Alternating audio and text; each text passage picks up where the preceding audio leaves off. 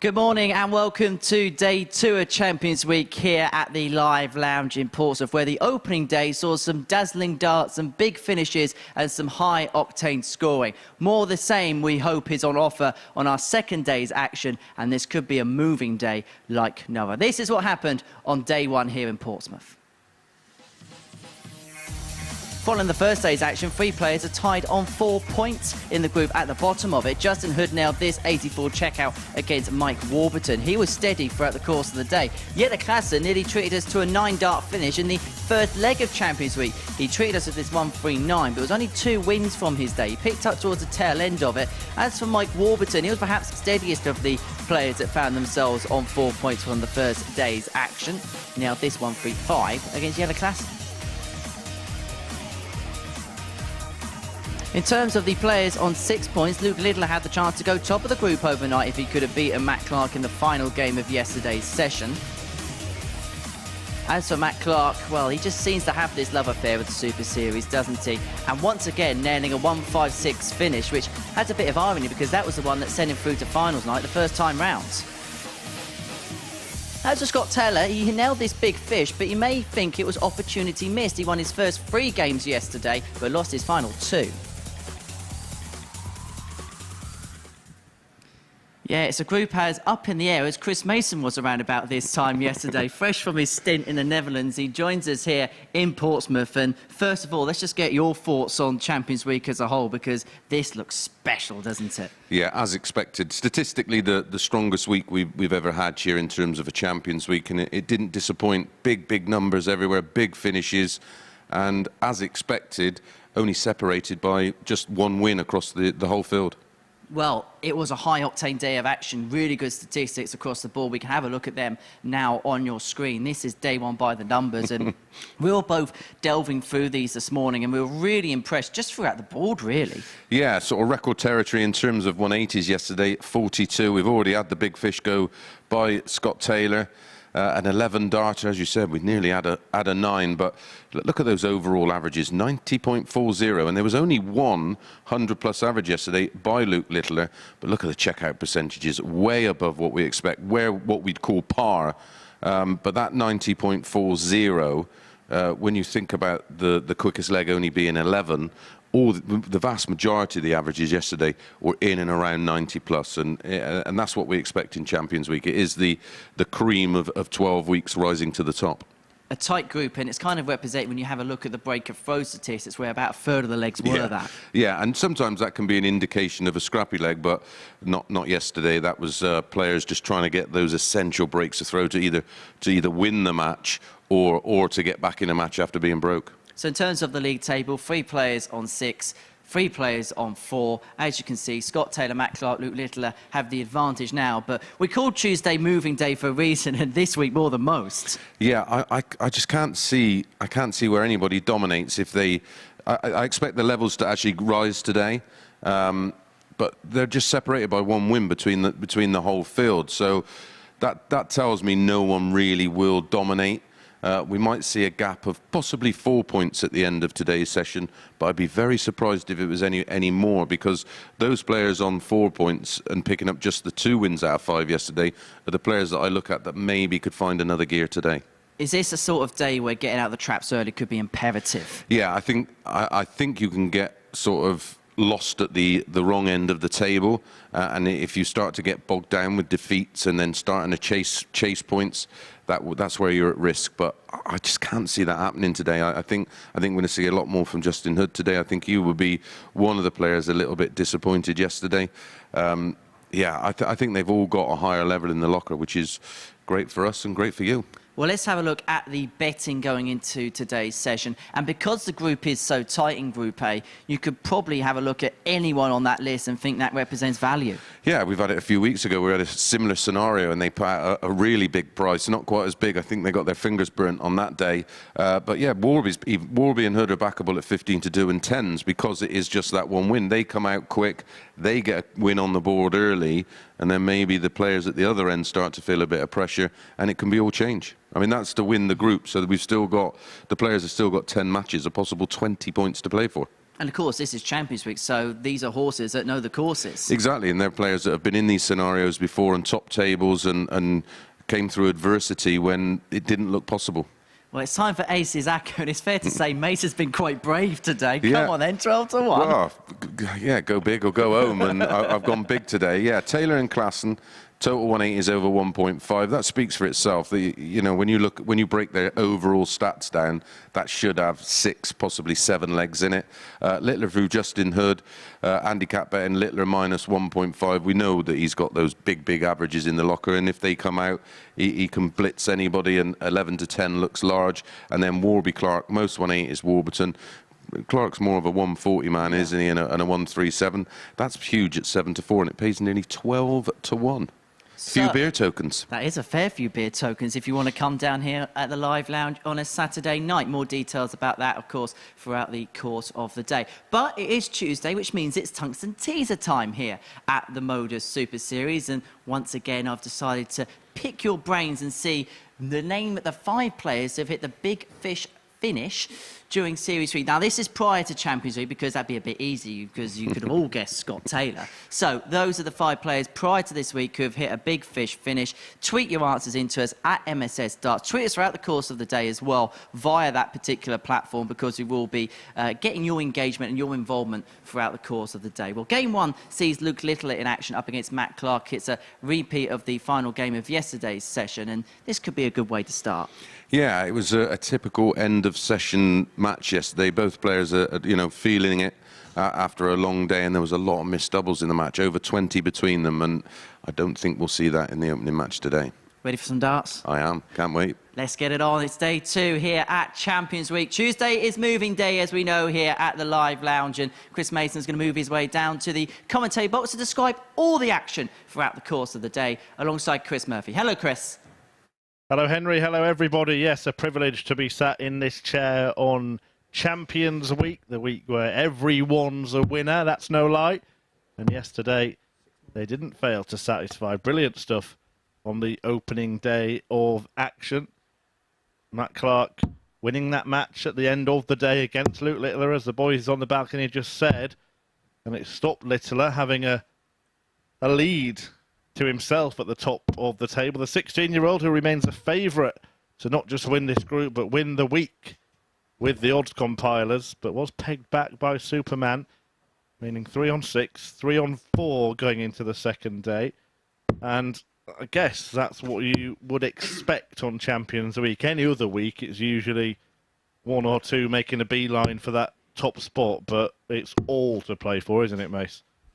It certainly is. Well, it's nice to be back on home first soil. Leg, it's Matt to throw first. Enjoyable few days in the Netherlands. Feeling a little jaded. How are you feeling today? Yeah, similar, but I'm sure I'll be awakened by excellence. Absolutely. Yeah, a few people had an extra trip over in Holland, didn't they? A certain Dutchman taking a tumble. That one getting a few 96. clicks on social media. So yeah, I don't think he has a future as a stuntman. Let's put it that way. Yeah, let's hope that nobody follows suit here on Champions Week. 114. Matt Clark, the Week 6 winner, beat Robert Thornton in the final. Thornton keeps getting denied the spots at Champions Week here in Portsmouth. 114. And it was a funny old final, wasn't it? Thornton could not get going at all. And of course, Littler with, well, at least a joint best performance alongside Scott Taylor. Well, identical, wasn't it? Yeah, 109 average. He beat Richard North. 100. 4-zip. That was on the back of Richard North averaging 105 in the semi. But he was just unplayable, Littler, in that final. Could have gone out in the 48. semi-final himself to Nathan Gervin. He was in a world of trouble, but found a way out and didn't have a particularly great Dev Tour weekend, did he?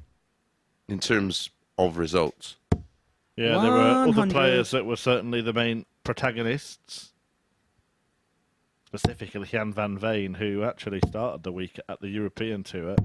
and ended up winning 2 Development 131. Tour titles. Yeah, Matt, you require got 116. a 7 o'clock flight out of the Netherlands, 7 a.m.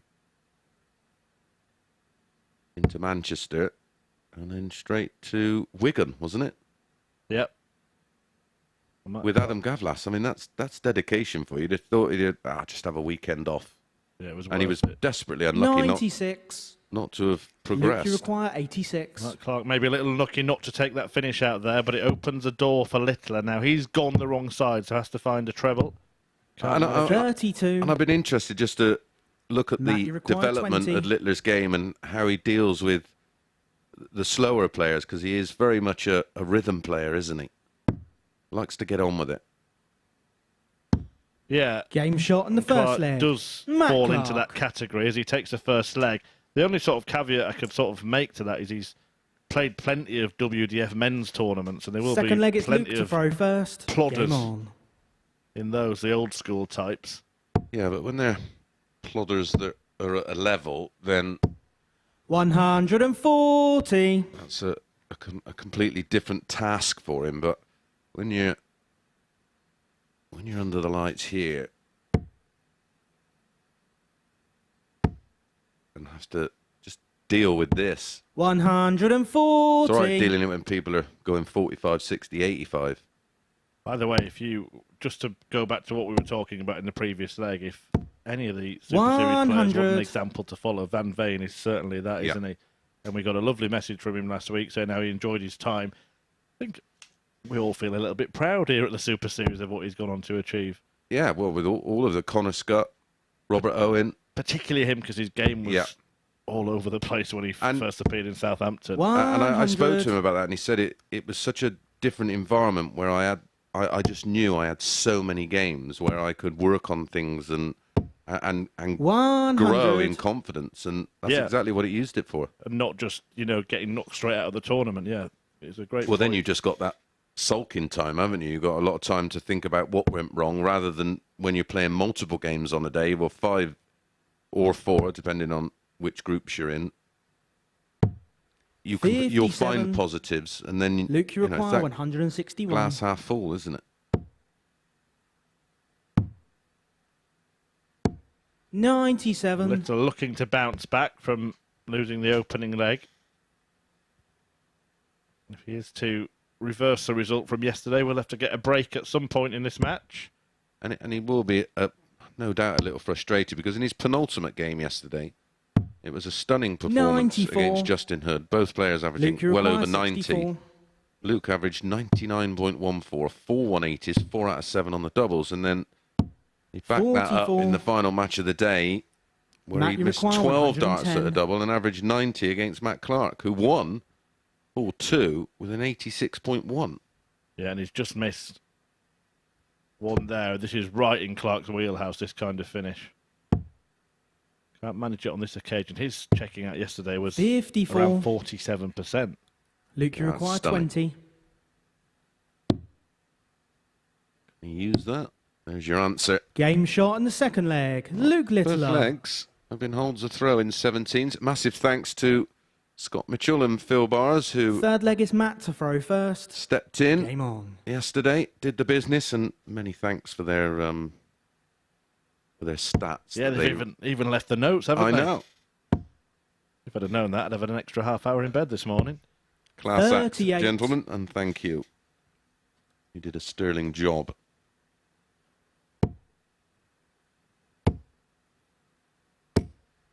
$100.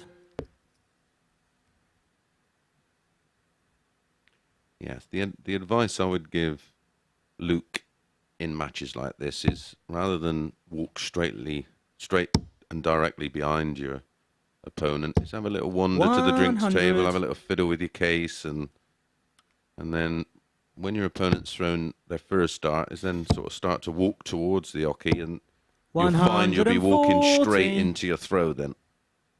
Just don't give yourself dwell time. It's all right when things are going right, but when you don't feel like you're producing the kind of numbers you desire. It's something as well that players maybe should 100. take into consideration when they're practicing by themselves. Yes. Because they're just racing to the hockey and back. Yeah, and you're getting that lovely rhythm. 140. But he's showing that lovely rhythm in his throw, and he is threatening to get the break that he needs here. Yeah, there's a big gap in terms of averages that can't be ignored. It stays the same. You mentioned frustrated just because of the missed doubles 43. in that match, but also Luke, because you he would have require been top of the table if 121. he'd managed to win that game. Well, he comes down. Is he going to go for this? 81. Sensibly teeing up tops with Matt back on 220. And, you know, the talk about him and of course, at the same time, Bo Greaves, it brings massive pressure for very, very young shoulders. 100. Luke, you But he require seems to- 40. Seems to deal with it okay.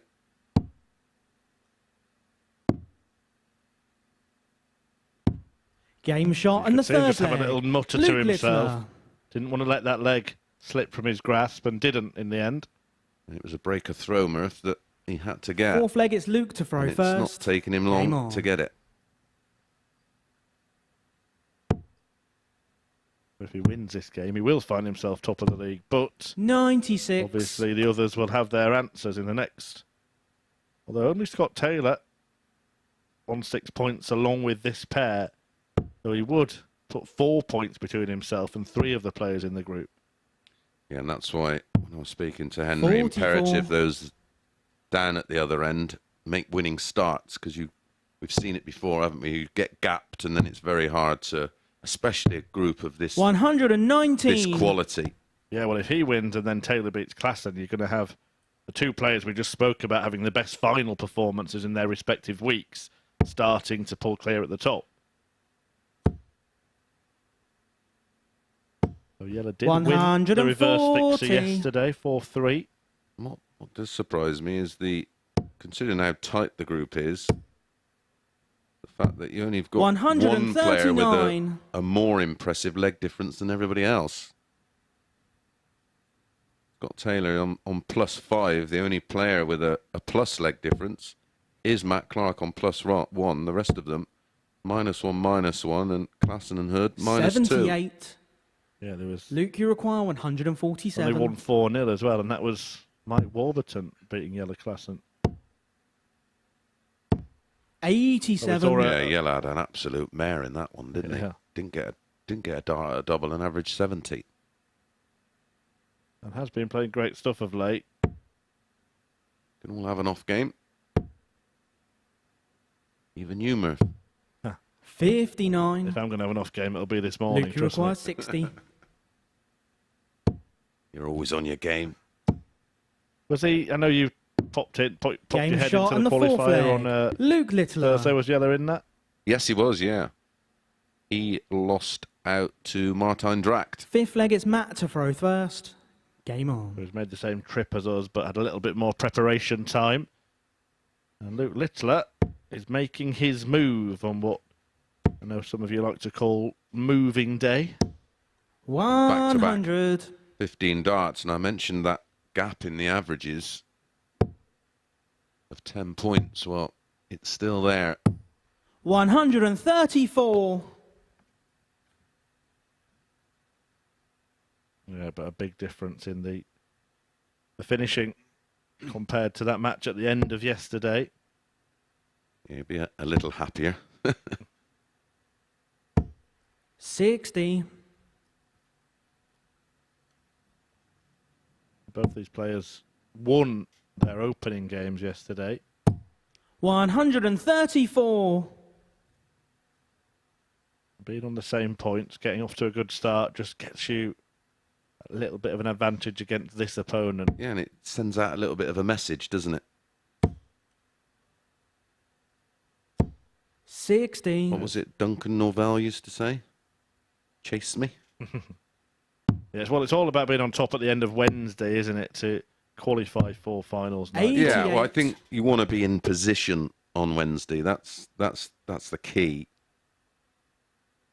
Yeah, if Like I you- say, there's some groups that look like you can sort of make a big move on one of the days. I'm not sure this one is that because of how close they are in terms of levels. 140.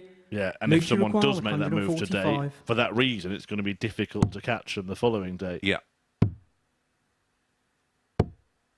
93. Well, it's going to have to go, Matt. Matt, Yep. you require 141.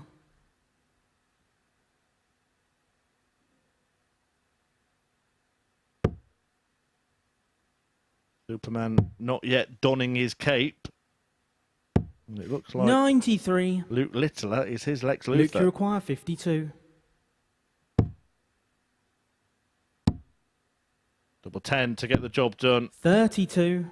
Not quite, and it just allows Matt Clark an opportunity. Matt, and, you require 48. well, it's not advisable based on what we've seen at the Super Series over the last 6 months or so. Always finds a way, doesn't he? Yeah. Game shot and the Just fifth leg. A Matt rock Clark. solid performer. His levels rarely change. Sixth leg, it's Luke to throw first. Game on. They've been around so long. Matt Clark, now actually based in Walkden up in Greater Manchester, but originally 85. from Kent, hence the nickname. Yeah, Clark from Kent.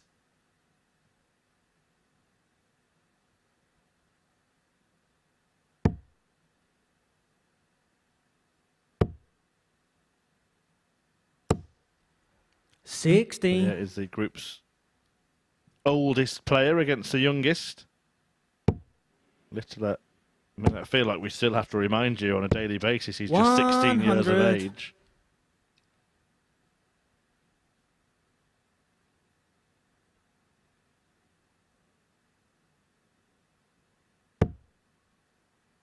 He can play in the development tour for another 7 years.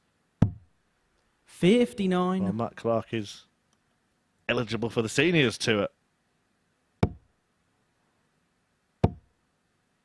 Although we won't open that can of worms. I know you're not 140. happy about the age of development, are you, Mace? I think I remember you once quipping that if they make it any bigger, that you could play in the seniors and the development tour at the same time. Yeah.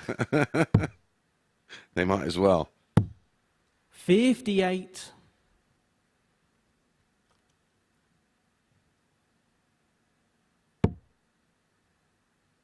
Bet you've had the odd tussle with Matt Clark, haven't you, over the years? I have. I've 100. actually played him in the embassy in the 90s. 99, I think.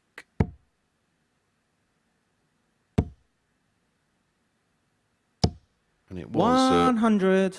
a torrid tussle. Luke, you require Yeah, 76. 2000, actually. Oh, right. But it's the January, isn't it? That's why Yeah. you probably remember it that way. But Littler here Game, shot, and the match. Luke gets Littler. the job done. He wasn't even thought of then.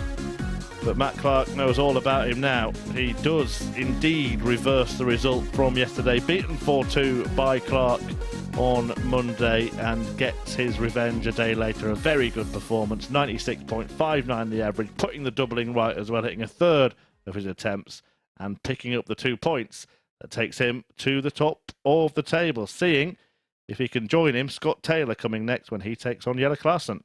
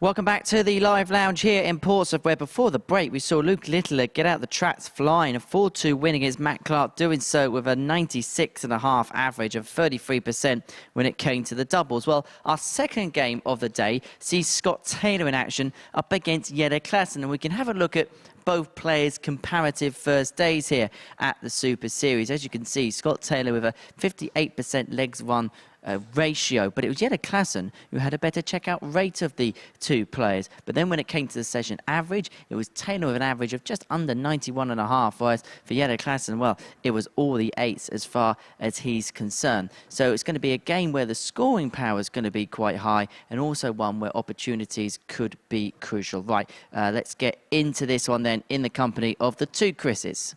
Thanks, Henry. Yeah, interestingly, the running average of Jelle Klassen was pretty much the average he had in this match yesterday, 88.12, in a 4-3 win with the darts against Scott Taylor. Scott actually averaged more yesterday in the tie. He averaged 92.72, a couple of 180s, and they go 4-6. Taylor, Klassen 11-10. Yeah, Klassen winning the game yesterday. First leg, it's Scott to throw In first. that last leg decider, Game but we on. did see a reverse result in the opening match of today. So Taylor looking to do the same and to join Luke Littler on 8 43. points at the top of the table, as the pair of them look to be the pace setters in the group. Absolutely, and this 100. match will have pace. Neither player hang about. 174. 7 180s apiece yesterday, a 174 in the opening leg 96. from Scott Taylor. Both have big finishes as well. The 170 coming from Taylor in his victory over 45. Luke Littler. Yeah, the pace of the match you'd think is conducive to a high average at some point over the next 126. couple of days.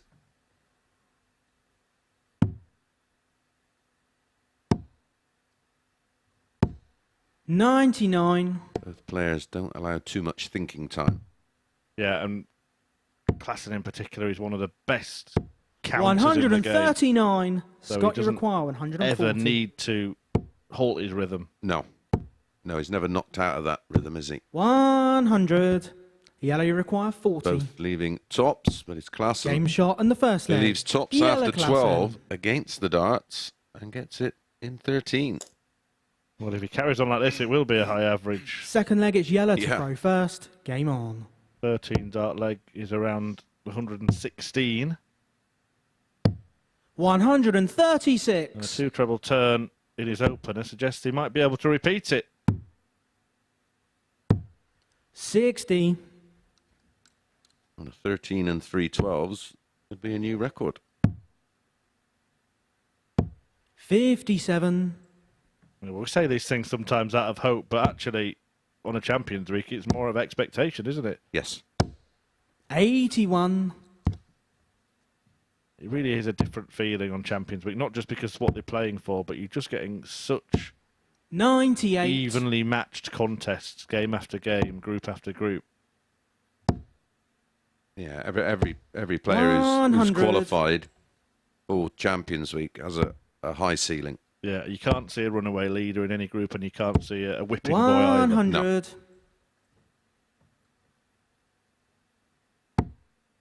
And even if you look down at the bottom of the table in Justin Hood, who's up 100. next, Yellow, you look require what he produced on 110. finals night when he was right under it. All good in the hood. I mean, 35. he was a big outsider, wasn't he, of the field going Scott, you into require the 160. finals night. It was 8-1. Yeah, absolutely. Well, we mentioned those big finishes yesterday, but Taylor's not going to supersede the 55. 140 he produced. Yellow, you Sorry, require the 170 he got, 75. didn't he? It was 140 for Klassen, the high checkout. That's twice now, though, on combination checkouts that he's missed a big 35. number. Yeah, it's a bit sloppy. Scott, you require 105. A big 5 on 110, and then the remaining 75 goes into the 2. Tops for Taylor. 65. How many times Yellow, have we you said require that over the 40. years? Game shot and the second Yeah, leg. but we would have been Yellow saying Klassen. game shot to Taylor, wouldn't we? It's Klassen who gets this one. Of course, the Third leg, it's Scott to throw first. youngest Game on. male world champion, Yellow Klassen, when he picked up his Lakeside title. 83. In any code, only Bo Greaves has won a world title. Wasn't it Younger Keith than... Deller, the youngest one prior to Klassen? Yeah, it was, 80. yeah.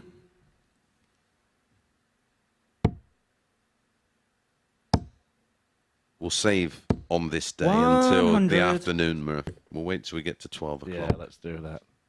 And it really feels like on this day, rather than on this morning. 134. You actually mentioned the match I had with Matt Clark, and I don't recall 140. playing him again, but apparently I played him in 2008. Yeah, he got his revenge 8 years later at a floor event. And, 95. hate to say, but he wiped the floor with you on that occasion, Mace. 3-0 in sets. Yeah, must have been a Sunday. Players Championship event 58. in Telford. Wow, don't even... Guess who won it? Phil Taylor. Correct. I don't even remember being there.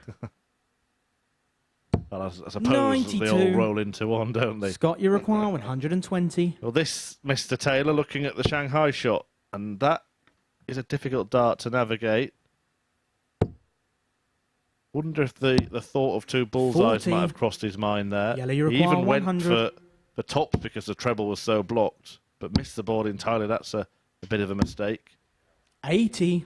There's that, because the Scott, you marker was require 80. absolutely plumb.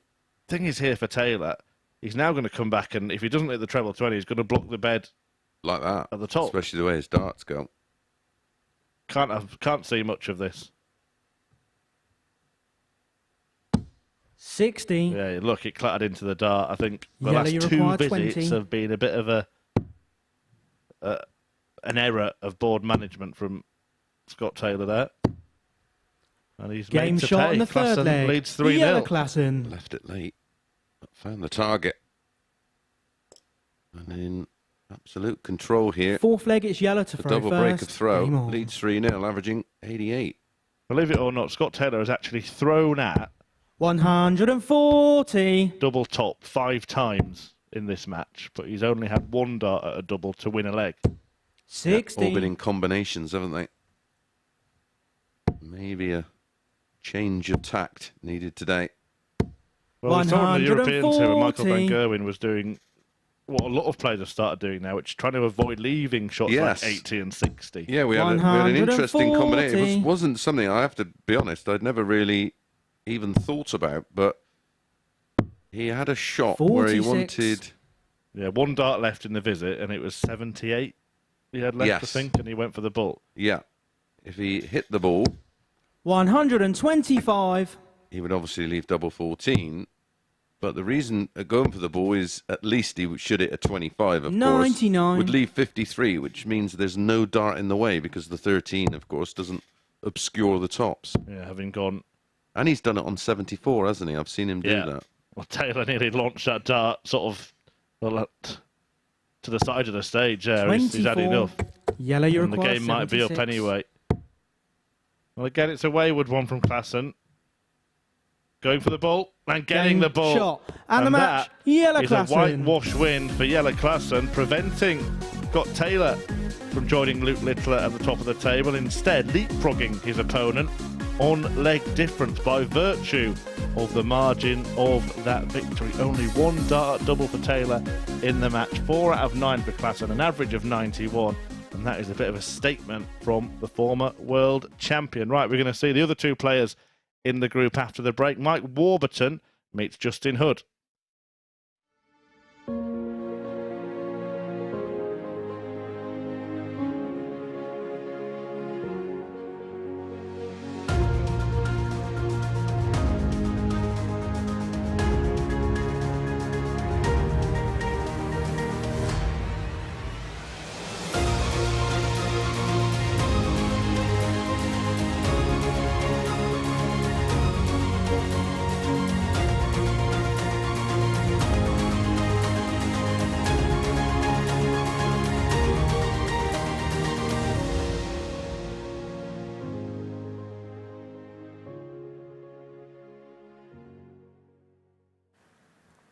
Well, that was a statement, wasn't it, from Jelle Klaassen, taking just 7.5 minutes to get the better of Scott Taylor by 4 legs to nil in our second game of the day. The Cobra impressing in his first outing here on Tuesday. Well, it's our final game from the first round of fixtures up next, and it is Justin Hood in action. He won 2 of his 5 matches on the opening day's play here at the Super Series.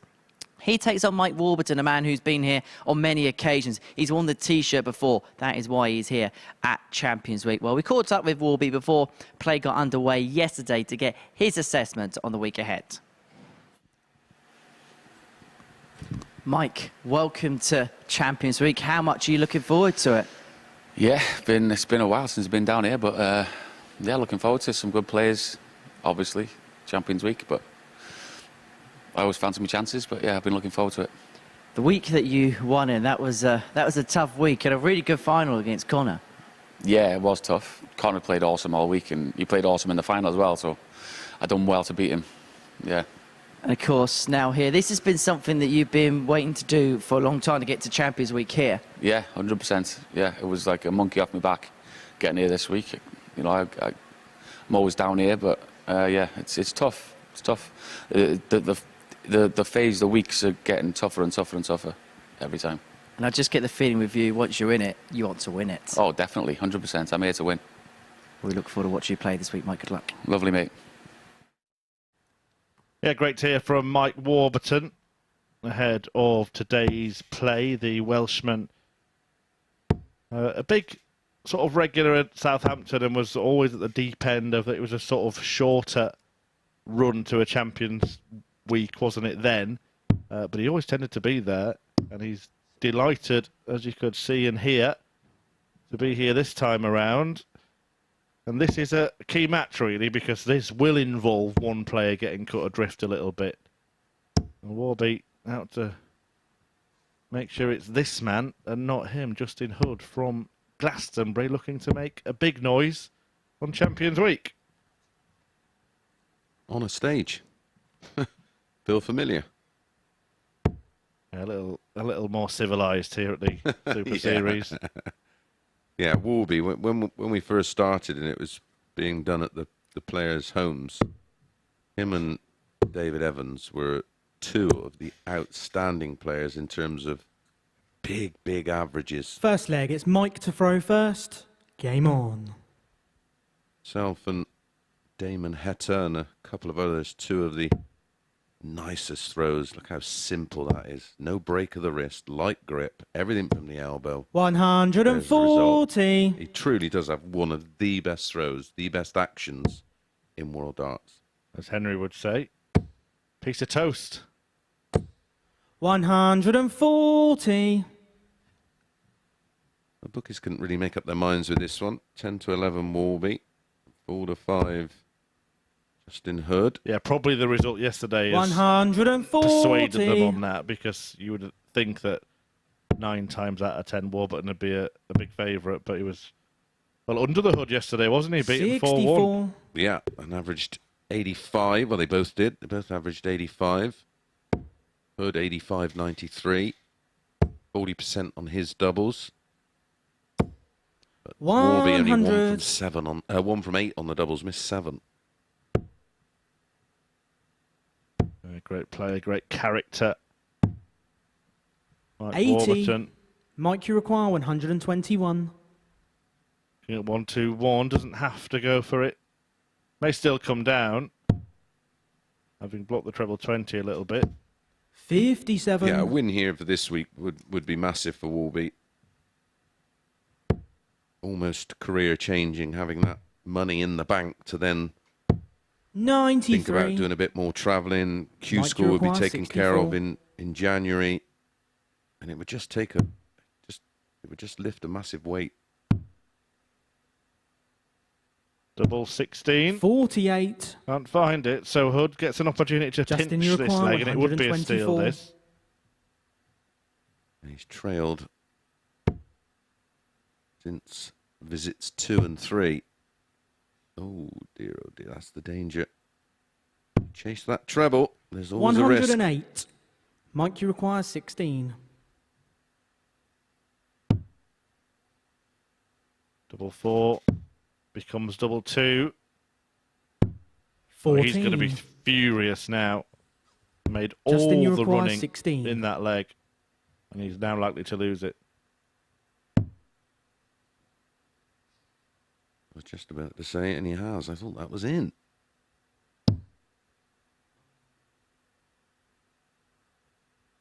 Oh, good luck with this one.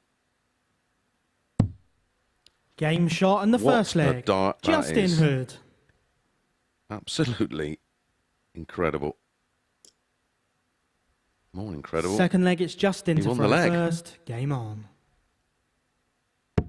And that was the World Snooker Championship final, a great final as well last night. 91. But darts, you can't snooker your opponent, but you can snooker yourself, and that's what Justin Hood seems to have done there.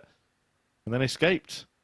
Yeah, I think Wayne refers to it as darting yourself. 100. Just going back to the Warby story, he did have a career-changing win, didn't he, when he won the Welsh Open 5 years ago now. And I think you're right, he's 42. sort of due for the next one, the next Phase. big thing to... Yeah, I mean, winning the Welsh Open really wouldn't have given him the financial security to play without pressure. No, but what it did do is gave him the belief that he could beat the other top players in that 100. system at that point. Oh, I don't think he fears anyone now. I think when he's absolutely on it, and the throws, the throw is there. 96. Everything is there. I think for him, it's more between the ears. Well, he was a big fancy at the Lakeside last year, wasn't Yeah. he? And ended up losing out to Jim McEwen in a really good match, actually, Yeah, it was 3-2. cracker. 140. Shared the accolade of the highest finish in that tournament, a 164. 180. Now he wants a 161. Not to go on the 180 from Hood has just got him back in control of this leg. 137. Justin, you In require the 92. opener, he now wants to double his lead with a hold. Yeah, great pressure from Warby. He wants the ball. Left-hander, he won't mind that line in. We 67. were just saying at the weekend, weren't we, that Mike, you very require rarely see 24. players starting on bull on the 90-something shots anymore. Well, they're so confident of hitting the treble 20, and then, if not, going double-double. 18. Justin, you require 25. Many options on 25, but this is the most common. Game shot in the Twice, second he leg. finds double Justin eights. Hood. To win legs from Mike Warburton, who is Yeah, averaging 90 in this match, has missed 7 Third darts leg, at it's double. Mike to throw Yeah, first. twice Warby's Game on. missed darts at doubles. Both legs. 4 in leg 1, 100. 3 in the last one. Yeah, Hood's just been effective. 2 out of 5 for him. 83.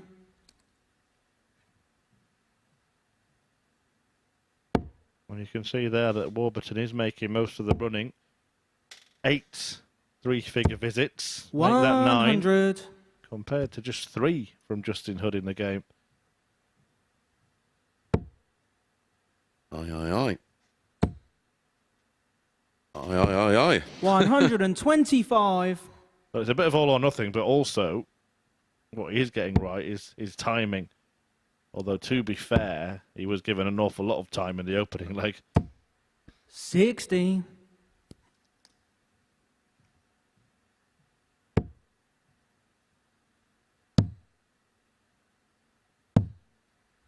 $48. Don't forget, if you want to get in touch, you can. Direct into the comms box. I do believe that Murph will have our Twitter page open at MSS Darts. We're also on Facebook, 100. Instagram, and TikTok. And welcome along to our viewers on YouTube around the world.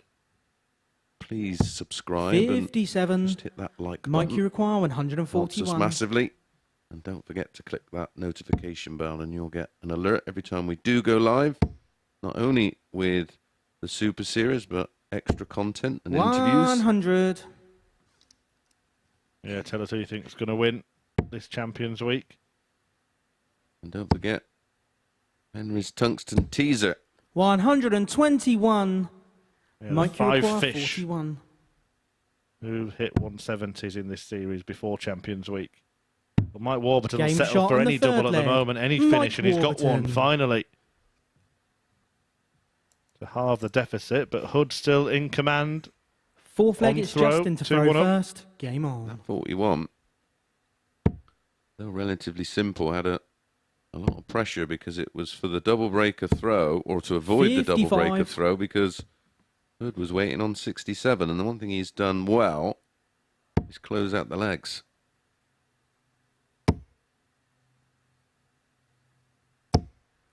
$100.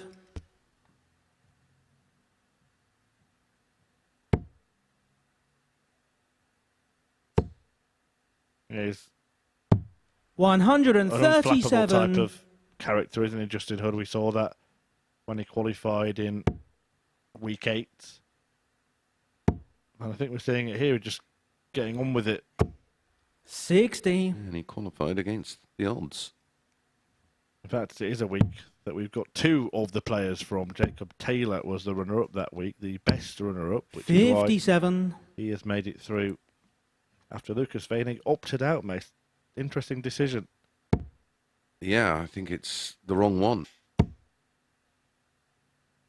There's a Challenge Tour event at the weekend. 60. and Well, he's- it was his management, wasn't it, that said they prefer him to play on the Challenge Tour. I understand that because your Challenge Tour ranking is relative to being on the reserve 56. list for the Pro Tours. There's £20,000 up for grabs this week.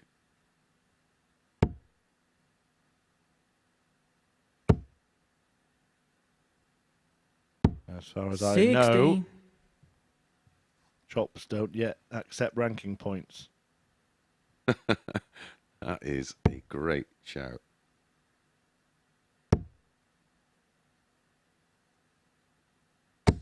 But his 121. prerogative and Jacob Taylor's gain.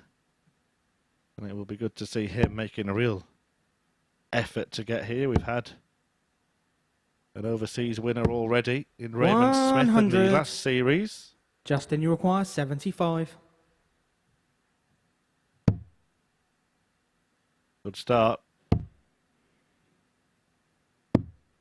Game Well, it's a shot good on the finish fourth in leg. the end, but it was almost Justin like he Hood. went 12-6 intentionally there. The first start at double was miles away, but again, just unfazed, moves across to the other side of the board. Fifth leg, as if it's nothing Mike had to throw happened. first. Game on. Left-handers love that side of the board. James Wade, one of the deadliest double 10 hitters ever in World Darts. 100.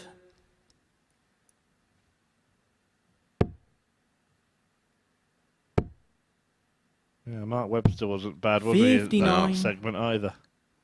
Yeah, he's another one that loved double 10. Speaking of big fish, he had one that went viral, didn't he, in an exhibition? Yeah. Hilarious.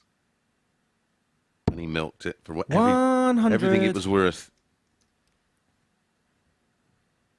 From a similar part of Wales as Mike Warburton, actually. Yeah, Denbighshire, 134. where I'm off to on Sunday for a much needed R&R. Well, I say that. Busman's holiday Thursday. I'm going to Sheffield for the Premier League. And then I'm running a tournament on 60. Saturday. For the love of darts, eh? And I'm having a week with the cat. And then I'm back here for another 2-week 126. stint as we enter Series 4. Yeah, Series 4 already. Doesn't seem like too long since we were first setting foot in this venue. 100. Yeah. Yeah, that's right. Even more players in Series 4 on debut. Yeah, plenty from 140. Far and Mike wide as Uruguay, well, with the links with 141. ADC Europe now and Australia. You're going to get a real international feel in this next series. 105. Justin, you require 42. But this is to repeat the result in this fixture from yesterday. Game, And that shot, is and the exactly match, Justin Hood. what Justin Hood has done. 4-1 at the end of yesterday, and he's done it again. Happy feet, getting the better of Mike Warburton. 4-1, 4 out of 9 on the doubles. That was a problem for Warburton, missing 7, and the majority of them coming in the very first leg of the match. Never really recovered from that, and it is Hood who picks up the points and leaves Warby rock bottom, 2 points adrift of the rest of the field. When we return, Jelle Klaassen and Matt Clark will go head to head.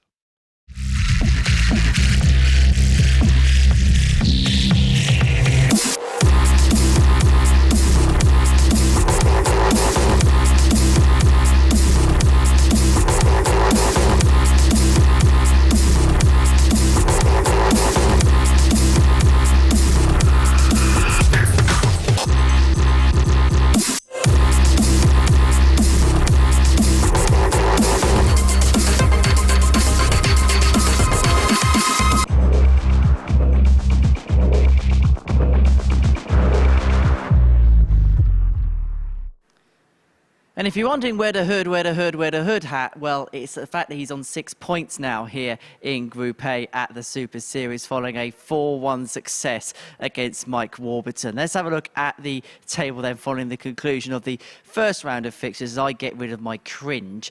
So Luke Littler finds himself on 8 points. Further down from there, we've got Klaassen, Taylor, Hood and Clark all on 6 points. And it's now Mike Warburton who is the one requiring snookers as far as this group is concerned on 4 points. It's as tight and as congested as we expected the top of this table to be here at the Super Series. So let's move on into our next game now. It's the first match of the fourth round of fixtures here for today. Sorry, the first game of the second round of fixtures. I'll get my teeth in at some point today. And it's going to feature Jelle Klaassen in action. He takes on Matt Clark, and yesterday I caught up with Jelle. Jelle, welcome to Champions Week. How much are you looking forward to it? Really forward to the tournament, but the first few days are going to be tough because I'm not a morning person, so it's going to be hard work the first 3 days, but hopefully get in the top. Well, obviously you have experience of winning Group A. You're one of those few players that actually won Group A and then won your week last time out. Yeah, I try to do that again, but I don't think it's always an advantage to have a couple of days rest because when you start on the Saturday, the people you played just played the last 2 days and they have a lot of game practice. So I don't think it's always a good thing to go straight to the final, but it's a bit busy week, so I'm going to try to do that. How did you find your qualification week? I was happy with the way I played, especially on the Wednesday. I played really well, and then on the Saturday I had some decent games. I lost a game that I didn't have to win, but I didn't want to lose. I think it was the group stage against Dom Taylor. I was 3-1 up, and I knew already that I was into the semis, but then I lost focus, and I don't think I can do that this week. You've had a really good start to 2023. Would this feel like an icing on the cake if you're successful this week? Yeah, it would be great. I think everyone who is not in the Pro Tours, they want to play in these tournaments, and especially Champions Week. So I'm going to do my best and try to win this one. Looking forward to watching you play. Good luck. Thank you. Good start to 2023 and a good start to today. Jelle Klaassen, a 4-0 win in his opening match against Scott Taylor, and probably good for him that he's playing pretty much straight away again afterwards. Just 5 legs between that and this after Justin Hood got the better of Mike Warburton 4-1, and Matt Clark, of course, was beaten in his opening match, so all of the cards are falling quite nicely for the Dutchman.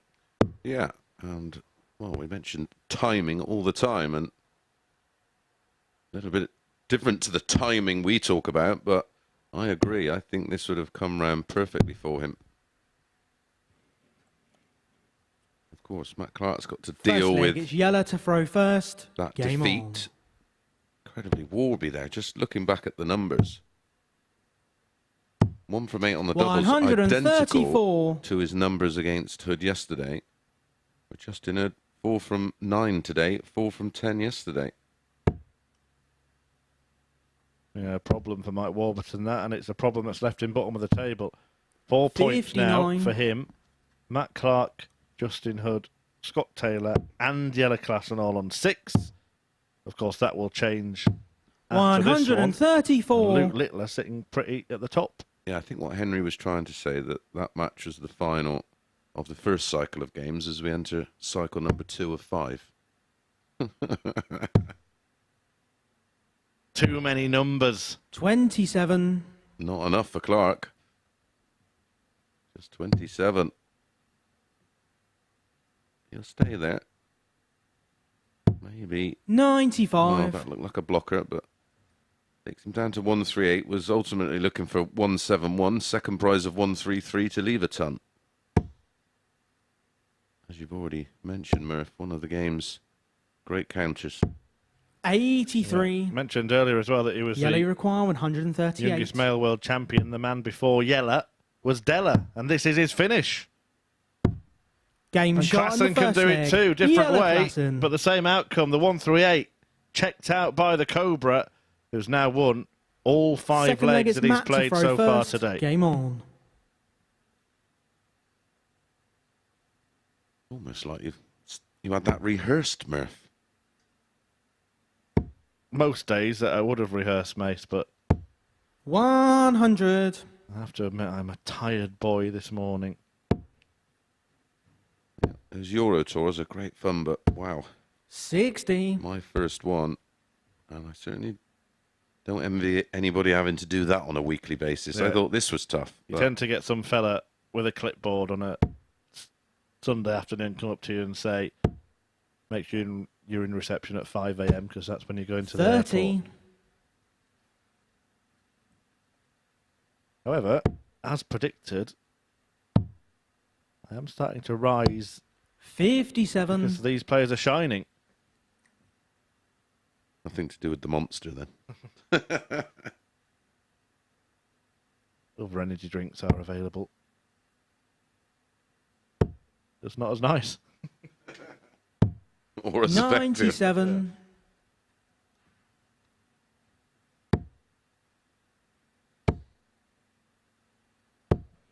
Oh, 81. Jelle Klassen is a monster on the dartboard so far today. I'm just not happy with that previous visit. It was interesting that he says he's not a not a morning person because when he won his week, he rattled 100. through Group A. Yeah, I think he was doing the old sportsman thing of getting a few excuses in there just in case it went Bit wrong. of 'cause insurance. He also said that he 99. wasn't sure it was an advantage winning on Wednesday. Well, he can ask his fellow Dutchman, Adrian Konterman, about that because he missed out on legs won and leg difference in the same week. I think he wishes he got through on the Wednesday. Yeah, absolutely.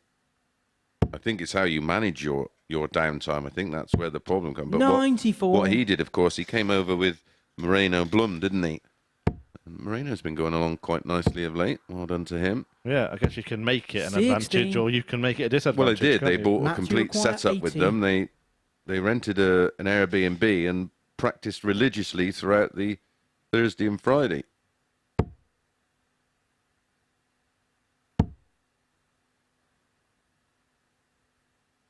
Trying to find a way into tops. 60. Can't do it. So Klassen has Jelle a chance require here to take out another 144. big finish. Not to beat. 62. Match you require 20.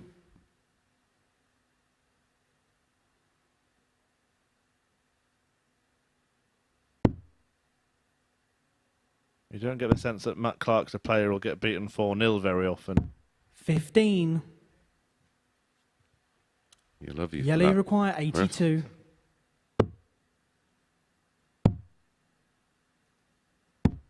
Game shot He in the won't get second beaten leg. 4-0, will Jelle he? Surely? Klassen. Klassen now will throw for 3-0.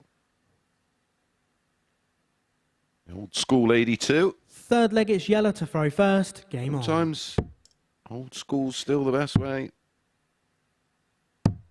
46. The finishing has been impeccable. A 138 and then the 82. after Clark had missed 4 darts at double himself. 96. It must be one of the worst feelings as a darts player to boss a leg and then miss 3 or 4 darts at double at the end, and you think, 140. What was the point? Yeah, well, you just, and that's the thing. I think that's where when we talk about levels and experience and everything that goes with it, that's where you become a player that can completely throw that in the bin. 134. You just carry on as if nothing's happened. I could never do it. I'd be mumbling away thinking, how on earth am I 2-0 down? How did I miss them darts at a double? And sort of leg 2 would seep over into leg 3, and if that went wrong, then that's it. 140. Matt Clark showing a fair bit of guts here, and guile.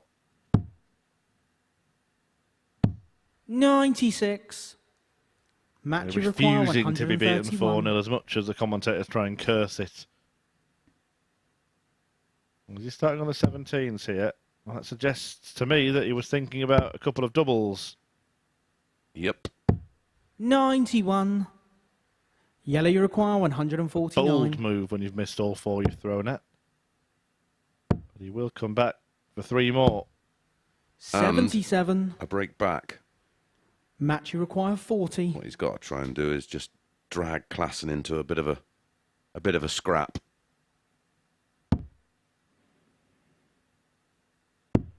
Game shot in the third leg. Clark Matt managed Clark. it yesterday. He made it a real tough game. Edging Fourth it out. leg, it's Matt to throw 4-3. first. Game on. Yeah, and he has done exactly that by breaking. Meaning that if he holds here at the level, he'll have to find another breaker throw. Of course, would have had the darts in that decider yesterday. 140.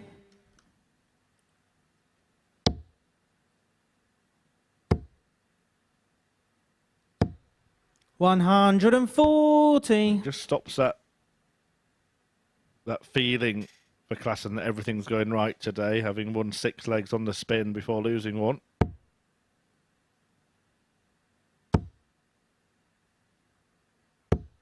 One 140.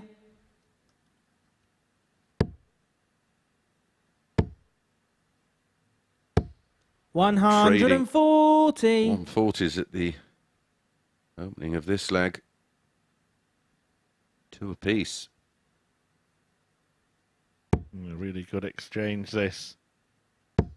Clark determined to level the match. Klassen determined not to let him. 140. It's another 140. Well, we might as well call this one before it goes in. 91. 91. Not too bad. I was going to say 81. 91. Well, both finishes may end up on the ball here. Proper textbook leg of darts. Just checking Klassen's score there. There's a screen to the player's left. Oh, he's tried to hunt down the treble and gone in the wrong bed. Klassen, you could see if he walked away, didn't he? Went back. 49. Maybe some superstition or whatever Yellow to the require table. 130. He fancies this. Ooh, just strayed to the right, lost the line. The weight of dart was 31. spot on. And he's left a 3-dart Match finish require if 32. he gets a go. It was a 14-darter in leg 3. This is for a 13 for 2-2.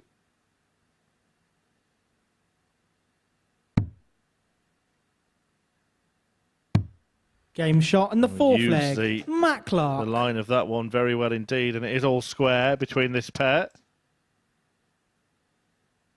I've seen Fifth that a leg few is yellow times to from throw Klassen first. today, Game despite on. that 4-0 win against 58. Scott Taylor. He did have quite a few that drifted away from the 20 segment when he was on a finish.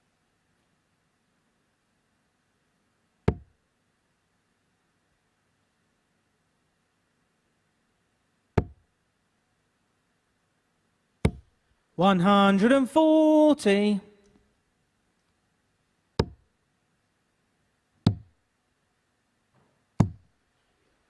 34. Oh, not very good that from Klassen, and this has opened the door for Matt Clark, who's carrying on with this relentless 140 hitting. 140.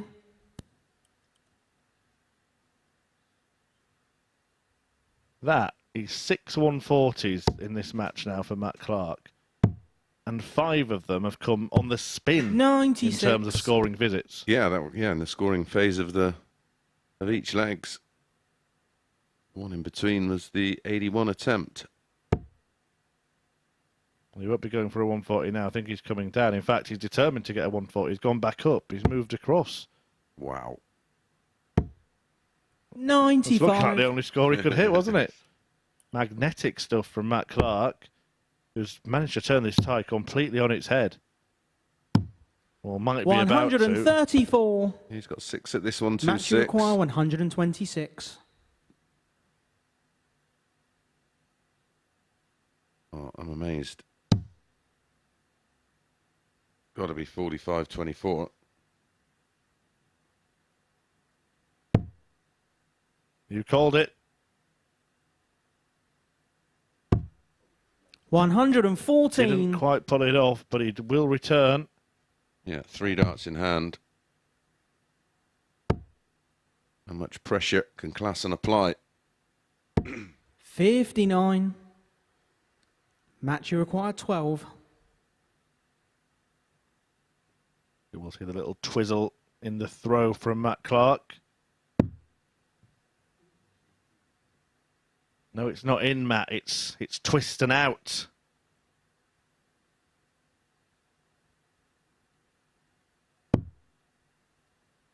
And it's double 3. 6. No, a chance for Klassen to Yellow nick you a leg. require 120. Had a dart double in the last 2, but hasn't missed a dart double in the match. And again, he's on a finish, and he's missed a big number. That has happened far too many times for Klassen to be comfortable with today. 23. Match you require 6. And he started off the match missing doubles. In leg Game 2. shot and the 5th leg. Matt Clark. Put that right, and now he's put it right there in leg 5 to lead 3-2. 6th leg, it's Matt to throw first. 3 on the spin. Look, I can recall now, Mace, at least 4 occasions today where Klassen's been on a finish in the low hundreds and missed the big 20. Yeah, it's an over rotation, isn't it? And each time to mean that he then can't rescue the shot. 180. Doing his level best to fight back. A 180 opener against the throw. Nice message from James Richardson. A friend of the Super 100. Series, of course. A regular fixture here. Already guaranteed his spot in Series 4 by winning in the ADC, 134. which is open to everybody, as long as you've not got a tour card. Yeah, Manu who's hit 2 9-darters in this tournament as well, James Richardson. I thought that was going to be a perfectly timed message because Klassen's just hit 5 out of 6 trebles. 60. That would have been the ultimate symmetry.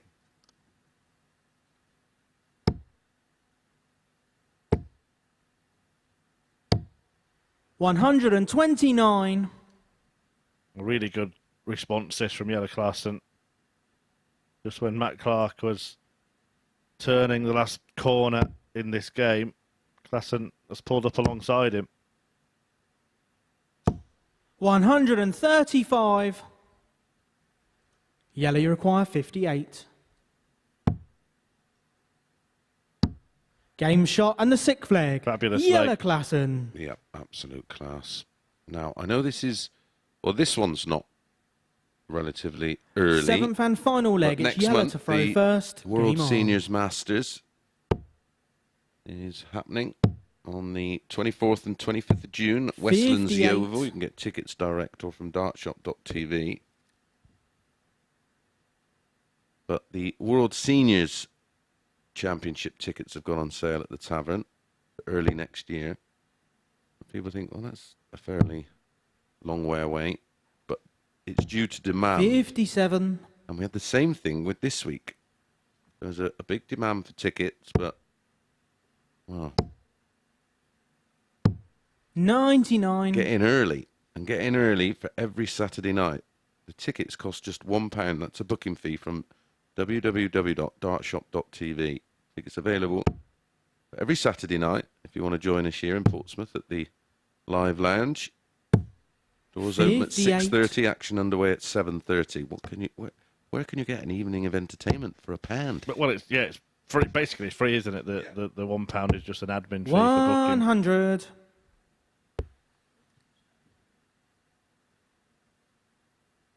Go straight to Henry, I've heard.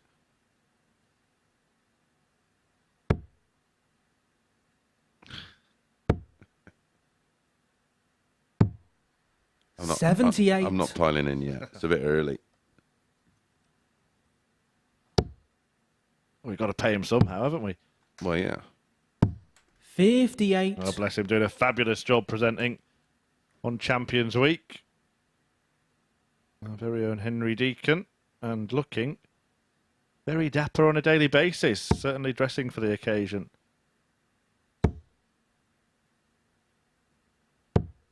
$98. I did consider just turning up in pyjamas today, but I thought I'd better not, because we do have a camera in this commentary box. That would have made 134. great TV. I mean, I was up at the crack of dawn this morning, bike into the truck, down to the local Audi specialist, having a bit of work done on the car, and then drove back, took the car down, and then rode back from the garage. Well, it's like Yellow Klassen's suddenly done some work to his engineer, because he's suddenly 100. put his foot down and everything's You only purring require again. 52. This for the match. Game, shot, Yeah, and a match. absolutely brilliant Yellow from Yellow Klassen Klassen. in the last couple of legs there. It looked like Clark had ground out a win there after a great start to the match from Yellow Klassen. But look at that, 4 out of 4 on the doubles. It started with that fantastic 1-3-8 checkout. Matt Clark, though, managed to get ahead at 3-2 from 2-0 down. But Klassen turned it around, put it right, and picked up a second win of the day, meaning that he now joins Luke Littler on 8 points at the top of the table. And Littler is back in action next. He takes on Justin Hood. This is the MODUS Super Series.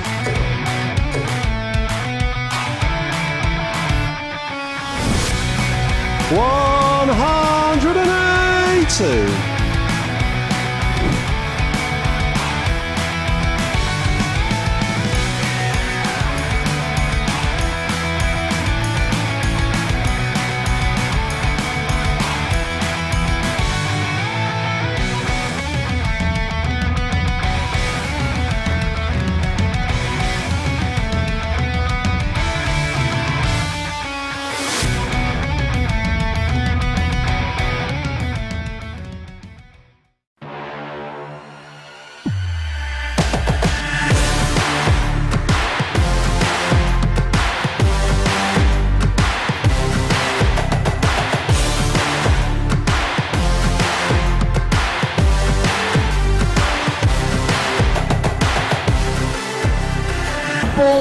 Joe Taylor, Garrett Tilley, and board 2, Craig Nixon, Robert Young.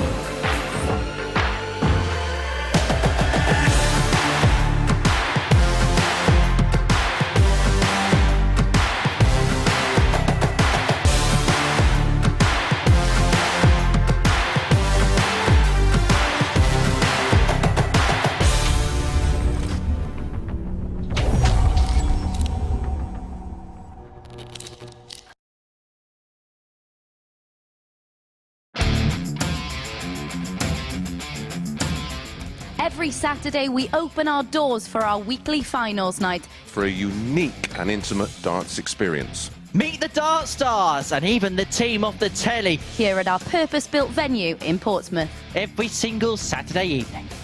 Tickets can be booked via this QR code. Or at www.dartshop.tv for a very small booking fee.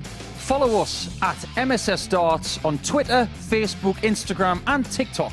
For all the latest ticketing news. All you need to do, log on, book, turn up, and the action gets underway from 7:30 p.m.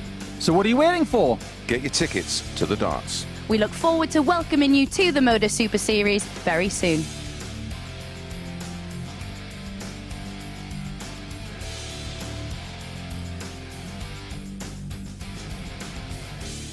And it's a bumper sellout crowd on Saturday as well here at the Live Lounge in Portsmouth. Tickets for Series 4 will also be available in due course. Well, before the break, we saw Jelle Klassen get the better of Matt Clark by 4 legs to 3. 4 out of 4 when it came to the doubling, including that 1-3-8 checkout as well. Our 5th game of the session sees Luke Littler in action. He takes on Justin Hood. But before we do that, it's time for some more trips down memory lane in this series. And this really is a personal favourite as far as the production team's concerned, because it was the time that me and Leonard Gates found out, oh, what a feeling when you're darting on the ceiling. Have you got a little dance in us, Leonard? I might have. Come on, I'm Leonard. going to show that Come on, thing. Yeah. Leonard. Hey! Hey! But it's trust me, I'm dancing in my head, so everybody will see it every day. Yeah.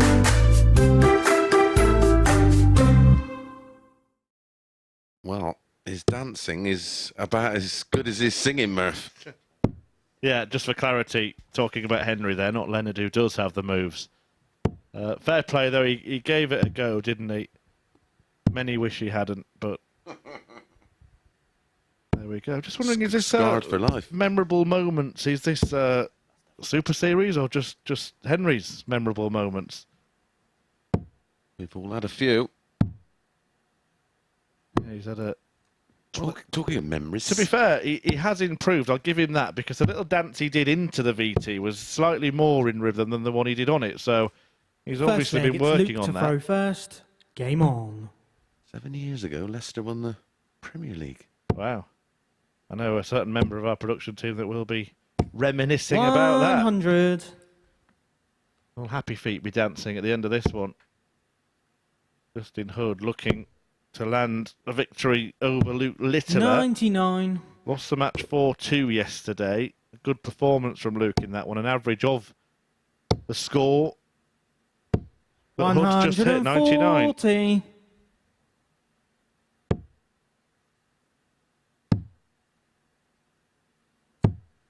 134.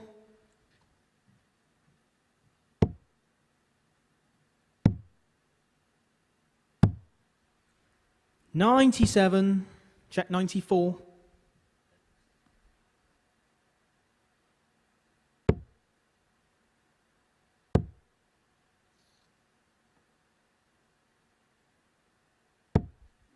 $58.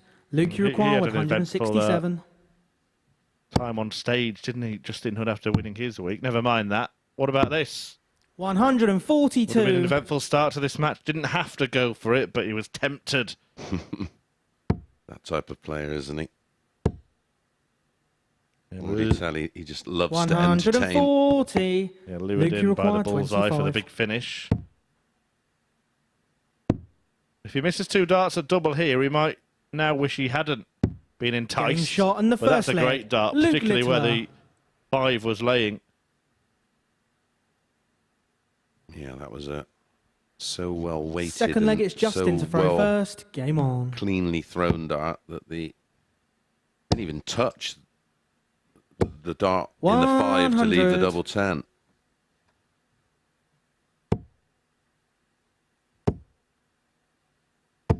$180.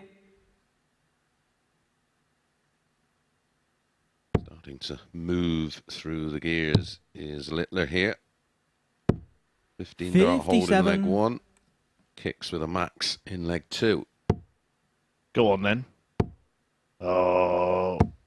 83. Well, the way that he started this match, I thought he was worthy of saying after 4 perfect darts. 140. How old were you when you hit your first 9? Ooh, in my 20s. 60.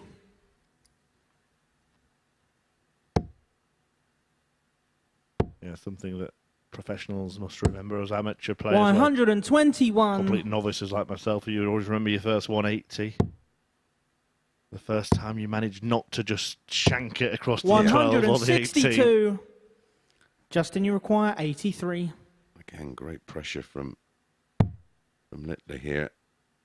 The treble 18 shot. Game shot on the second leg. Mattered Justin Hood. Yeah, 180 and a 162 in that leg, and still lost it.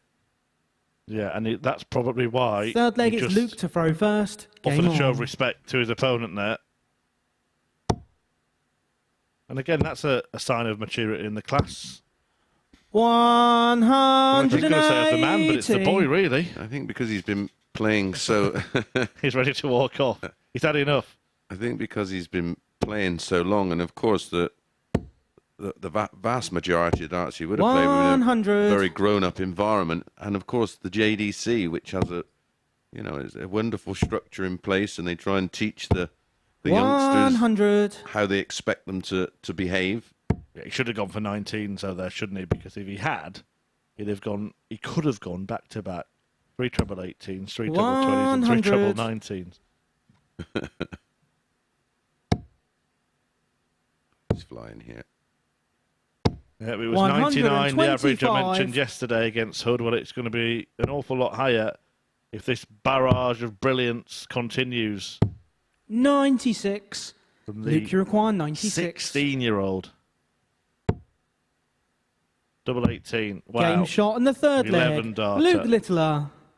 And now we can start thinking about records, because look at those numbers. Fourth leg, it's Justin to throw first. Game on. Yeah, he's on record pace. 93. Short format, it will change with every dart, but if he keeps on finding the treble, it will be going up. 62. Well, he found a couple of trebles there, but not the ones that he wanted. Yeah, get rid of it. Hood himself isn't doing an awful lot wrong. 140.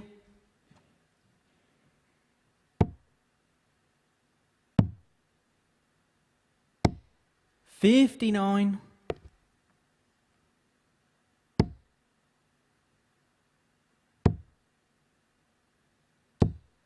128.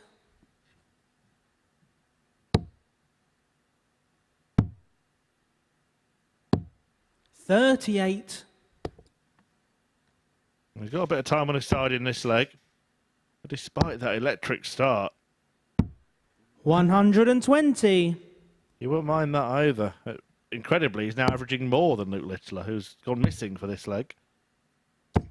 84. To Hood here. Justin, you require 20. He's digging in, isn't he? He's not Game shot on the fourth leg. Justin Hood. At all. I mean, there was a bit of a joke at the start of the leg, but there was nothing funny about that. Fifth leg, it's Luke to throw first. 14 dart hold. Both players averaging in excess of 103. The highest quality we've seen from 96. 2 players in the same match so far.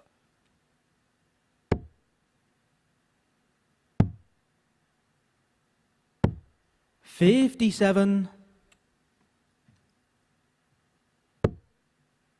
We was travelling to the airport 134. yesterday. Trying to find a couple of the outsiders or a couple of picks that people may not... the route they may not go down. You fancied John Worsley, didn't you? Yeah, I think he's one that might not be 55. mentioned by many, but certainly was very, very solid. And I think he's kind of forgotten because he won week 1 of this series. He's waited a while 100. to get his hands on that 20 grand. Been underground, overground, and all that since then. 180. The Womble, for those who are not well versed with darting nicknames. But after that leg off, Luke Littler's back on. Potential 13 darter after that. 37. Third maximum for him in this 36. match. Game shot in the fifth leg. Luke doubling. Littler. It's not quite as special as Klassen's 4 from 4 in the last game, but he's going along very Sixth leg, nicely. it's 3 Justin from to throw 5. first. Game on. He's 1 leg away 125. from joining, leapfrogging Klassen on to 10 points. 85. And then that gap to Warby becomes 6. 136. Thanks for those who are getting in touch on social media. You can do the same at MSS Darts. A few lavishing praise upon 134. Mike Warburton. Love his throw. Paul Nicholson has been in touch as well. He's watching at home. Morning, Paul. 140. Yeah, morning, Nico. Having people No ask, doubt making some Eggs Benedict or 125. something like that. Justin, you require 100. having people ask about finals night as well. Unfortunately, it is sold out. Well, fortunately, I've been warning you for 12 weeks. No Ooh. score. Oh, yes. Oh, Luke, dear. you require 157. Book your tickets early for whichever Saturday night you want to join us. 93. Well, how big Justin, you require 100. a cost will that be? Busting the 100. 60. Luke, you require It 64. means that Littler will have a go. A Littler finish. Tops. 44. Justin, you require It might 40. not count for anything in the end. Game We do shot go in the the sixth distance in leg. this match. Justin Hood. Back-to-back matches that have gone all the way. Seventh and final leg. It's Luke to throw first. Game on. Yeah, really high standard one. This the best of the day in terms of the numbers. 39. No doubt about that. Arguably the best of Group A so far. 60. Error not punished by Hood. Did you give a prediction on the entire week? Have you been asked yet? Well, you have now. 100. I mean, the bookies fancy Luke, don't they? That's the favourite. Yeah. Littler's the obvious choice. 100.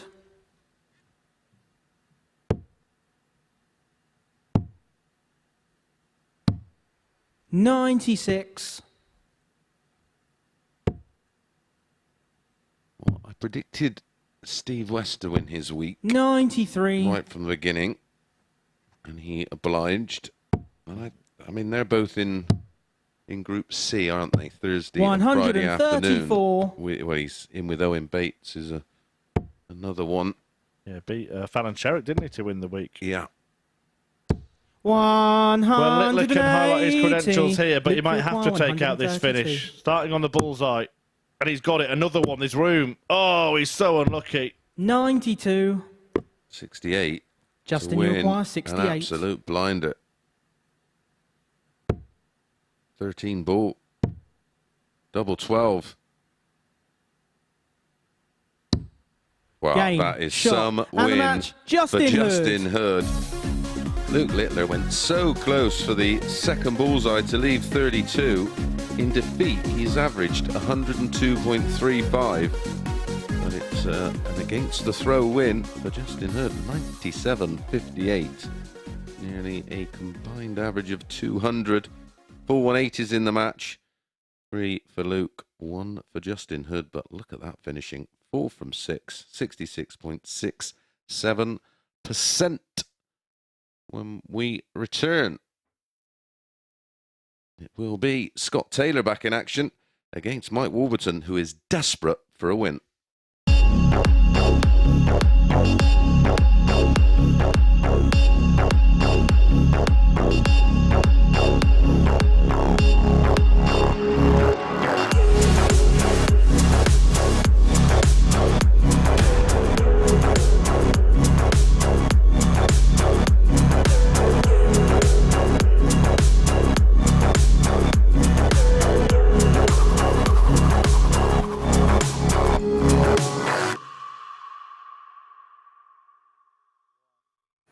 Wow, what a game that was. Whether it's the dancing or the darting, we've all got happy feet here at the MODUS Super Series. Justin Hood getting over the line in a fantastic match with Luke Littler just there. Well, next up for us, we're going to see Mike Warburton back in action. He's going to be taking on Scott Taylor. Must-win game for Warby in terms of the group. But yesterday, we caught up with Scott Taylor to assess his chances this week at Champions Week.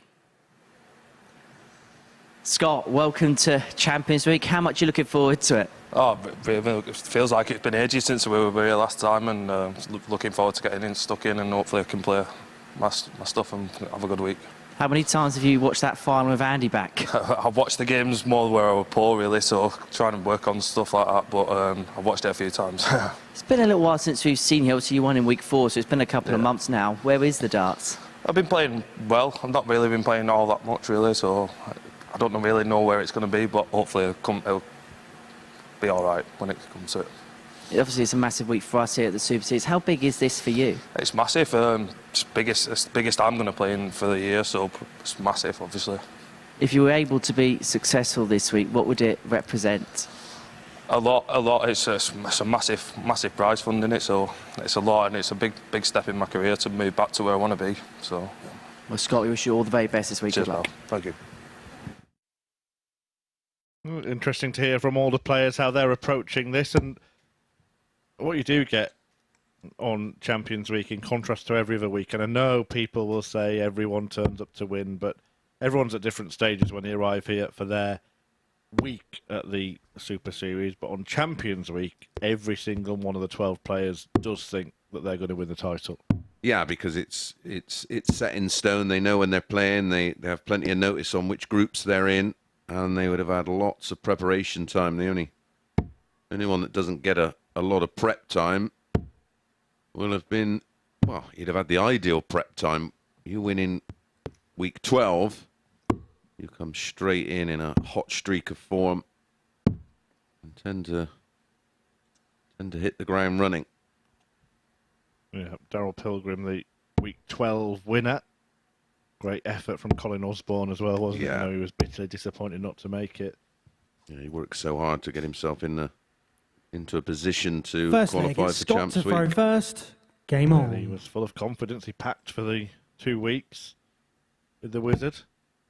I'm not going to mention any names, but I certainly know 44. 1 or 2 players that have done the opposite and have actually gone to major tournaments with just enough clothes for the first round, and then they've had to go shopping after winning the first match.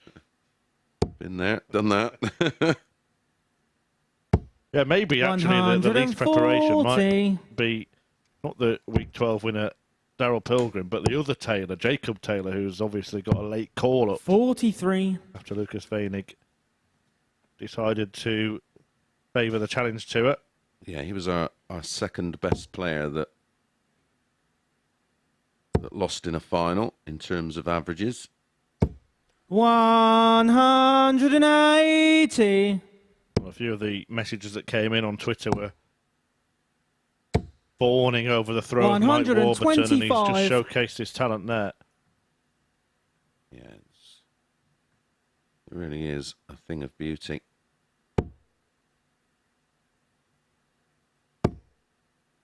It's about as perfect 60 a throw as you can get. If some computer programmer guy like Alex Spellman, who we've seen here, who works on that kind of thing, asked me to sort of design a throw for a computer game, it'd be like Warby's. Yeah, and look at the results. 107. Just to prove, he just missed that to prove that he's not actually manifest artificial intelligence, Mike Warburton. Yeah, a lot of that AI thing's going around at the moment, isn't it? I don't have any actual intelligence, never mind any artificial Mike, you one. require 14. Let's see if that throw results in the leg being won. And this will be a bit of an annoyance for Mike Warburton because the previous match started in a similar fashion. Yep. And it Scott, you require 58. basically dragged through the whole contest, didn't it? Taylor with a clear look at tops. Now 10s. Game shot and the first nails leg. that and Scott punishes Taylor. the 4 darts missed by Mike. And now he's under extra pressure, Warby, because of what we mentioned Second about leg, getting it's tailed Mike off to at the throw bottom. First. Game on. Yeah, he is on 4 points, 2 on 6, now 3 on 8. Taylor can join those players on it. Good pun, by the way, there, mate. Not sure if you meant it, but tailed off. 100. Very good. Thanks. Every now and again. 140. I'm just jealous that I didn't come up with that. Yes, one of yours. I do see you more than my missus, so if some things didn't rub off on me, I don't know what would. 140. Yeah, well, we were obviously working away at the weekend, but did tune into finals night, or the end of it, after 125. Evening's work had finished, and it was really good stuff, great to watch. And I do note that Matthew Edgar had a very good week. Yes, well done to him, and well done to him. 60. Winning in Iceland and looking good. He played some great stuff, didn't he? Still, though, only one commentator's managed to make it through to Champions Week. Go.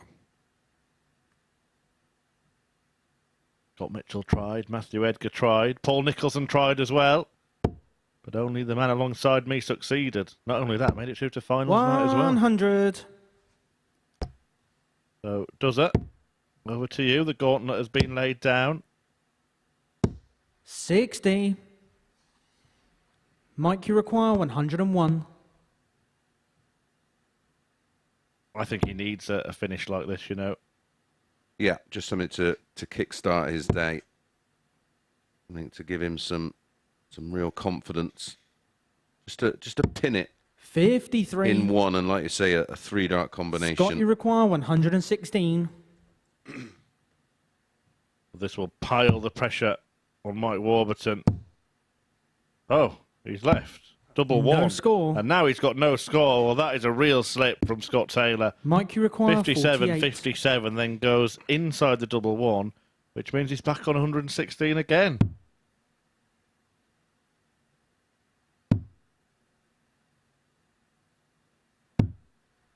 $40.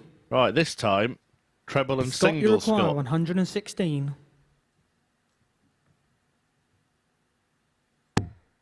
There's a treble. That's better. This time he goes for what he wants, but doesn't get what he wants. Gives us a bit of an action replay with his arm. Mike Warburton, though, chasing doubles around here. Game shot on the finally second leg. pins one. Mike Warburton.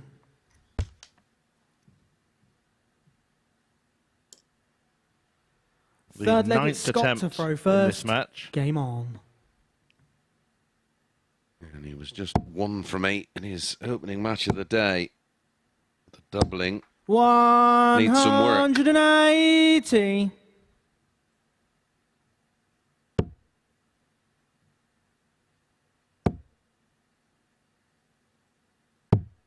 $59. That won't make his work any easier.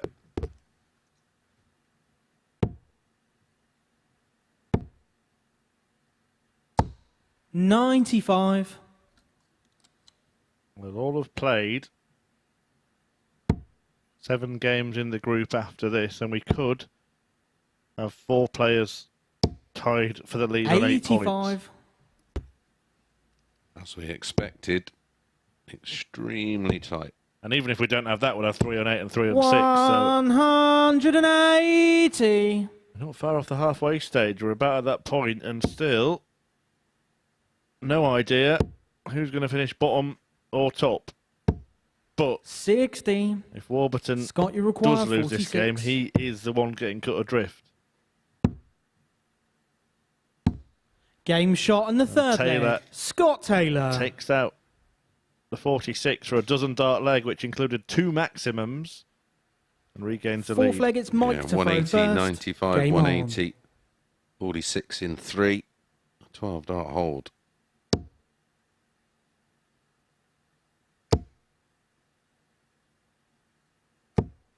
On. 140. The doubling has been so troubling for Mike Warburton today. He needs that little bit of a gap in legs, doesn't he? He needs to be the 140. aggressor, giving himself more opportunities. But Scott Taylor is not allowing him to do that.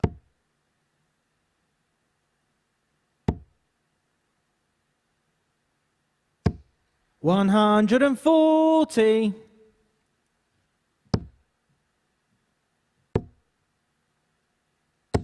140.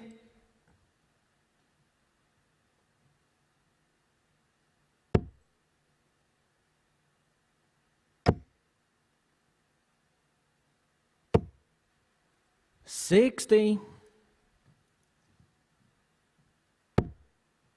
Both players hitting a couple of 140s in the leg. 57. Mike, you On there. require 161. Third visit to the board in the scoring phase, both coming up dry. Well, this would be ironic, wouldn't it? Yeah. Ooh. 97. Scott, you require 164. At the moment, you can't fancy Mike Warburton on shots like 64. No. 99. Well, he's just Mike, you needed require multiple 64. attempts already today to win legs.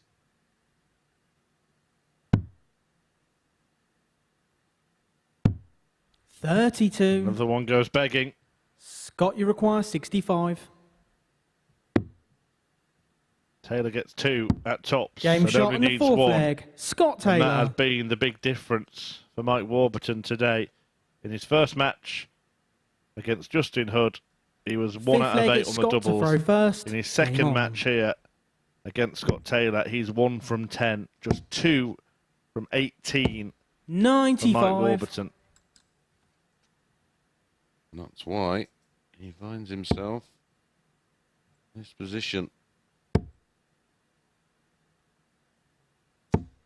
100. And the problem was all those missed starts at double in the first leg of each of those matches happening again in this one. It was always going to get in his head, wasn't it? 11. Well, we discuss it so often, don't we, how infectious hitting the doubles is, but also missing them. It's like when they miss a big number, they'll go on missing big numbers. 100. Yeah, I've experienced that for my entire life. Never put it right.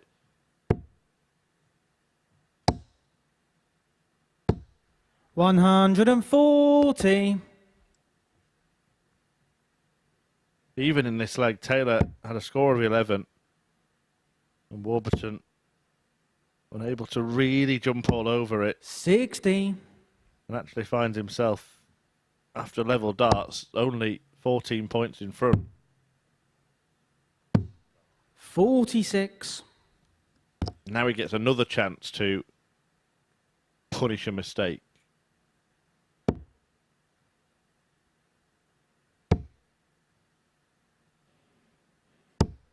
$60.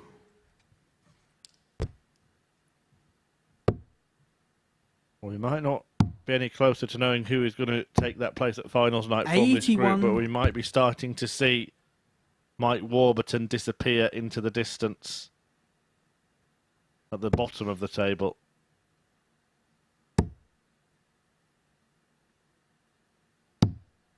$80. Scott, Excuse you the require situations, but 128. has to rely on Taylor missing, and maybe missing twice. 103. Mike, you require 101. 101 to stay in it. Gets a dart. At tops. Game Full shot in the credit to fifth Mike leg. Warburton. Mike Warburton. After all those missed doubles, to produce a clutch finish like that, to break the Taylor throw, to stay in the match. Sixth leg, and it's Mike to throw first. Maybe Game to on. stay in the race for top spot in this group. Yeah, especially after watching Taylor go oh so close to the ball on the 128. He was probably at that moment, after seeing the treble 20 go in, 100. well, my race may well be run already.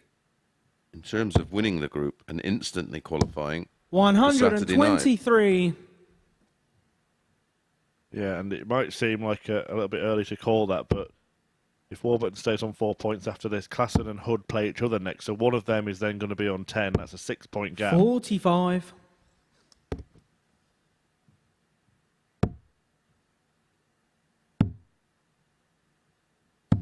58. If he manages to turn this around, he joins Scott Taylor and Matt Clark on 6 points, just 2 off the pace. Really important match this for Mike Warburton.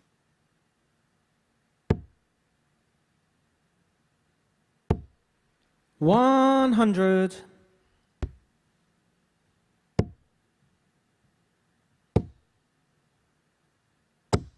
$140.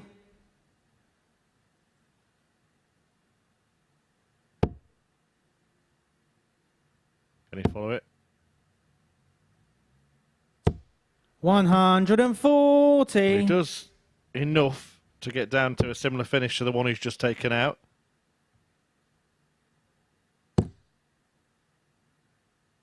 That is super awkward. He's trying to think about what else he can do here. 65. Mike, you require 116.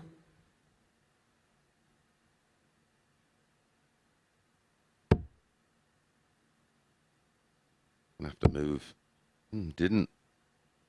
Yeah, clattered straight into the dart that was already 60. blocking the bed below the Scott, treble. you require Just looked like he had 115. to find another line. No, he can't finish. So, was that previous checkout, that 101 on tops, 83. the end of a trend Mike, for you Mike require Warburton? 56. Same target now for parity in this one. Double 10. Oh, that could be that. 46. That could well be that. Scott, you require 32.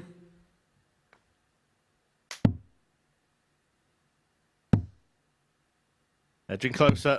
16. Not close enough. A reprieve for Mike, you Warby. require 10. When you're not feeling confident, this is not the nicest double in the world.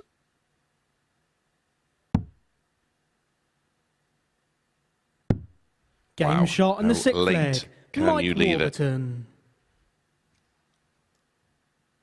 It's a real scrap, this from 7th and Mike final Warburton. leg.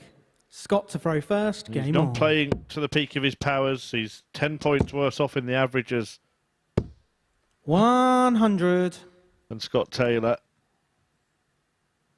But he is fighting.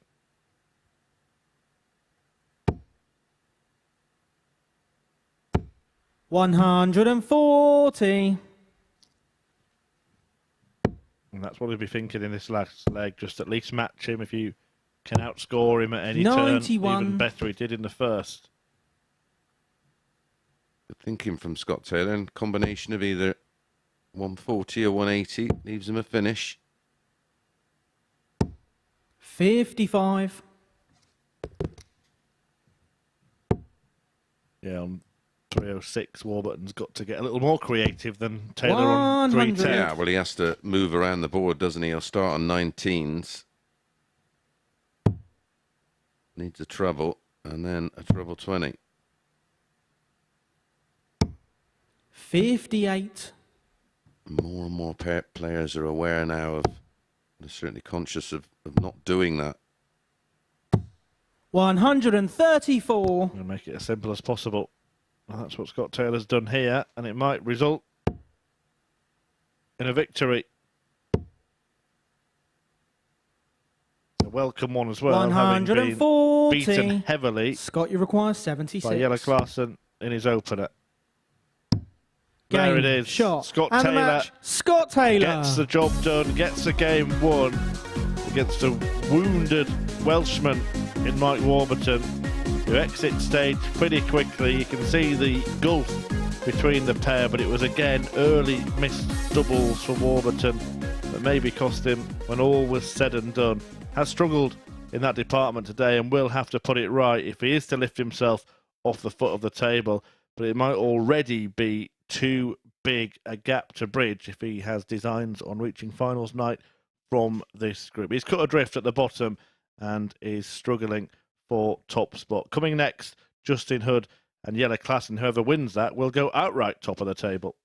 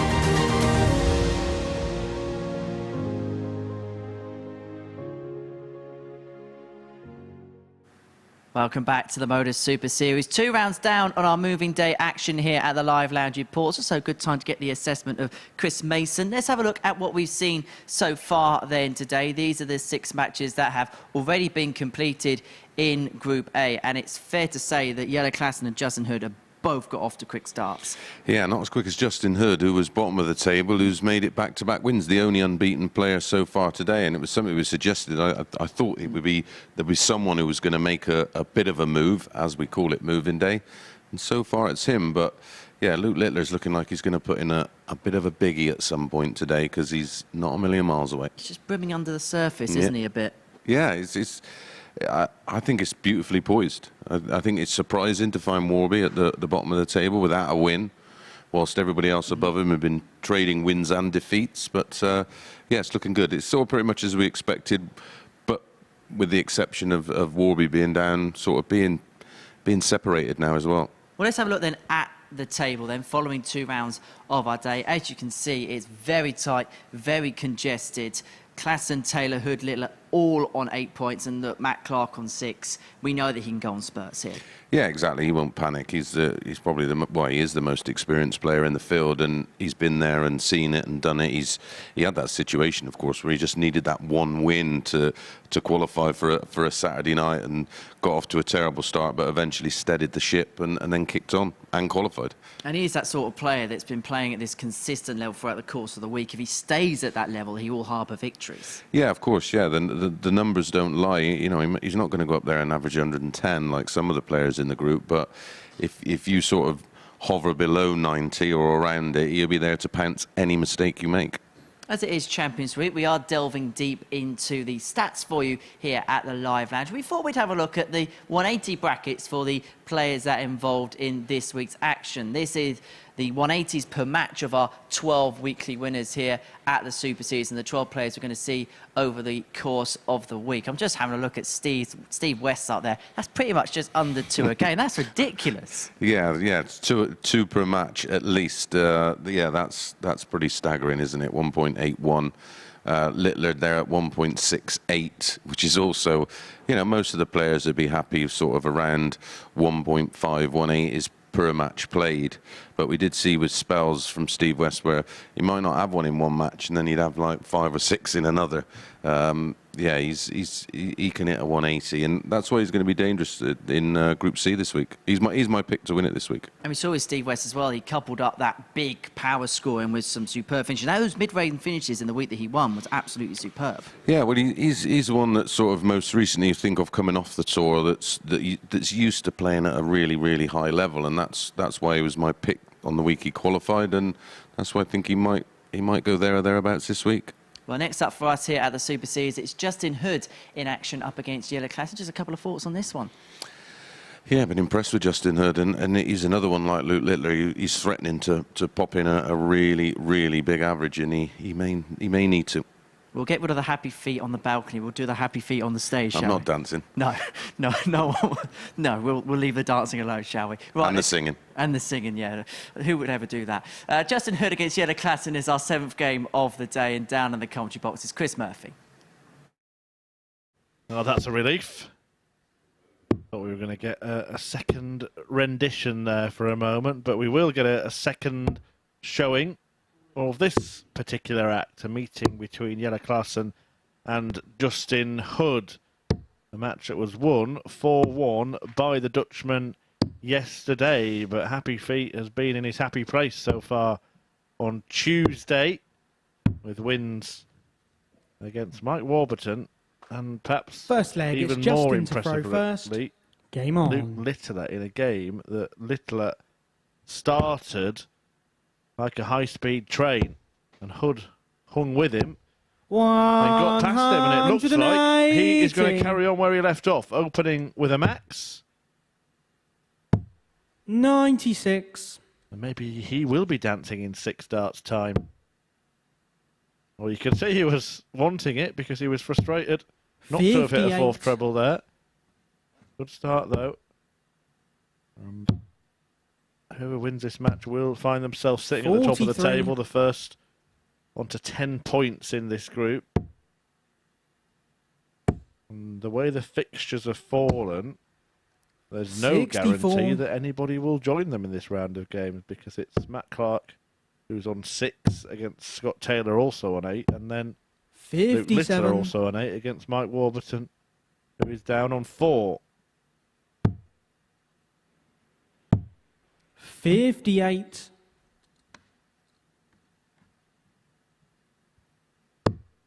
Anything surprised you so far, Murph? 83. Justin Hood, to be honest, I probably felt he was certainly the least experienced player in the group in terms of 109. playing darts on a stage in front of cameras, and he's looked the most comfortable today. 140. Justin, you require 32. Particularly the manner of his victory against Littler, because Littler started that match game shot in the first leg. Justin Hood. Hood started this one well. Comfortable hold of throw.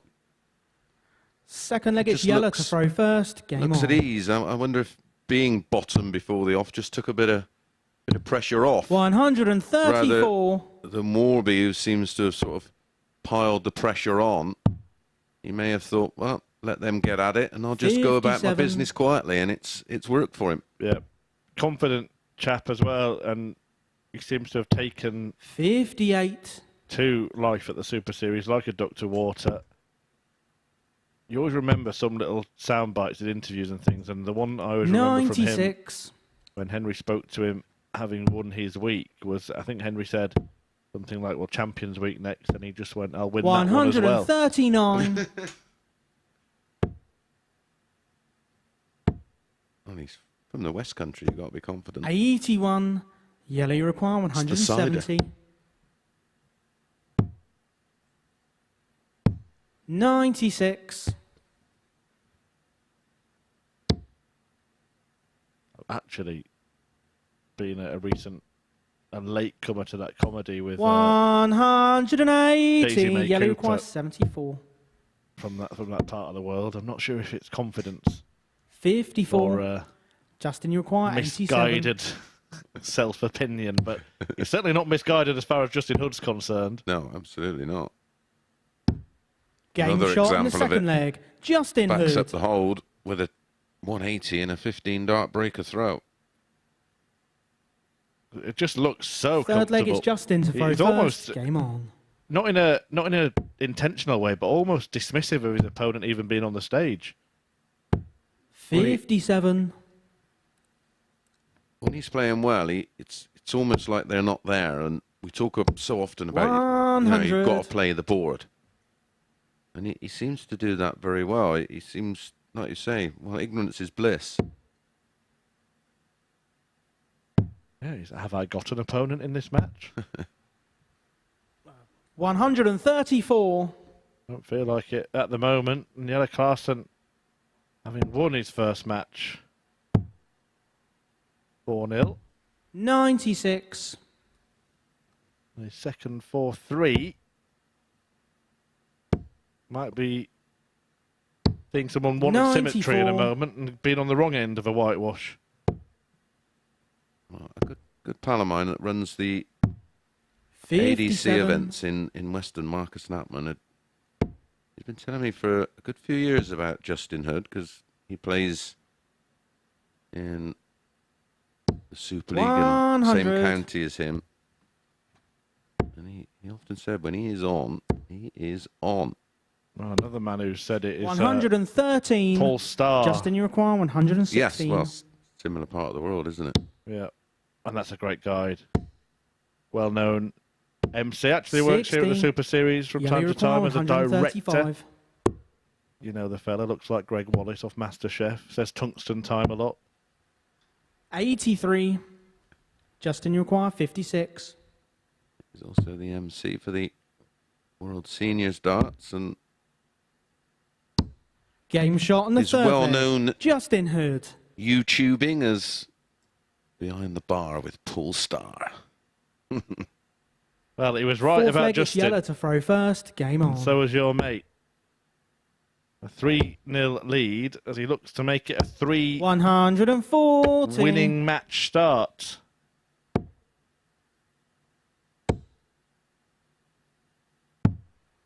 $82.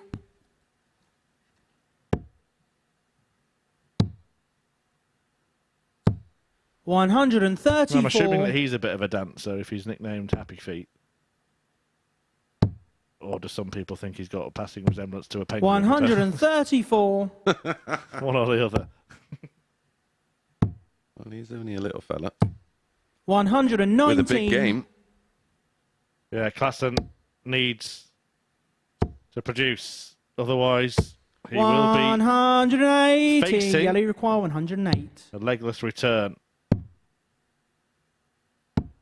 88. Could well happen. Justin, you require no time at 105. all as well. He's flown through this game. 6.5 minutes old, this match. Treble 18. Double 16 to wrap it up with a 12. 73. Jelle, you require 20. Double 10 then to avoid being bageled. Tricky. He's moving across, trying to open up some kind of clear line of sight, and that reaction probably tells you he doesn't think he's got one. No score. Justin, you require 32. That should be. Well, no score. How has that not gone in? Jelle, you require I think 20. you were about to say it should be a help, and we saw that second camera angle Game to confirm shot on the it. fourth leg. Jelle Klaassen. Klaassen eventually gets a leg in the ledger. Fifth leg, it's Justin to throw first. Game on. Doing something with his darts case there in between. I think maybe just wiping the fingertips 100. a little bit. Yeah, sometimes they have a bit of 100. tack material there. They can just rub their fingers on to prevent any darts slipping. Not quite as good as the Dave Chisnell magic trick we saw at the weekend, was it? With his darts case. He put the darts in one end. Well, there's actually two sets in there, identical. Come on, don't give it. You're breaking the magic circle here. When I initially saw it, I thought it was a... Because it looks like a bit like a binoculars case. And I said, is that for you, Roger? So you can see the board. He went, no, it's a dart case. Yeah, it looked like some kind of Darren Brown trick, didn't it? Where he put the darts in one side, turned the case over, and then pulled them out the other side, but the way he'd put them in. That should be Done and dusted here. Magic darts coming from Justin Hood. 65. In a very polished performance. Yep, 3 from 9 on the doubles, 3 180s, couple of 140s, 5 ton 59. pluses. Justin, you require 56. And this to finish it off. Game, shot, no trouble and at the all. match, Justin Hood. Justin Hood, who hammers Yella Clarkson, a 4-1 success for the Glastonbury guy. And Happy Feet seems to be dancing up the table. In fact, he's danced all the way to the top of it. 10 points, the first into double digits in Group A is the Week 8 winner, Justin Hood, and that is some performance. 94 the average, 40% checkout success, including the 87, and it is all good in the Hood here at the Super Series.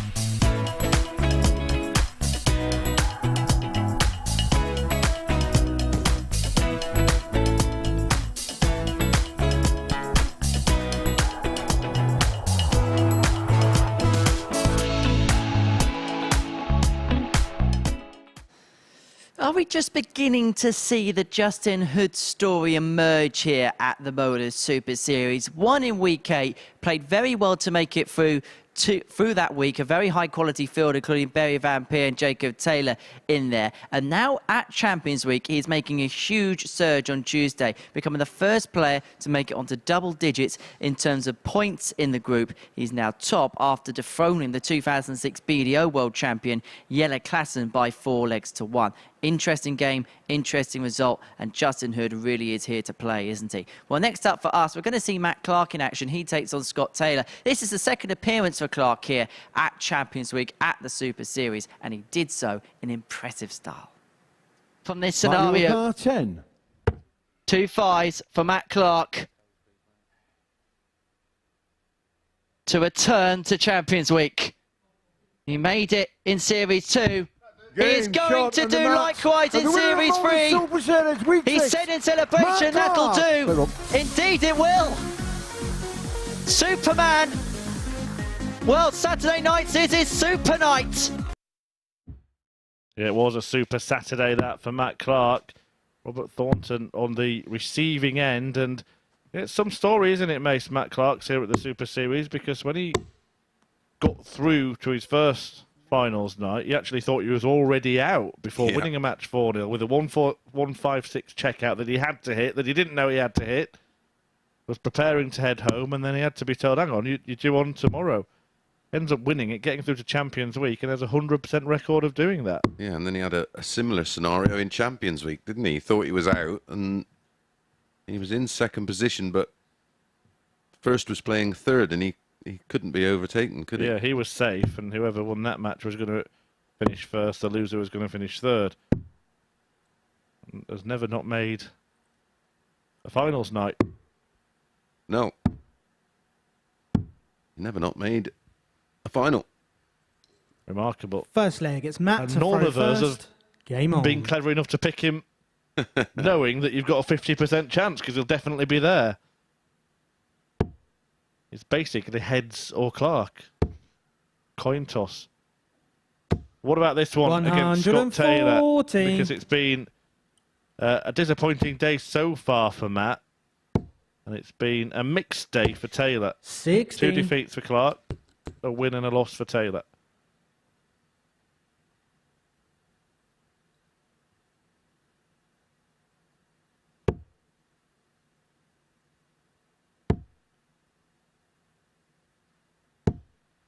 $55.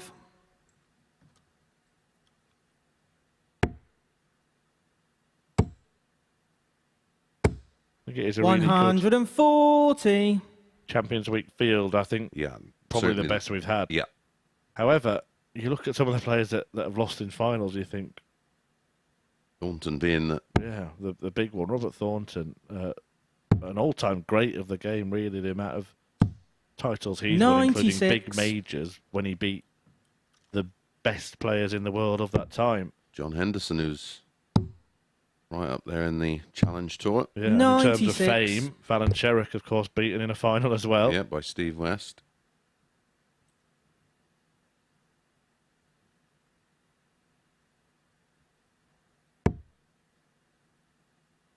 Fortunately, there aren't enough weeks in a year for us to have runners-up weeks, but they'd be pretty decent as well, wouldn't they?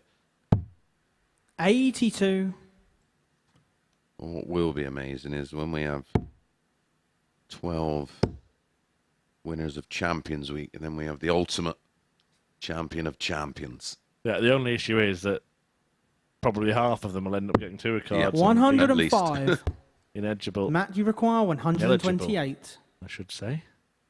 128 for Clark then. So treble 18, the first port of call. Gets it. Now he wants a bedfellow.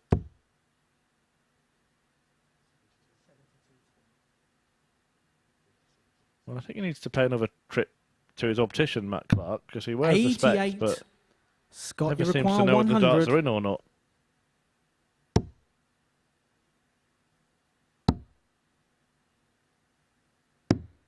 Well, he knows that's in.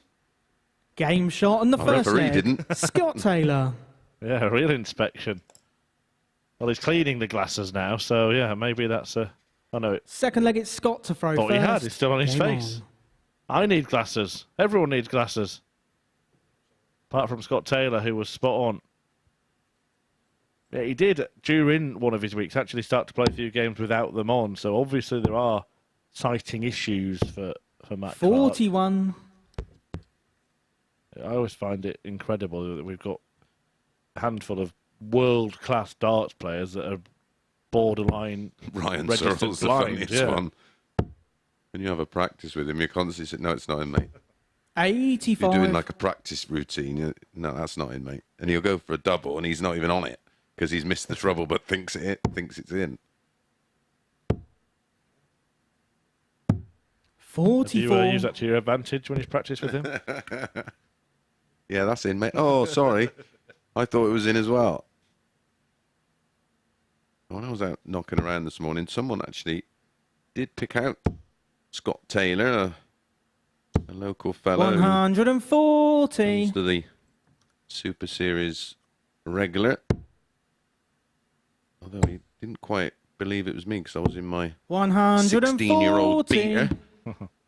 The old X-Trail, which I smoke around in. The parking in Portsmouth is literally horrendous, so I thought I'm just going to buy a beater that I can park anywhere that it doesn't have a straight panel on it already, so 96. I haven't got to worry about where I leave it. Yeah, it's a bit like some European capital cities where the only way to get into a parking space is to literally bump both the cars 100. either side until you're in.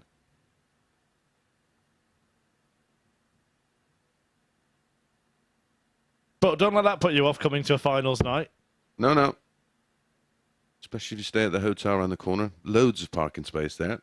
Yeah, bus stop down the road. Yeah, train station not too far away. 82.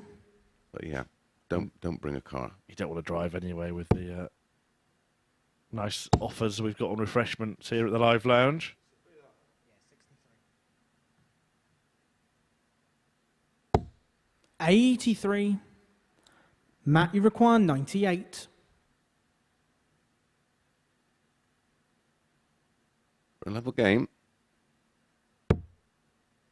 And to break straight back.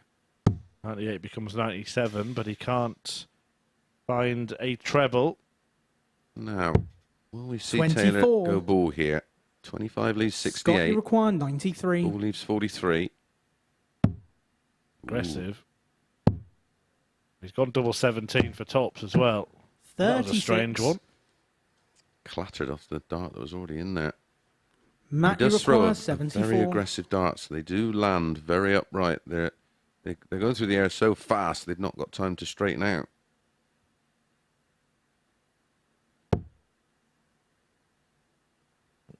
Quite clever that, because he's leaving tops unblocked. Again, we spoke about that earlier on. 54. Had he gone 74 on the 14s route, could have hit a Scott, you single require 14, then he's got 57. 60 left. And a 20 that blocks, unless he can do a gurney. Double 10, he's been mustered on this. 47. Until I pointed Matt, out you that he'd been require mustered on 20. it. Then he missed it. Of course. He looks a little bit sort of antagonised, I think, by the pace here, Scott Taylor. Game shot in the second leg. Matt Clark. I'm sure I've seen this with him. Was it against Clark Third in leg is another Matt to series, throw or was first. it against Game another on. sort of slow player where he played him one day and really struggled, and then I think he played him again in the finals or the next day, and he was fine. It just took him a while to acclimatise to a certain player's tempo. Yeah, well, Taylor won this one 95. 4-2 yesterday. With throw. 58. A decent enough tie. Those players 50% on doubles. A high finish of 98 for Matt. 110 for Scott.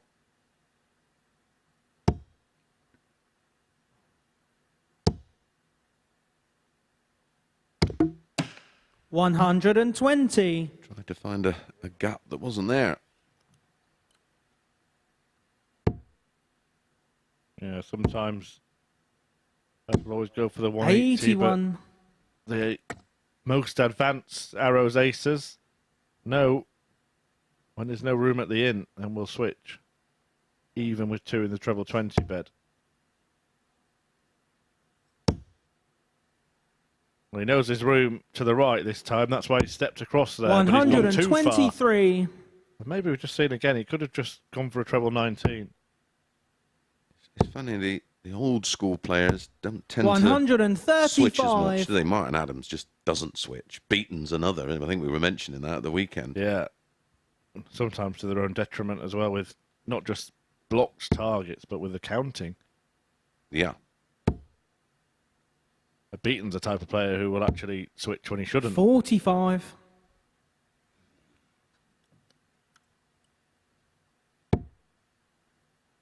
The door could be ajar here for Scott Taylor. 140. Matt, you require 118. And he's interested in entering. Unless Clark can slam it shut. Now that looks like a decent guide. He does get a dart. Double 19. 99. Nice attacking dart. Scott, you require 87. Didn't just sort of throw it in the general direction. 69. Oh, you could hear the... Oh.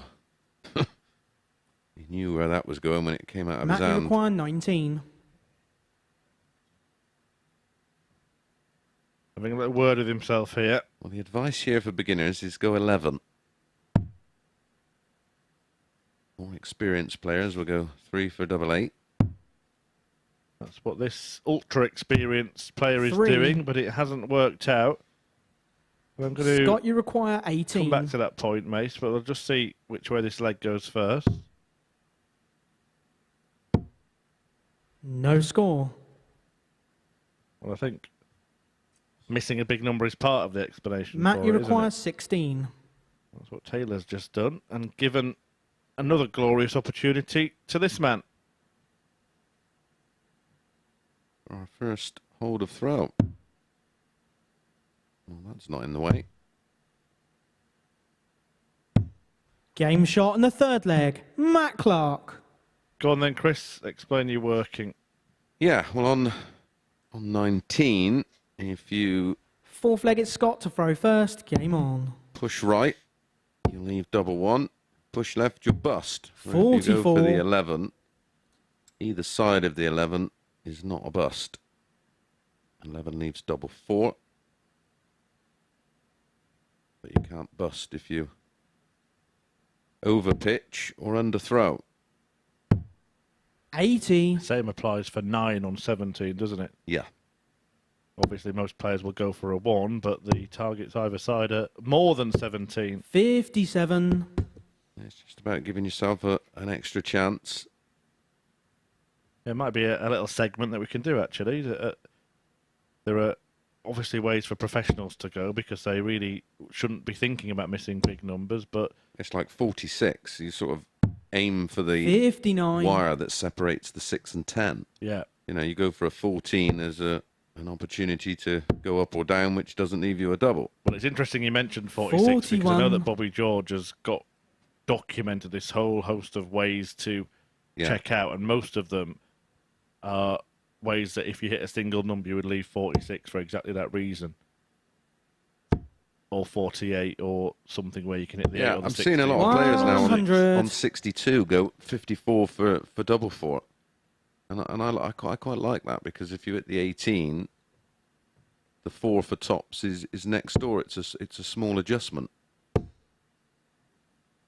Yeah, that's finishing. Canning further out matters as well. So on 262, you would usually see the 18s come into play. Because a straight ton would leave 162, which is not a finish. He's checking that now. Because he needs to do it now. On the visit prior to that, he was on 262 and he hit a treble 20 and a single 20. For me, treble 18 was the shot, and a single 18 would have put a 4 on the end, which would have allowed him 3 straight darts at the treble 20. That's the sort of next level of the thinking. forward thinking we're seeing from especially a lot of the European players. Yeah, which it's the snooker style, isn't it? Thinking 3-4 shots ahead. 100. Yeah. Scott, you require 157. Slowly but surely coming into the game. Well, it's one of the reasons why some players... 45. You'll see it. Treble 20, treble 20, treble 17. Matt, you require 106. First visit of the leg.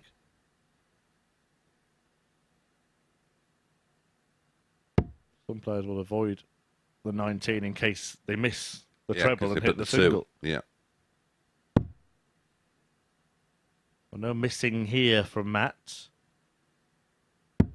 66. Until the important bit at the end. Scott, you require 112.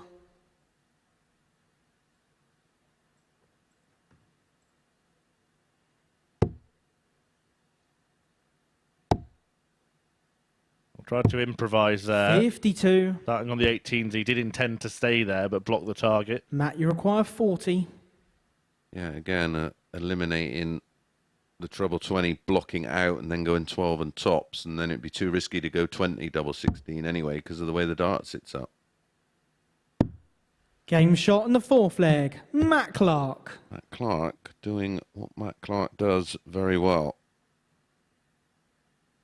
Yeah, and he... just in the nick of time, really, because he is... 5th leg, it's Matt to throw first. A couple of points behind Taylor and Klassen and Littler. If he wins this match, he'll join them on 8 and be 2 off the pace at the top. Table led by Justin Hood. 121. Luke Littler against Warby, and you don't want to be playing Luke Littler when you're desperate for your first win. 180. But Matt Clark, if he does win this match, would love to play Justin Hood next because he could end up level with him, and that's who he's got. Yep.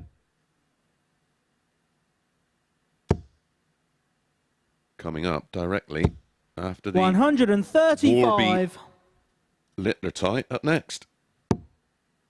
180 opener for Scott Taylor. He got all excited after hitting it and sort of rushed up to retrieve his darts. You can see him again here. He's basically at the back of the stage before Matt Clark has even crossed the yellow carpet, the exclusion zone there. Yeah, and he's trying to, or possibly trying to speed Matt Clark up, which 100. completely the wrong thing to do. 145 on offer for the win. Superman. 140. Matt, you require 145. He won't move until he's ready.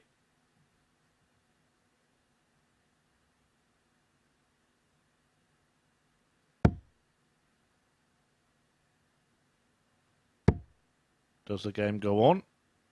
We'll find out. As Taylor 55. tries to take out 124. Scott, Might you be the require bull at the end of this. 124. Might be it. Oh, it is the ball. Well, the line was 77. okay. It may well be the ball at the Matt, end of you this require one, Murph. 90. Yeah, 220s to get there.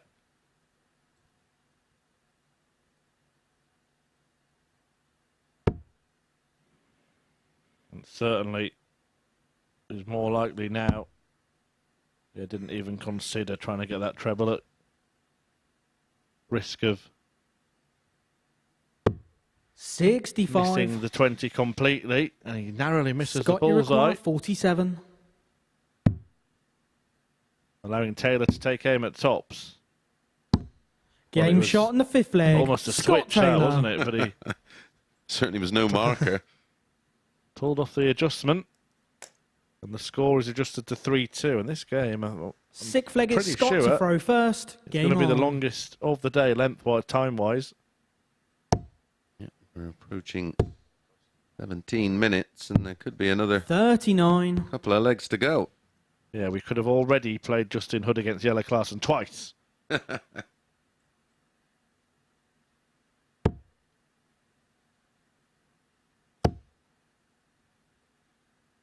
Matt Clark against Yellow 100. Clarkson, which was 4-3 to Clarkson. Well, that actually was 17 minutes and 25 seconds. So this game has just passed the same 41. time. After 5 legs compared to 7. So what does that tell you? It probably tells me that Clark has slowed down a little bit, because Taylor certainly hasn't.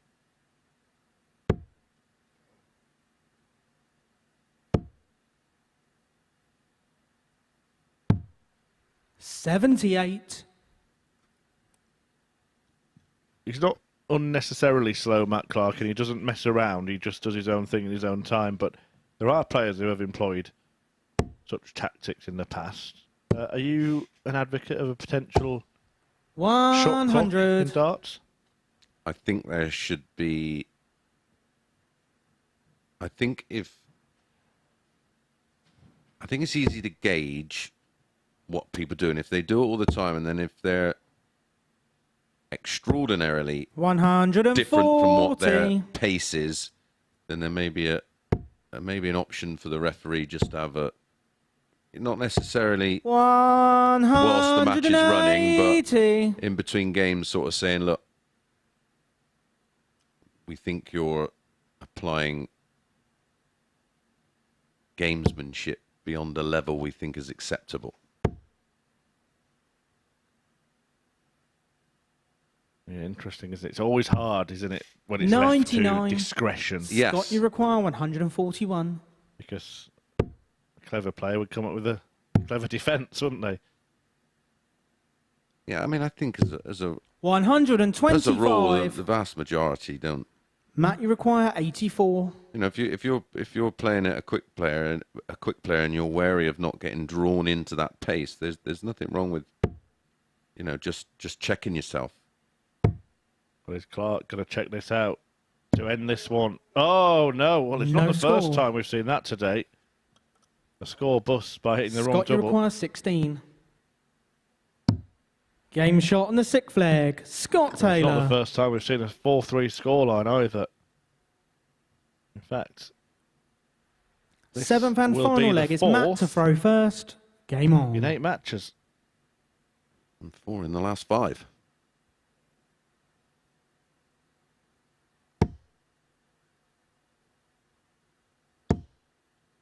And 2 of those have involved Matt Clark. And it goes back to the point I was making 60. earlier on. He's just not the type of player that will get beaten heavily. No. It's 3 results today, whichever way this one goes. 4-2 and then 2 4-3s.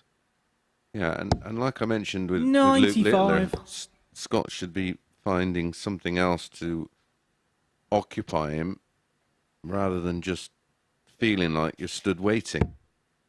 Or like a Sudoku crossword. 81. Yeah, I mean, we've seen players sort of taking darts out one at a time. 140. And obviously sort of taking the pace out of a match. Well, the one that really springs to mind in recent times is the Suljovic-Anderson thing at the World Championship. And he was blatantly just trying to slow things down to almost to a standstill. Anderson had got so sort of 89. het up about it. He was actually counting the seconds in his head, wasn't he? And came off stage straight after 26 seconds it took him to approach the hockey, he was saying. And now, if it took him 26 seconds every time, fine, but maybe that could be a perimeter. You're only allowed within a certain % of your normal time that you take. But then again, I've sort of tried to play some tactics sometimes against some quick players, and all you end up doing is messing your own game up. Yeah. 99. Yeah, Anderson Scott, in that press conference because he had won the match. He was not a happy bunny.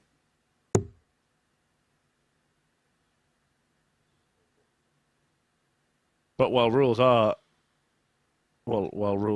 absent, then do what you like, I suppose. Yep.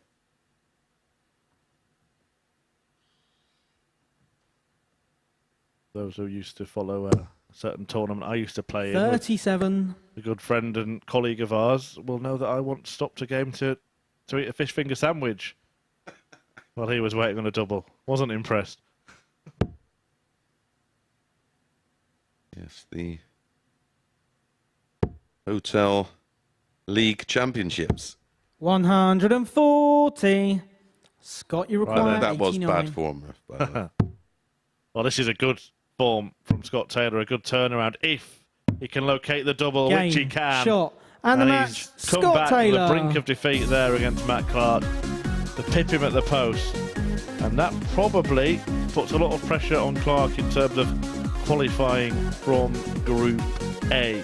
Never does it the easy way, Matt Clark, but usually does it. So keep an eye on him for the rest of this group and the rest of this week. But Taylor does have designs on top spot. In fact, he's just joined Justin Hood on 10 points. And Luke Littler is looking to do exactly the same when he takes on Mike Warburton after the break.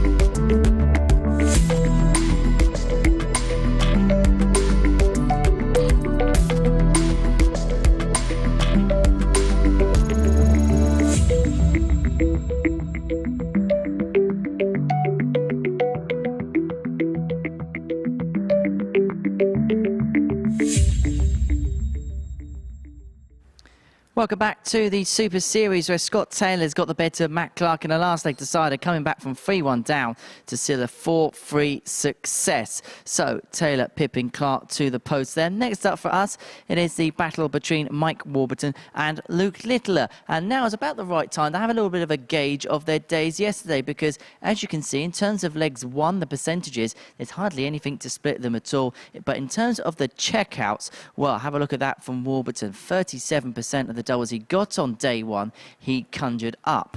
as for Luke Littler in terms of the session average of 92.19. But today's been a little bit of a tale of woe for Warby so far, looking to get his first win to keep himself in contention in Group A. Right, let's get into this one then, and we're going to watch it in the company of Chris Mason and Chris Murphy. Yeah, 4-3, another one. Half the matches today going 4-3, and this match yesterday went the distance. Mike Warburton on the wrong end, Luke Littler averaging in 3 figures in that one. Great game, wasn't it? Yeah, really good stuff. But Warby, I mean, Henry mentioned his double stats from yesterday. Well, it's been a far cry from that today. That's been the problem, hasn't it? Well, yeah, but it didn't convert into enough wins yesterday, did it? That high percentage of doubles. I must say, it's usually the scoring phase is equally as strong. So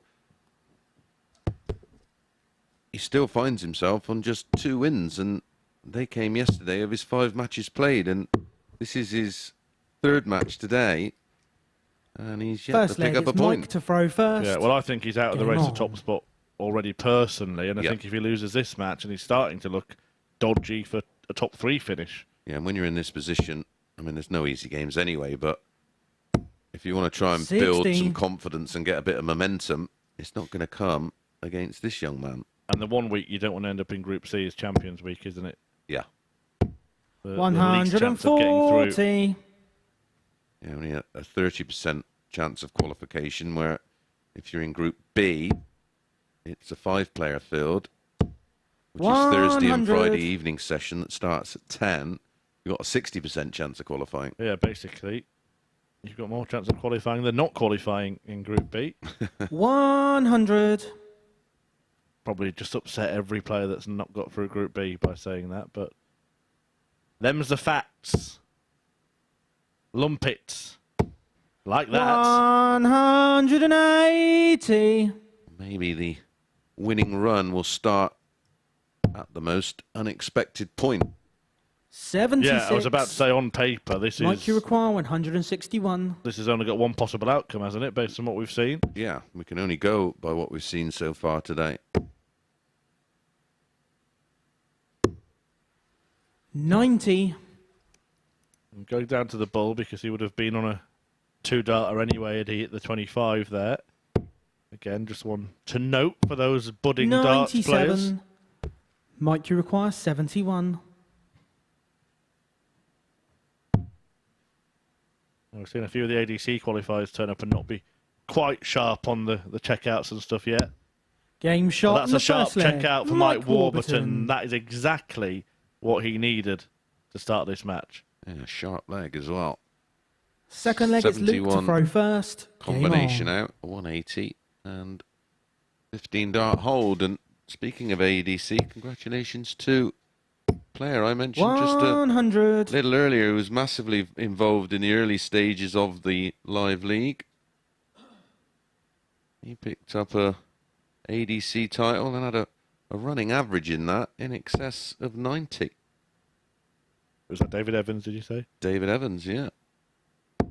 60. In fact, in one of his matches, he averaged 101.9. Yeah, he's a player who's shown high levels, but also as 60. Last time he was here is pretty poor, to be honest. So hopefully we're going to see the best of Evans next time he comes. Well, another player with a wonderful throw and action. He's responsible for the ducks in the commentary box, isn't he, David? He is. 100. Because Matthew Edgar said something about him being pretty poor. I think he called him a sitting duck. We've got them everywhere. Yeah. Little rubber duckies. 57. But I can't get rid of them now. They're part and parcel of the, bit like me and you, really, part of the furniture, Murph. Yeah, absolutely. 100. And quackers. Yeah, absolutely quackers.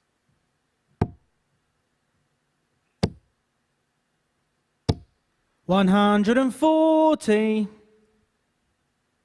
Well, all the players who start in Group A know they will be part of the furniture themselves at the Super Series. They'll be in all week unless they, of course, win the group. And they'll get a couple of days off. 140. Luke, you require 144. Warburton doing well here. He's up to his level to some tune, but look at this. 120. Had a look at the double. Mike, you require 101. Had a dart there for the leg. Didn't get one in leg 1. Tops for 2-0. Back-to-back 15s. Game shot in the second leg. Mike Warburton. Where has this come from? Well, it's a 71 checkout, as clean as a whistle, followed by a 101 Third leg checkout is in Mike the to same throw vein. first. And what was his combined doubling prior to this? Well, at one point he was 2 from 18, wasn't he? Yeah, he was. 2 from 18 across 2 matches. 3 from 15. 140. He's actually, prior to this game, 4-23. 180. And 2 from 2 in this game. But all 3 of those missiles found their required target from Luke Littler.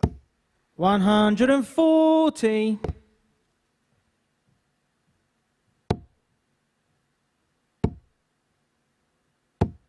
Oh, 5 perfect darts. 140.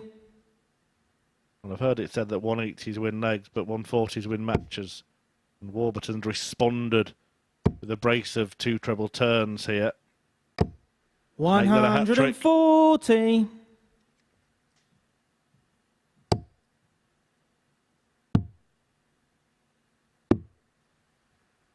$49. Mike, you require 81. Thinking that. Leaving them on 3-2.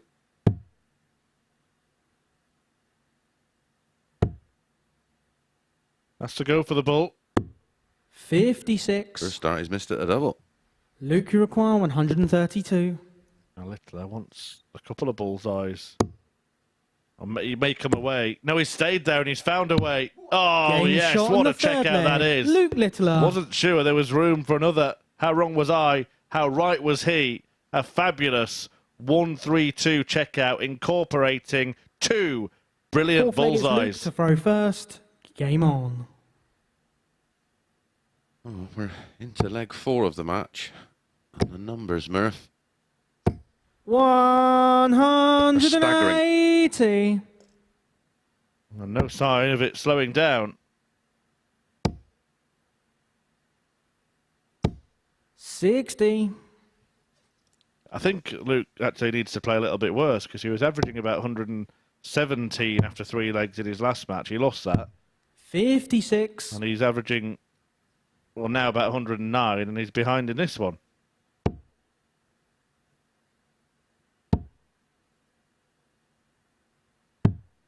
$61.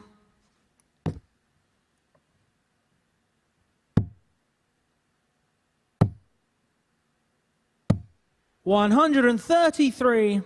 Just hitting everything at will. Average is exactly 110, and Mace, look what he's left. I've called one. It's your turn now, pal. I thought he was going to get one a little earlier. 100. He's made up for that. Can he do it again in back-to-back legs? No. You know what? He didn't need to go for it either, but he wanted to do it. And again, it's doing things he's, well, I'd say probably never done 76. before. No, he probably has.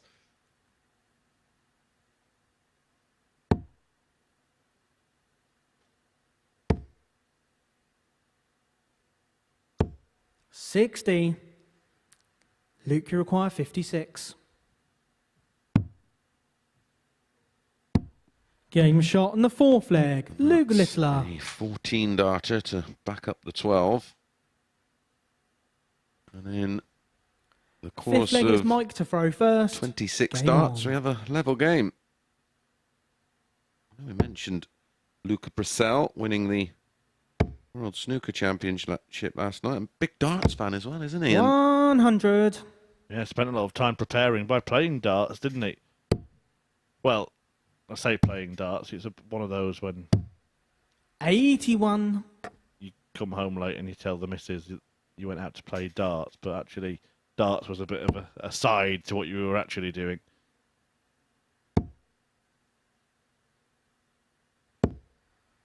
$100. But whatever he did, it worked. Fantastic victory, particularly against Mark Selby, who himself is a decent darts player, of course. Yeah. Played in the PDC 60. sort of celebrity thing, didn't he, behind COVID barriers, darts from home, along with the likes of James Maddison, the Leicester footballer. 100. He's a big indoor sports fan, and he loves his darts, loves snooker. 100. There's been many famous faces at the Arrows at Ali Pali. Even Fry in the commentary box. Prince Harry once turned up, didn't he? Yeah, I saw him.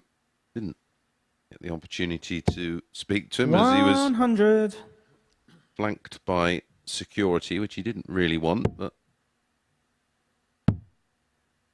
yeah, we've attracted some 96. big stars over the years at the Worlds. 101.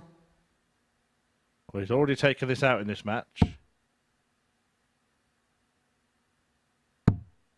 It's going to be difficult to find his range anywhere after that first start. 69. Nowhere near the target. Luke, you require Luke Littler was 164. sort of gearing himself up for this. Fancies it. Oh. 117. That's where Dart 2 should have been. Mike, you require 32. Well, this is a much improved performance from Mike Warburton, but he's also proving to be Game shot on the very, fifth very leg. dogged and Mike determined Warburton. in this match, because he's defying an average of 103.5 from that man there. Sixth leg, it's And has Luke to put throw right first. his double Game troubles, on. 3 out of 4. The only one he missed was the bullseye, of course.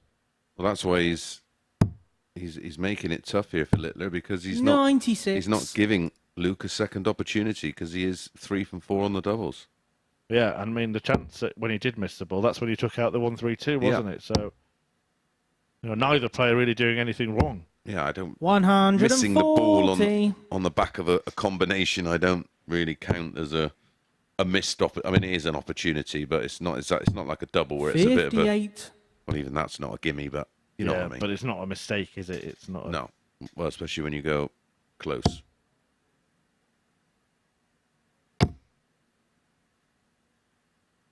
Maybe a good chance 60. when the darts roll into Belgium in, what is it, a week? Well, less than a week. This weekend, yeah, Vitsa, a very well-attended tournament 80. last year on the European Tour. Wouldn't be surprised to see Brissell there. Possibly, because it was actually live on Belgian TV as well. Eric Claris was providing punditry. 140. Former world master. Eric Claris. Fortunately, broke his elbow in a horrific accident. 121. Mike, you require had to retire. 161. Fine player, was Eric. Unconventional as well. Before his time. Yeah, different ways for finishing, didn't 60. he? Luke, you require Luke 146. Littler has shown his finishing prowess in this match already. Another one in there. Leaves, double 16. Game wow. shot on the sixth Well, the leg. 1-3-2 Luke Littler. was exceptional. And that 1-4-6 can be put in the same bracket. Seventh and final leg. It's Mike to throw first. Still Game on. maintaining an average of 103, and we're into leg 7. And he also on identical finishing stats. 85. But even I can work that one out, mate. 75%. 180. That. What a game this has been. I mean, you could almost say their match yesterday was game of the day, 100. but this has got to be right up there with the match we've seen a little earlier. Luke was involved in that one. It was against Justin Hood that time, and he 140. He lost. What an attempt at closing this out. Against a throw in a decider, he's gone 180, 140. 95. He's averaging, Luke Littler here now, 107. He still needed 2 enormous finishers to even get to this position. Oh, it's 141. exceptional. It's absolutely exceptional. He could win it by breaking the throw with a 10-darter. Spectacular. 135. Luke, you require 40. Game, shot, And that, and the match, ladies Luke Littler. and gentlemen, is what all the fuss is about. Luke Littler, a 16-year-old sensation, wins with a 10-dart leg, 4-3 against Mike Warburton in the match of the week so far. An average of 108, checkouts of 132 and 146 from Littler, who was 4 out of 5 on his doubles. Warby only missed 1 dart at the bull himself, but just in the end could not contend with that absolute excellence from the kid who is top of the class. Coming next, Matt Clark is back in action. He takes on Justin Hood. This is the MODUS Super Series.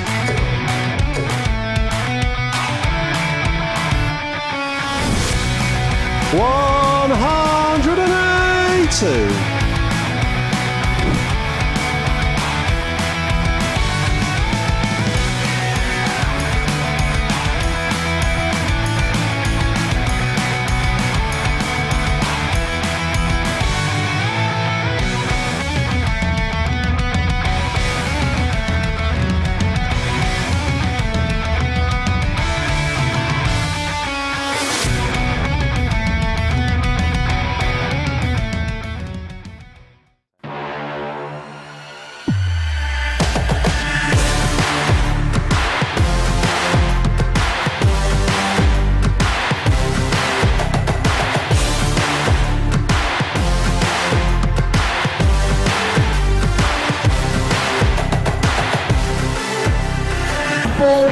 Joe Taylor, Garrett Tilly, and 4-2, Craig Nixon, Robin Young.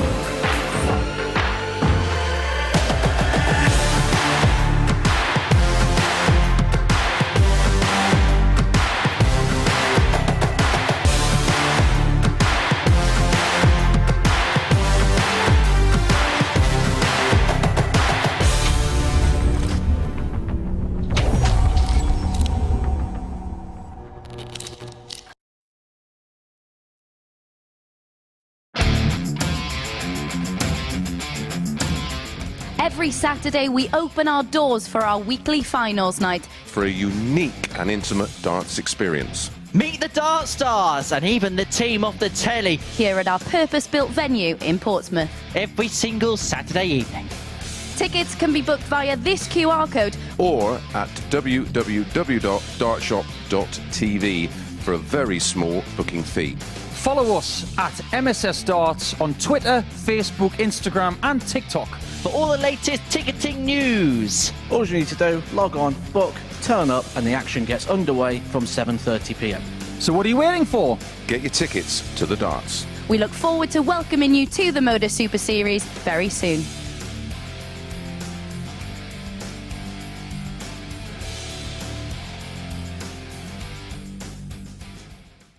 Well, before the break, we saw a special performance from a special talent in Luke Littler. An average of 108, 2-ton-plus finishes, including a ball, double 16, 1-3-2 and a 1-4-6 to seal a 4-3 victory against Mike Warburton, who did not know what came in front of him. Well, next up for us, it is the battle between Matt Clark and Justin Hood. And this is how yesterday went from their perspectives. Matt Clark, 51% of legs won. But have a look at the doubling ratio there, 47.06%. In terms of the overall averages, not really too much to separate them, just a point in Clark's direction. But as far as today is concerned, it has been a differentiation of fortunes. Justin Hood really has been the mover here on Tuesday at the Super Series, whilst Matt Clark looking to register a win here. Right, let's get into this one in the company of the two Chris's. Thanks, Henry. Oh, Henry was strutting his stuff a little earlier. Luke Littler really strutted his stuff there with a wonderful, wonderful performance. We both felt like performance like that was on the horizon. My goodness, didn't he deliver and had to? Mike Warburton almost forcing him into a performance of that quality.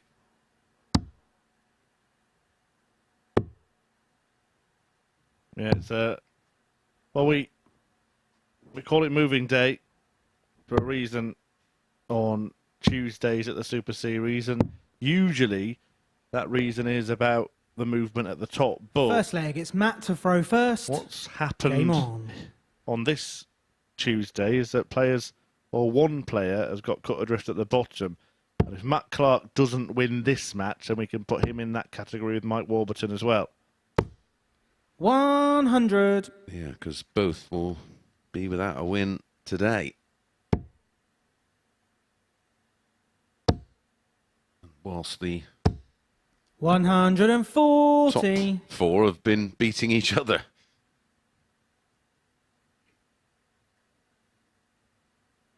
Yeah, Klassen on 8 points, taking on Mike Warburton as well. So if he carries on piling on the misery 99. on the Welshman, who I have to say was massively impressive despite defeat to Luke Litter in that previous match. I did little wrong.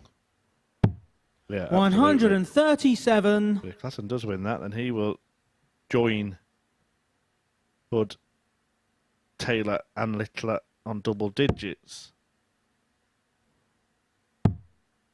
Hood at the moment seems to be 57. the pace setter in the group. He's the one who's just playing first and getting the points in the bag before the others. Asking the question. The only unbeaten player today, isn't 140. Yep, 3 from 3. Luke Littler, Jelle Klassen and Scott Taylor have all lost one.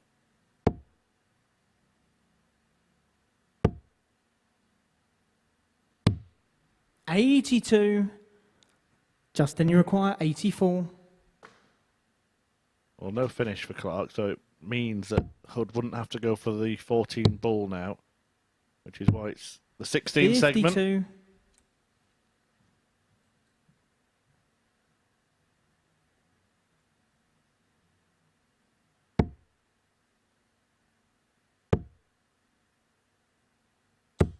$41. Justin, you require 32. Game shot in the first leg. Justin Hood. Very, very tidy. 14 dart break. 1-0. Second leg is Justin to throw first. Game on. Luke Littler has provided the electrifying stuff today, but I've been mightily impressed with this 81. man. Been rock solid, hasn't he? Yeah, just stuck to the task. Unfazed, he's just got on with it. Even in that match against Littler, he had a joke about how good Luke was and then went and beat him. 60. He just seems to get into his own world and worries about what he's doing. 59. He's almost, although there was that reaction in jest, he just seems wrapped up in his own little world. Yeah, when he gets on that stage, even in fact when he was getting presented with a big check and getting interviewed, he seemed to be in his own world that night as well. 177. Well, that might be a little shock to the system as Matt Clark fires in 3 big trebles. But again, 140. super solid response.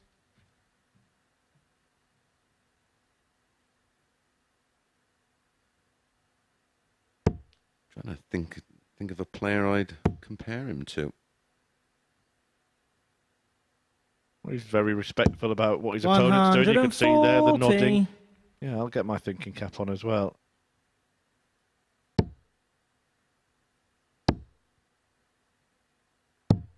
$91. So not too dissimilar Matt, to James Wade, apart from 124.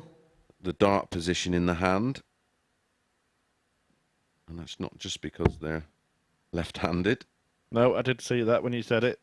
A slight bit more speed probably than Wadey as well. Oh, that's Game a great shot in the second leg. Matt Clark. It's the same one that he bust earlier, isn't it? So yeah.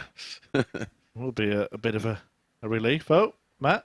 Third leg is Matt to throw first. Left him hanging. Game on. Talk about being in the zone. Yeah. Well, Justin wanted to offer the respect, but Matt Clark did not want to take it. Well, he didn't see it. I told you, she needs to see that optician again. 100. Well, that's one of our memorable moments for me. 140. At least it involves actual darts. Almost. Yeah, congratulating enormous finish. And yeah, I think you're spot on, actually, what you said. He was in the zone. Yeah, he wasn't even looking in that 16. direction. He was around, ready to throw after the break back. 25. Justin's seen the funny side of it, though. It just seemed to be that happy-go-lucky type of character, doesn't he? He flummoxed me, trying to think of a pro player to compare him with. You're all miserable, mate. All the tax they pay, I expect. 85. Well, yeah, I'd rather have a big tax bill than a small one.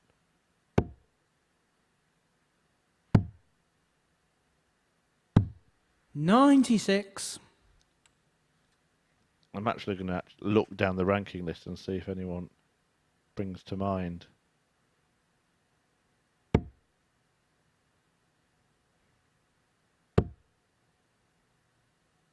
The closest I could come up with is someone you mentioned earlier, Ryan Searle. Not in terms of the throw, but in terms of the on-stage demeanour. Yeah. Just gets on with what he's doing, 100. never gets involved in any sort of needle, appreciates a good game of darts. Yeah, that's a good shout.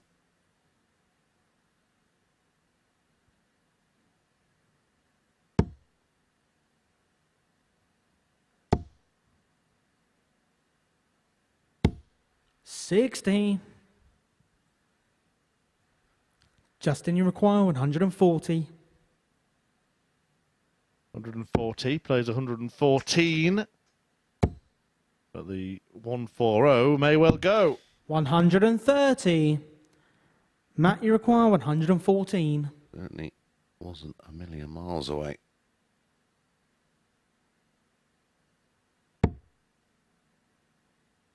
Will he be punished? Tops. Yeah, it's got to move.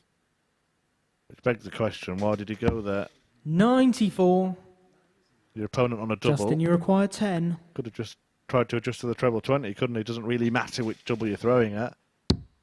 Game shot on the third leg. He's going to turn up and hit it anyway Hood. if you miss. It's the third consecutive breaker throw. One missed at tops. Fourth leg is Justin to throw tops. first. Game on.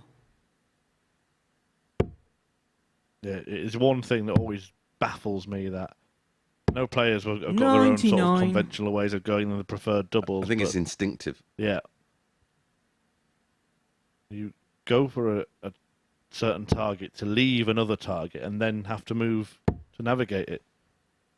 It's ultra critical and it's easy to sit here in the 100. cheap seats and say that thing, but you're right, aren't you? It's all he's got in his head is, right, I've hit a 20, so 94 left, treble 18 leaves tops.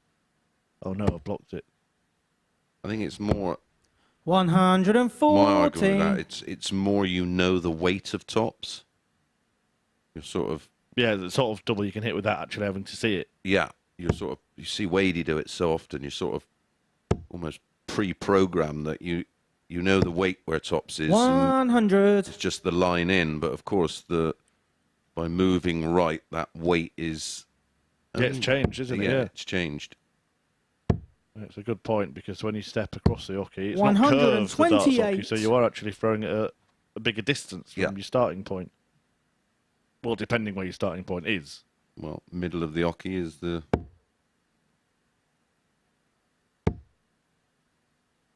Is of course the 140.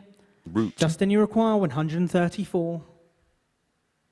Options here. Treble 17, this could be. A couple of those would have left him double 16. 56.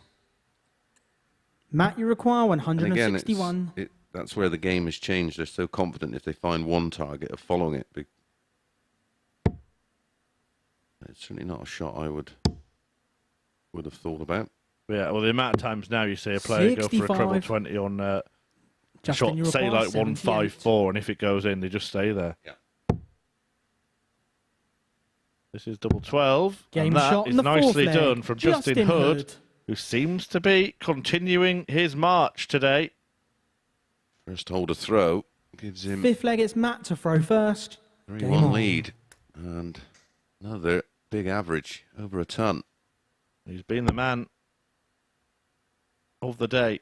No doubt about that. He's on course to make it 4 straight wins. 96. To have a leg difference of +10 for the day. He's only lost 6 legs across the 4 matches he's played so far. 134.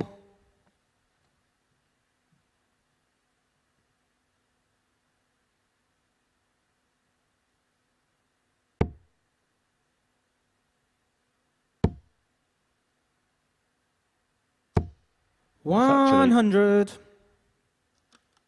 a very good average as well.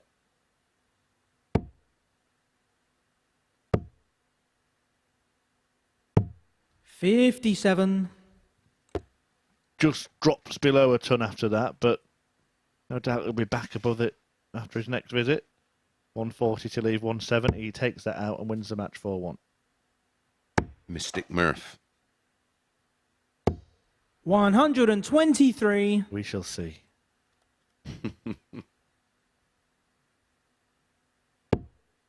Breath held. I'm not really fancying the 140 now, to be honest.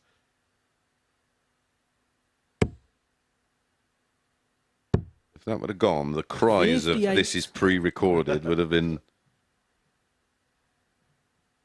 murderous. I've done it once before and it worked. He was on a 9 darter as well. What a time. 54. Thank you, Dimitri Vandenberg. On his birthday as well. Played some wonderful stuff at the weekend as well, didn't he? Good to see him back playing somewhere close to his 56. best. Yeah, watch out, Premier Matt, League. you require 128. Back-to-back 105 averages. Yeah. One he won with, the other he lost. But Clark not out of this yet. And it goes back to the point we were making earlier. 41. Margins of defeat are rarely large in matches involving the man who goes by the nickname Superman. 43. Matt, you require 87.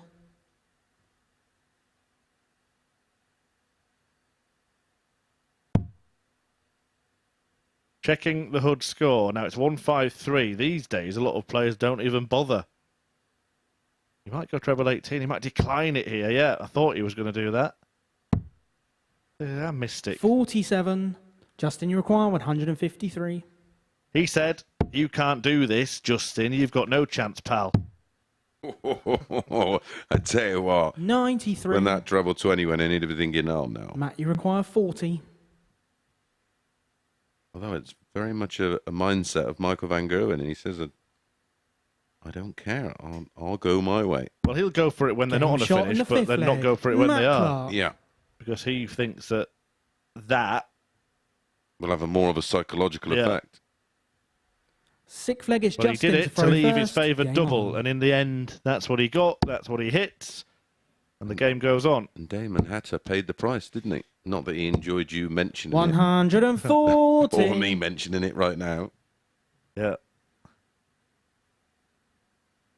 Yeah, statistically, if you keep doing it, then more often than not it would work. But if you're doing it in the last leg decider, then... Well, there's a time and a place. 100. When you're sort of, say, in a race to 6 and you're leading 5-1, 5-2, then yeah.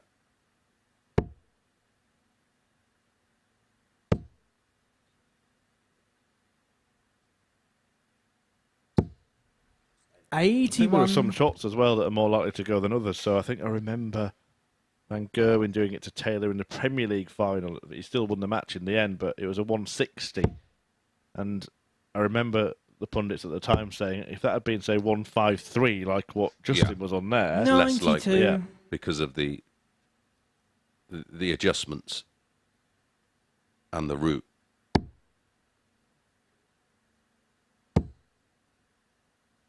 Fills it up to leave a ton. 180. Now Clark, well, he needs at least 139 here. He's starting on the treble 20, and that's not advisable. Nope. now can't leave a finish. The single 19. 59. 2 treble 20s would have Justin, left you a finish. require 100. So for a 4th win from 4. Game. And he's done it shot, again. And the match, Justin Hood. Signs off with an 11 darter, average in the end of 99.39. And Happy Feet is edging towards finals night. He's going to be in contention. He's going to be in the race on the run-in on Wednesday, that's for certain. And right now, he is top of the table. I think we can cross Matt Clark off the list as a contender to top Group A now, but Justin Hood is firmly in pole position. He beats Matt Clark 4-2. Coming next, Jelle Klassen is looking to close the gap when he takes on Mike Warburton.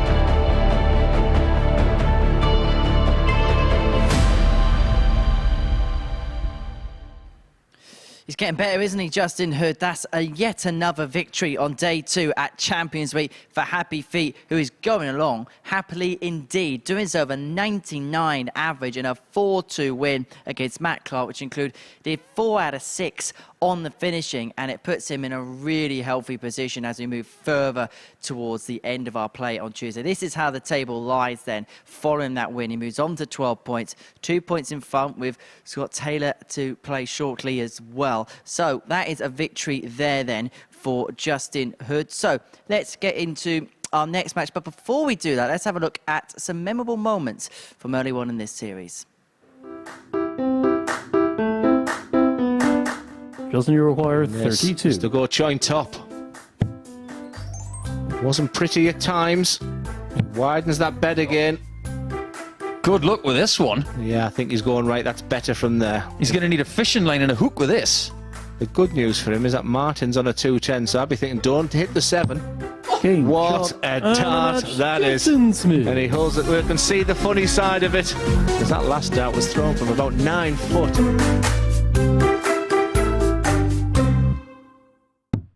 Justin Smith there at the MODUS Super Series at the Live Lounge in Portsmouth, throwing the winning double from our old venue in Southampton. A fabulous, memorable moment. We've had plenty of those, and we'll continue to show you plenty of those. And it was a memorable match for Mike Warburton, his last game, but ultimately it ended in another defeat. But surely he's got to take some confidence from that performance against Luke Littler into this clash with Klassen. Yes, it's a must-win game, and it was one of his 2 victories yesterday. Came in this match, and it was comprehensive. It was 4-0, 95-43, the average for Warby. Jelle Klassen had an absolute stinker.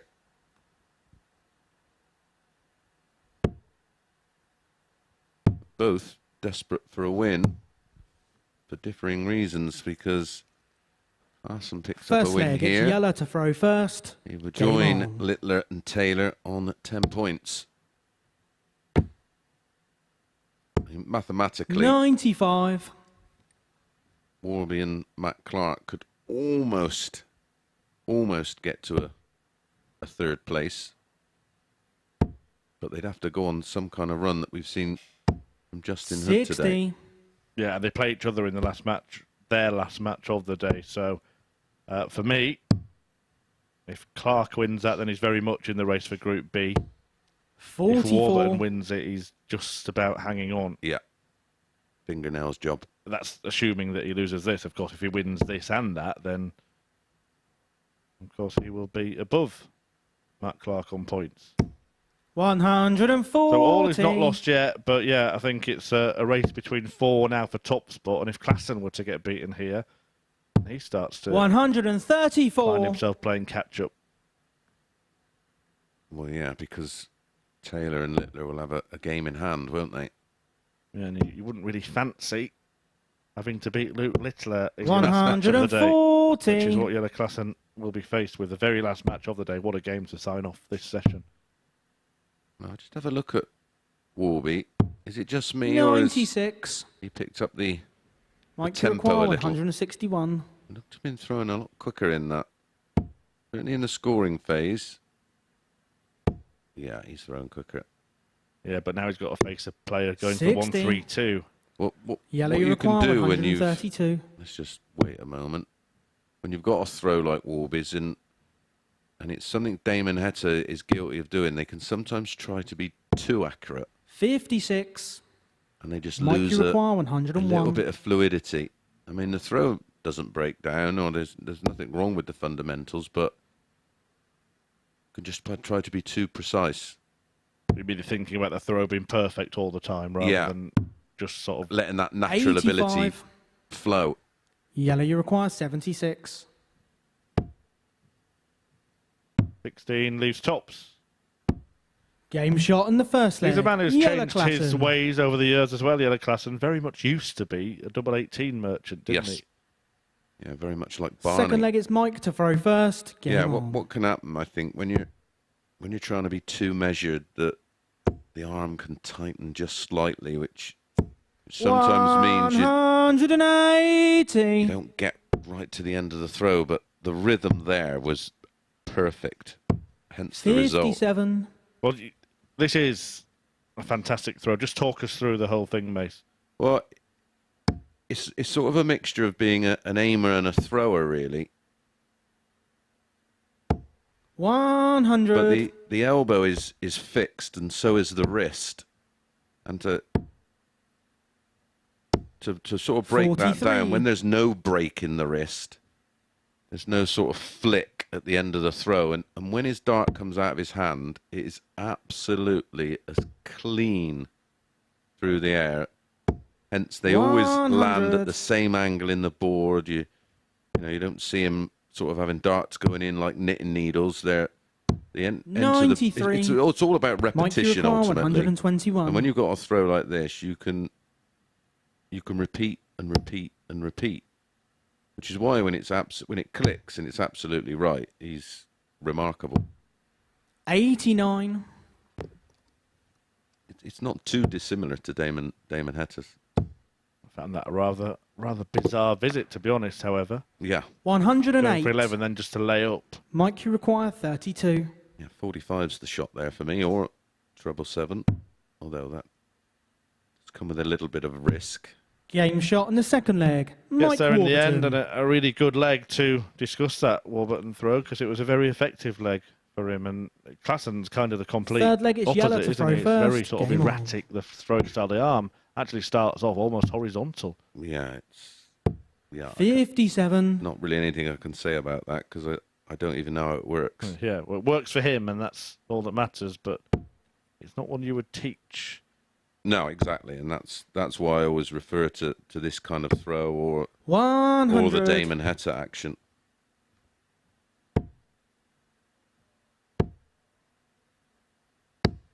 $140. You even do hear darts players saying, I wish I could throw like he does. Oh, absolutely. Well, me and Peter Wright had that exact conversation on Sunday.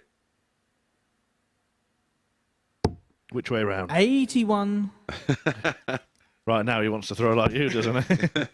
He did have an incredible spell, didn't he, in one match against Michael 80. Smith when he beat him, Peter Wright. Yeah, 102 plus average. He was very close to doing 4 11 darters on the spin. Yeah, he went 11, 11, 16, 11.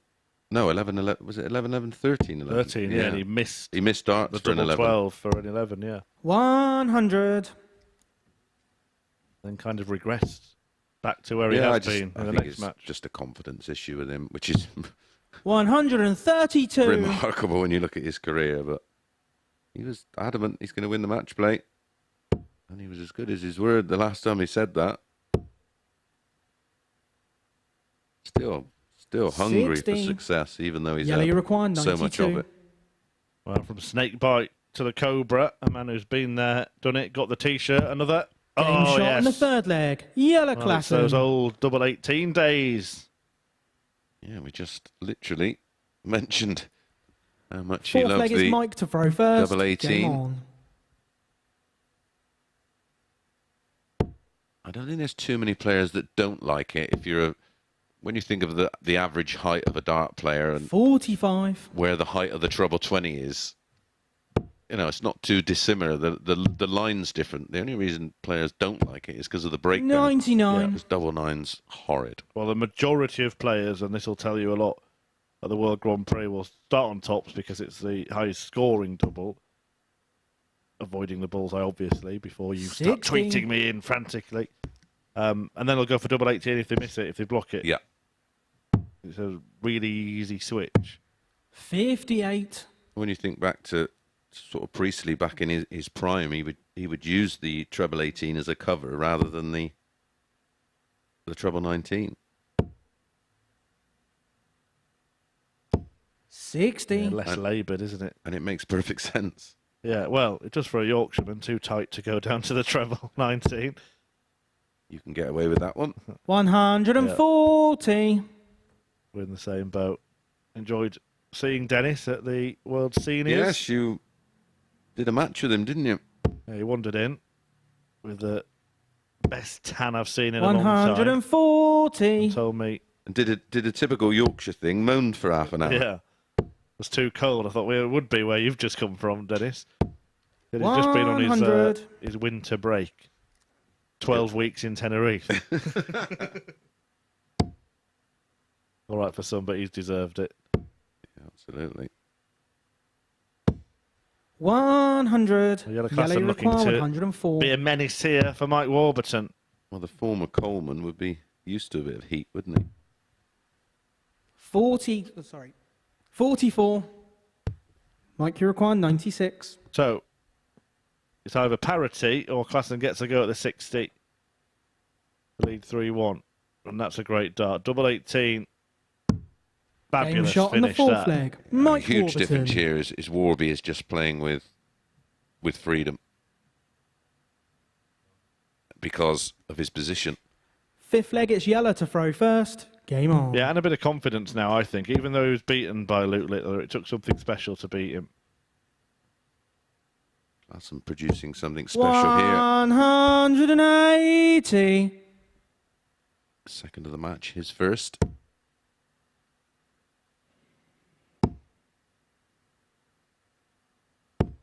$55.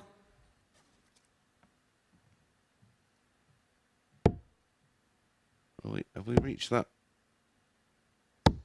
140.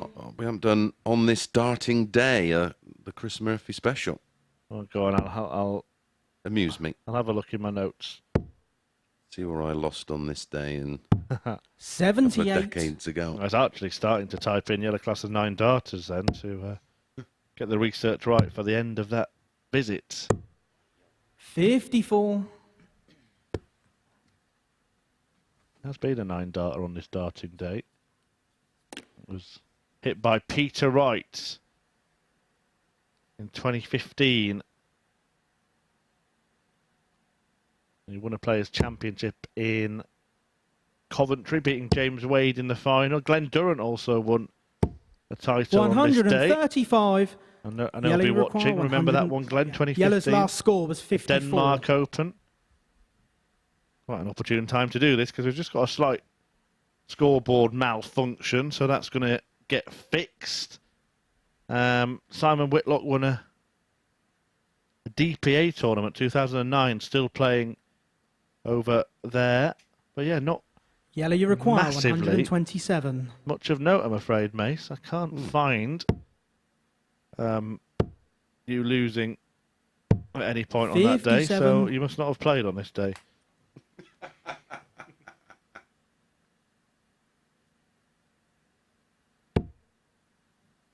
One thing I have noticed is it's someone who has worked here at the Super Series and works on the Euro Tour, and a very decent darts player himself, Michael van Dijk. Yellow, It's you his require birthday, 70. So happy birthday, Happy birthday, Michael.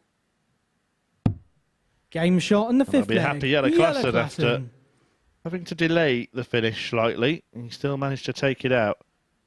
And he hasn't missed a double yet. Sixth leg, it's Mike to throw Is that first. the only Game on. darting birthday today? There are a few. Some sort of lesser-known names. That the sort of 140. best-known name on the list, Davy Prouston. Oh, yeah. Another player we've had at the Super Series. 93. A former World Masters quarter-finalist in 2022.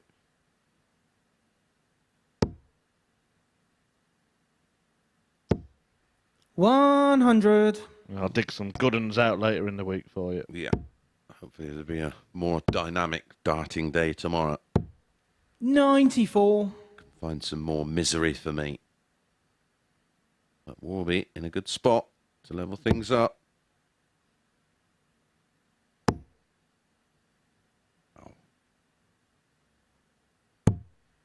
91. Good recovery on the cover, leaving the big fish. 98. Mike, you require 170. Will he? Why not? Oh, Game he shot has. and the sixth flag. Absolutely Mike Warburton. sublime from Mike Warburton, who looks like a different player in the second half of today. A Seventh fantastic and final leg. maximum It's yellow to throw checkout first. Game to on. force a last leg decider. Yeah, matching the achievement of Scott Taylor yesterday, 55. who took out the 170 in a 4-1 win against Luke Littler. Yeah, and it actually reminds us to remind you of Henry's tungsten teaser. Asking about the players who hit 9-dart finishers. Not 9-dart finishers. 100. We've had a few, but I don't think we've had 5 in Series 3. Yes, 170 finishers. 5 players.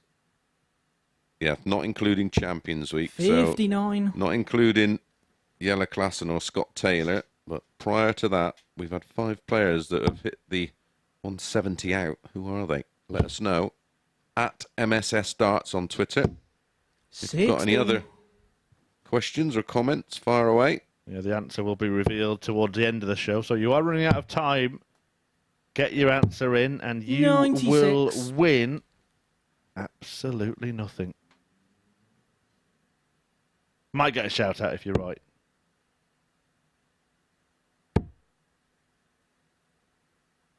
Yeah, shout out if you 60. ask a decent question as well. Well, will Mike Warburton end up with absolutely nothing after his 170?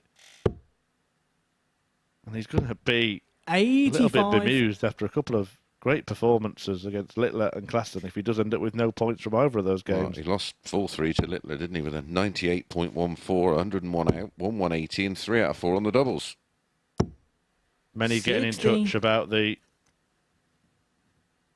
10-darter that Luke finished that match with. 1 or 2 getting in touch about Matt Clark leaving 100.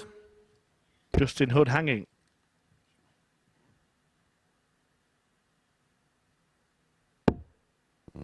Sure you all, Matt Clark did not see the offered 100. fist pump in Yellow, you recognition require of 106. his shot out. Yeah, still funny though, wasn't it? Yeah. Now then, Warburton's going to get a chance. No 46. doubt one of the old blend sites will Mike, you require clickbait that up. 121.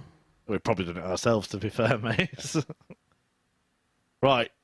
Can he steal the victory? A 170 in the previous leg on the bull and now needs the bull to win the match. 96. Oh, how close.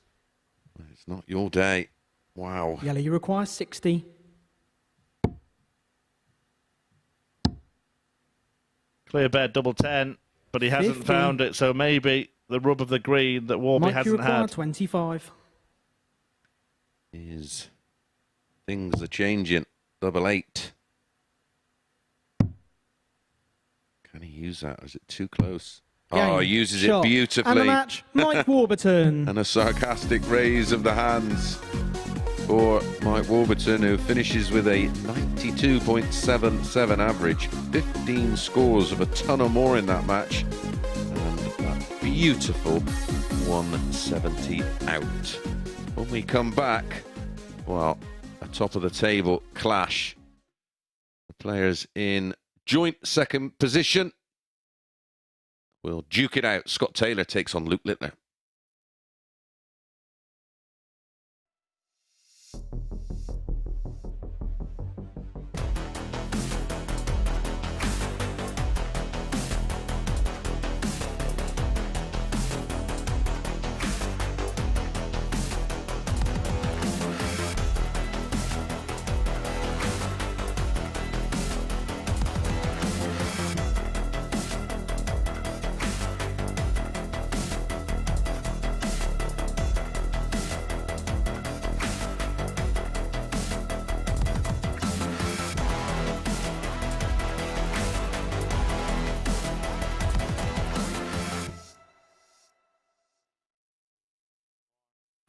Well, Warby returns to winning ways here at the MODUS Super Series, and his performances have warranted those 2 points as he got the better of Jelle Klassen in a last leg decider by 4 legs to 3. Also notching and pinning that big fish in the process as well. Although that doesn't count towards our tungsten teaser, which we will reveal a little bit later on. But it just shows the standard is really high at the top end of Champions Week, and it is the top end of the table that we're going to get delving into in our next match, because the battle between Scott Taylor and Luke Littler is going to determine who joins Justin Hood on 12 points at the top of the table. Littler really did dazzle the Super Series the last time he was here, and that was only a few weeks ago. He played Richard North in the final, and by golly, did he win in amazing circumstances.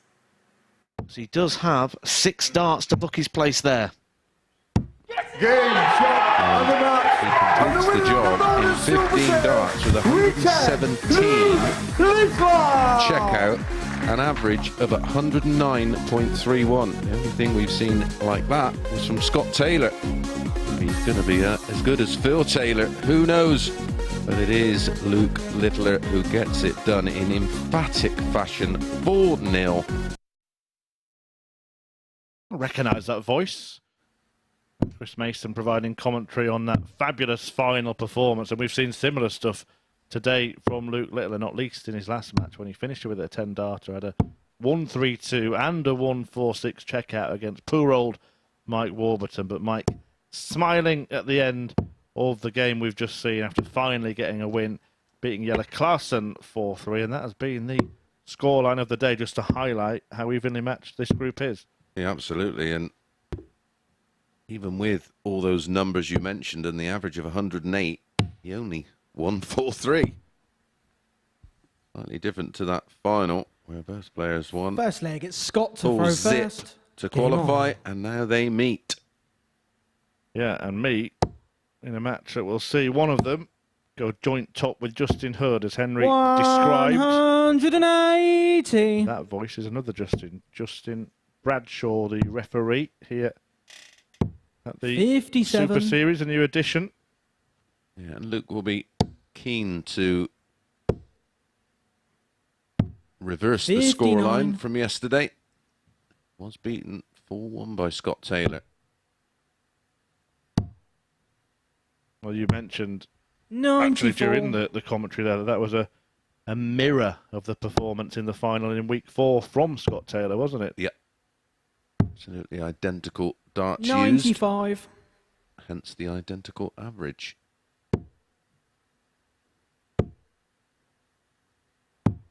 Out of the blocks. Scott Uruguay 167. Very quickly here.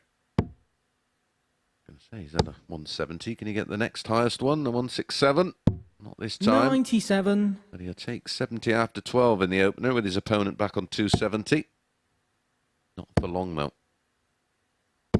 140. Well, I'm going to Scott ask you a little Uruguay question 70. at the end of this leg, and you might not like the question, but we'll see. 62. The leg might be Luke won Uruguay by the 130. subject of that question. Luke Littler looking the little fish, having taken out the big fish. 105.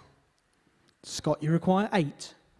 Sorry, Warby took out the big fish, didn't he, in the last match?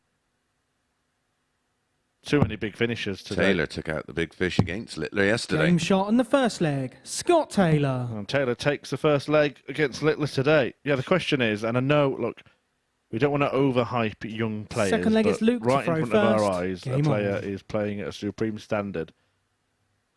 And I'm going to put it to you that he is the most exciting 60. teenage talent since a 17-year-old Michael van Gerwen won the World Masters.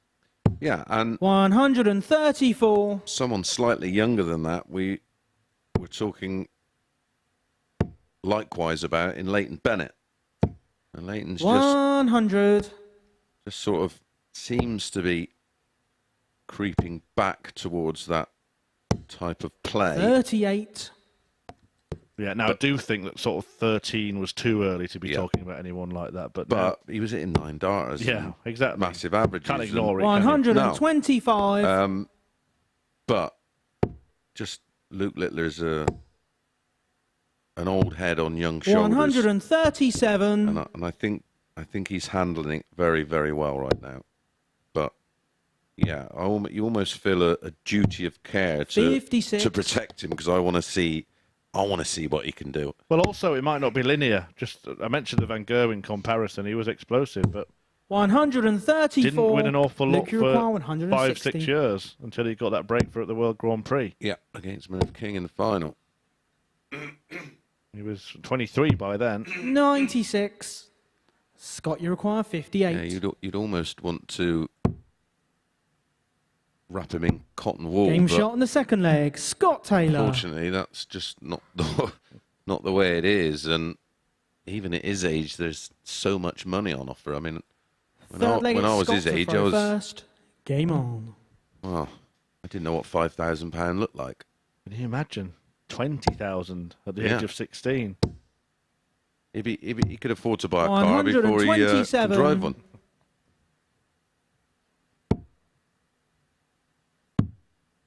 And it's closer, isn't it, to sort 54. of 30,000 when you think of the 5 that you win for the week and then the appearance money you get for all the days you play. In fact, I've got a 45. rare Porsche for sale for 25 grand. He can do that in his part-time and restore it. Well, why don't you have a word with the 100. powers that be and say, look, Luke's obviously too young to receive a monetary prize, so we'll put the car on the stage. Yeah. It wouldn't be the first time in a darts tournament, would it? No, and say, Leo, you got a year 25. until you're able to drive to put it back together. Crack on, son. Players have won cars fitting 9 dart finishes, haven't they? 140. Well, I when the Irish Masters was sponsored by Proton, that was the... No wonder me and Shane Burgess missed it. Yeah, we both missed a double in the same tournament. 180. Well, all the hype about Luke Littler, but Scott Taylor is taking him apart here. 55. Well, he's replicating the job he did Scott on him Require, yesterday. 124. And some. It was 4-1 yesterday. This is for 3-0. How much more comfortable does he look at this pace of play as well? Yeah. 82. Yeah. Luke, you require 152. Yes. Game shot on the Well, that's third why leg. Luke Littler. That's why we talk so highly of him. I mean, it's just the composure under the most extreme pressure, but he knows no Fourth different. leg, it's Luke to throw first. 1-3-2 and Game on. 1-4-6 in the last match. Now a 1-5-2 in this one. 99. Cannot help but hype. Sorry, I'm trying. But he's not letting us. 96.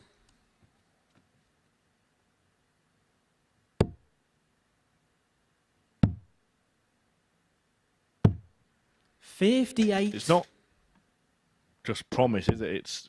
It's there in front of your eyes. It's not about the potential is 121. how high the ceiling is and how far he goes. It's not hype. 96. He's hit 9 darters. He's hit massive averages. He's winning tournaments, not only in his age bracket, but higher. It must be a frustrating 58. place to be, actually, the WDF at the moment, if you're a decent sort of senior player, because you've got Luke Littler and Bo Greaves winning the boys and girls and men's and women's tournaments. 85. Luke, you require 68. 12 tops. Game shot on the fourth leg. Luke Littler. Back-to-back 15 darters when in serious trouble. Fifth leg, it's Scott to throw first. Game on. That's after Scott Taylor was 44. hitting him with absolutely everything. 2 out of 3 on the doubles. The 1-5-2 out. 100. 96.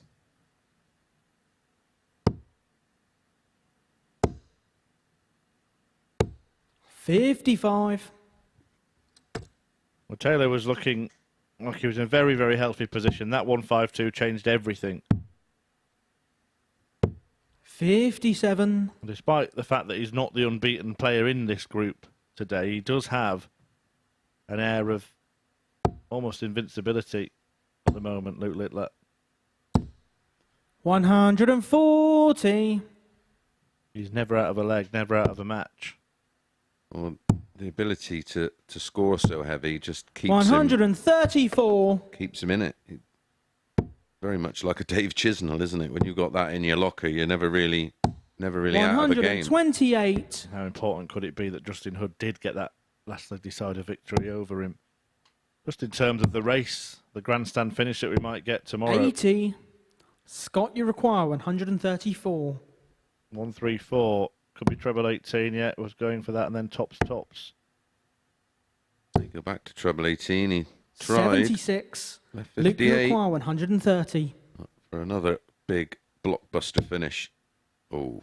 Yeah, that was super awkward. 65. They needed Justin Scott, Smith you then, require didn't he? 58. Yeah. Needed the ability to bend a Game dart. shot on the fifth leg. Scott Taylor. Fair play to Taylor, and you can see that he's really up for this. Yep. Don't forget, if he does win this match, it's him that goes level with Hood. Sixth leg is Luke to throw first. Of Littler. Game on.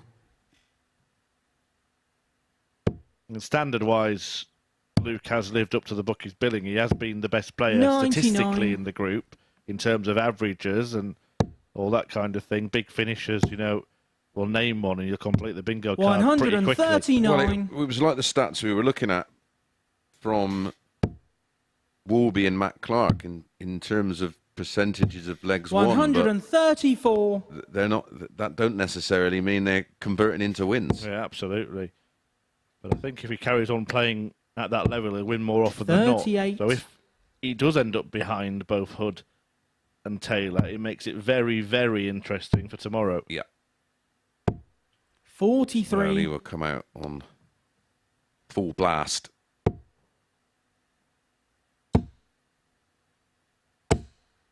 $140. Hood and Taylor are going to meet in the last match, or their last match of today, the penultimate match of the session, and the very first match of tomorrow. So a really important spell of games for Scott Taylor here, playing 3 matches against his 2 group-winning rivals, basically. Luke, you require 91. Yeah. Make or break. This is maybe make or break in terms of winning the match. 71. Because 84 is very gettable you for require Scott 84. Taylor. Treble 20 for starters. Double Game 12. Shot. And the match, for dessert. Scott Taylor. And Scott Taylor, once again, has Luke Littler for breakfast. A 4-2 success for Taylor, who found a way to beat this young sensation despite a blockbuster 1-5-2 checkout that seemed to turn the game his way. Littler could not carry on this little spell in the middle of the day, and it means Taylor goes 2 clear of him after all in this group have played 9. Level at the top with Justin Hood, who will play Taylor in a couple of games' time. Before that, though, Mike Warburton meets Matt Clark. That's coming right up.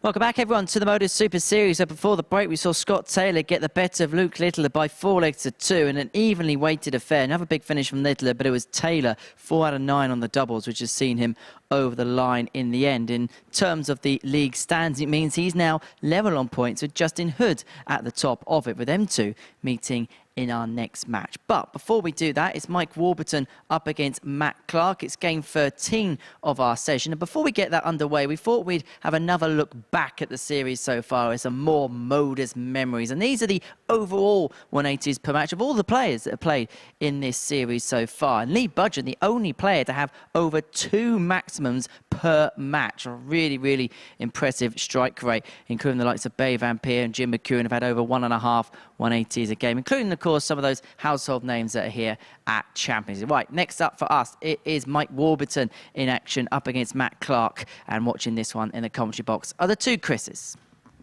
Thanks, Henry. Yep, our final cycle of matches for you at home and the players. And it starts with Mike Warburton against Matt Clark, both desperate for success.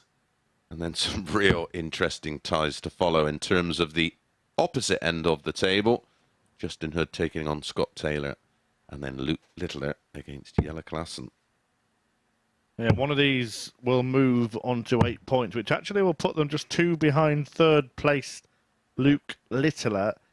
And remember, while all of the conversation will be about that grandstand finish for top spot, because that is the place that gets the finals night position from this group, finishing in the top 3 could be a huge advantage as third place goes into Group B, which is easier statistically to get through than Group C. Yeah, interestingly, we've seen Scott Taylor struggle with the pace of Matt Clark and Luke Littler. However, it's not a problem for Mike Warburton, and obviously far 41. more experienced than those two mentioned. He did lose to Matt Clark yesterday, but there was little in the averages, and Matt Clark, who doesn't normally hit a max, and this may be how the luck's been going for Mike Warburton, 137. produced 4, and I don't recall him hitting any today. He averaged 94.87, was 80% on the doubles and had a ton plus finish. Warby averaged 94.7, was 66% on the doubles and had a 141 out and 180. Yeah, brilliant performance in defeat from Mike Warburton, and that's not the only time that's happened in this group. 140. I thought he was at it again then with the first 2 sat in the treble 20. Mike Warburton winning week 5 of this 3rd series. 140. Matt Clark winning the following week. Or the end of that earlier on when he beat Robert Thornton. Yeah, amazing last leg. Previous series he beat Kevin Painter in the 140. Couple of household names to get rid of. Couple of players on the seniors tour, of course. Robert Thornton with 85. Massive success, winning Matt, back-to-back you require World Seniors 84. titles. Yeah, and don't forget there is an interview with Kevin Painter on our MODUS Super Series YouTube channel. You can watch after today's play as Clark starts shot in this the first match. leg. Matt But in a Clark. similar vein to how he played against Mike Warburton yesterday. Respect from Warby there, 11 darter. Yeah, 2-2-4 and 5. Second leg, it's Matt to throw first. Game on. Yeah, that interview with Kevin, I believe, is also still our pinned tweet at MSS Dart, so you can find it there as well. 59. There's plenty of new content on our YouTube channel with interviews. One went out last week with Paul Nicholson 140. and Glenn Durrant with Henry. Well, Glenn had a chat with Matthew Edgar in the commentary box as well, didn't he? Yes.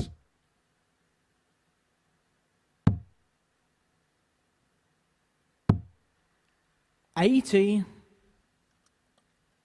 If you haven't watched all the coverage today, of course, you can rewind the show and watch any of the action again. There will be a highlights package on there a little later on as well if you want to watch it 60 in bite size. Don't forget, you can get in touch direct into the commentary box. Chris Murphy has his Twitter open. 100. At MSS Darts, all one word. I'd love to hear from you. I'll have a look now at what the correspondents have been saying. Lots of love for Luke Littler. Warren getting in touch to say 80. Luke has no fear, plays at the same pace all the time. And thanks for getting him here to the MODUS Super Series. Warren lives 10,000 miles away, so it's a real treat to be able to watch this, he says. All part of the service, Warren. Hope you're enjoying the coverage. 42.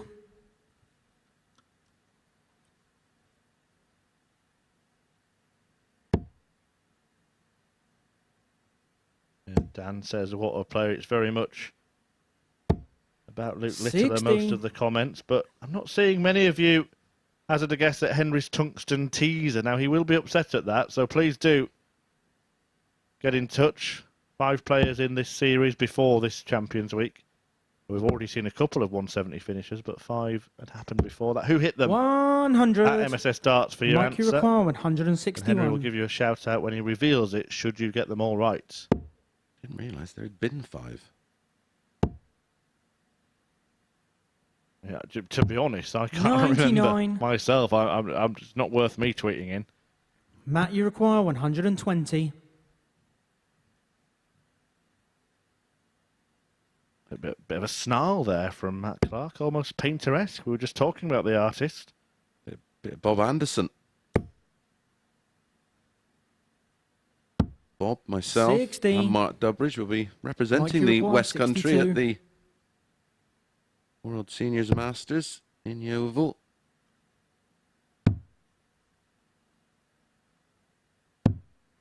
Next 46. Matt, you require 60. Well, a bit of trouble in the southwest there for Mike Warburton. Ooh, very good. You are good. I have my moments. We've got that 60 problem again here. You can see Matt Clark just had to shuffle across a little bit. Now he shuffles back to his usual starting position to take aim for double 10. 50. Fails to find it, and you can see the disappointment Mike, you require 16. oozing out of every pore on his face. Game shot in the second leg. That's why. Mike Warburton. Warby levels up with a slightly longer leg than leg 1, but it is a break Third back. leg, it's Mike to throw first. Game on. 11 darter was outstanding from Clark in leg 1, and that was a equally as important leg for Warby. Well, it's still an important match, isn't it, when you consider that race for third place? 99. Neither of these players are going to be winning the group. The maximum one of them is going to get to is 18, and that's not going to be good enough in this group, I don't think. No. Especially when you consider that the top 2 are still to play today. So one of them is going to end today on 14. Yes. However, the next 2 matches will be massively important. That one that I've just mentioned, Hood against Taylor, and then Littler taking on Yellow Klassen. So 100. we have all the positions next to each other, playing each other. 5 against 6 now, then 1 against 2 before we finish with 3 against 4. Couldn't have been set up more perfectly. 96.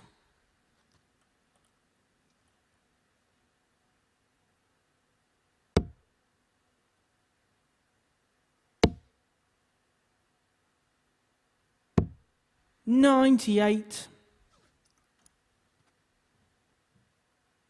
Those of you that don't have Twitter, of course, but do have Facebook, there is a MODUS Super Series Facebook page.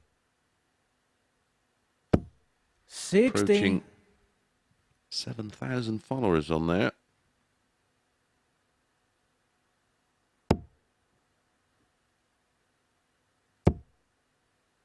If you got any comments, you can 100. follow and drop them in there. Yeah, we might have to start doing some little guest appearances, a few lives, and get your questions in. Yeah. Yeah, maybe something we could do this week if there's any interest. Always up for a bit of overtime, Mace. 45. Mike, you require 104.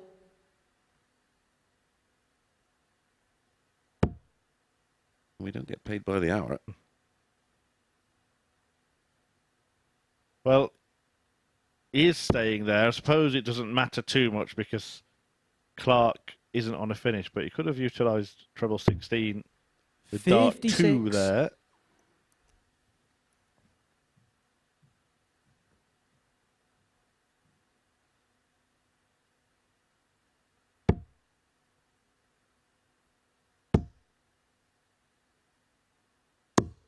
$60. He did try and hit the 25 to take the 5 off, but ended up with just 60 anyway. So it's double 16. The dart at the Game 16 shot in the third suggests he didn't leg. care whether Mike it was tops or Warburton. 32. Hold a throw from Fourth leg, Morby. it's Matt to throw first. Game on. Puts him in front for the first time in the match. Puts Matt Clark on the back foot. Matt Clark, there wasn't much between the 100. players in the group, but Matt Clark started today second in the table. And he's now second bottom, could be heading for bottom. Contrast that to Justin Hood, who's gone from bottom to top. 100. Started from the bottom, now we're here.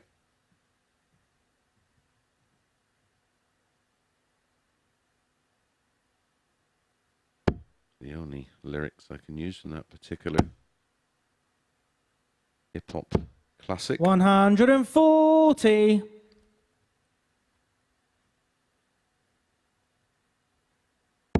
But I'm pretty sure that Glastonbury is on at a similar time to that World Seniors weekend in Yeovil. 60. I'm too much of a... I like my creature comforts. The only way I could do Glastonbury is in one of them luxury American... glamping style things. Big Winnebago or something like that. 97. We'll have to ask Justin. Maybe he can put us up at his house and we can just wander around for the music.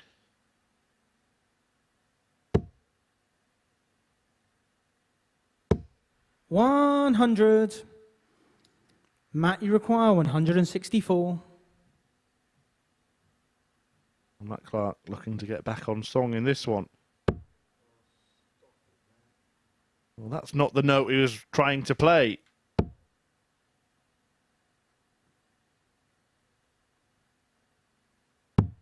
$118. I was about to question why he didn't stay there, but I was looking at Warby's 241. Yeah, it does get like that as the day goes on sometimes, particularly when you were up 140. early yesterday. Matt, you require 46. Sleep deprived. Yeah. Well, he's on that 46 that we spoke about earlier. You can hit a 10 or a 6. That's exactly what he did. Went right in between them. And now wants double 9. Well, he's kind of indicated he doesn't really like double 9 with his reaction before throwing the dart. 37. Mike, you require 101. We've seen Warby take out 101 before today. It'll be treble 20. Can't find that, so treble 19. Finds that, so double 12. 89. Matt, you require 9.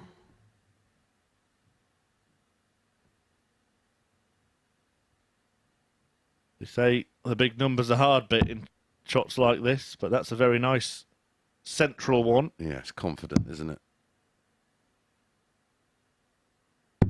When it lands 5. right in the middle where you're aiming of the big number, it just gives you Mike, you confidence require to 12. go at the double. Yeah, well, when I'm sat at home, sort of pretending I know everything about darts, and someone throws one straight in the dead centre of the single, I'll go double. Game shot on the fourth leg.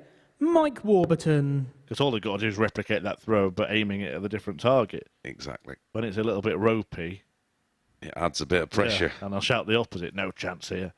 Fifth leg, it's Mike to throw first. Game on. But is there any chance for Matt Clark in this match? Because Warburton has the darts for a 4-1 win that would see him join Jelle Klaassen on 8 points. 100. In the Group A table. And leave Matt Clark bottom of the pile after 2 days play.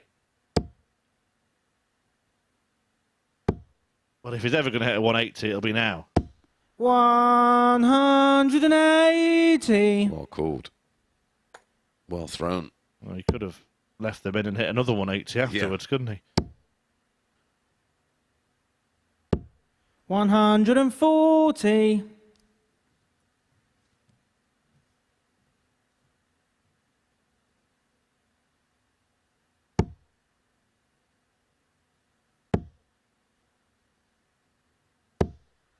$100.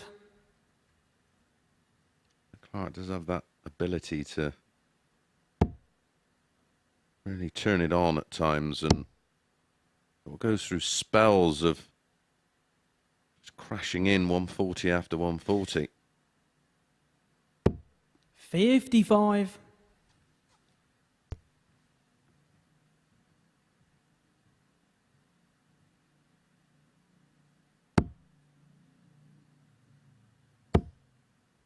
We might get 2 in the same leg here. 140. He did try to find the open bed of the treble, didn't he? Yeah, just the usual 140, but he has worked his way down to 81 after 9 against the throw. Good dead cat, this. 138.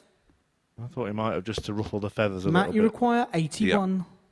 What I mean by that is hitting a 180 to leave a dodgy double, but what you're doing is telling your opponent you've hit a 180 because you get the bigger call from the referee, etc. Well, we see that really play its part when there's a big crowd in, because they're still 41. celebrating the max whilst you're Mike, trying you to require 68. take the finish. As it happened, he made a right mess of it anyway then. Matt Clark missed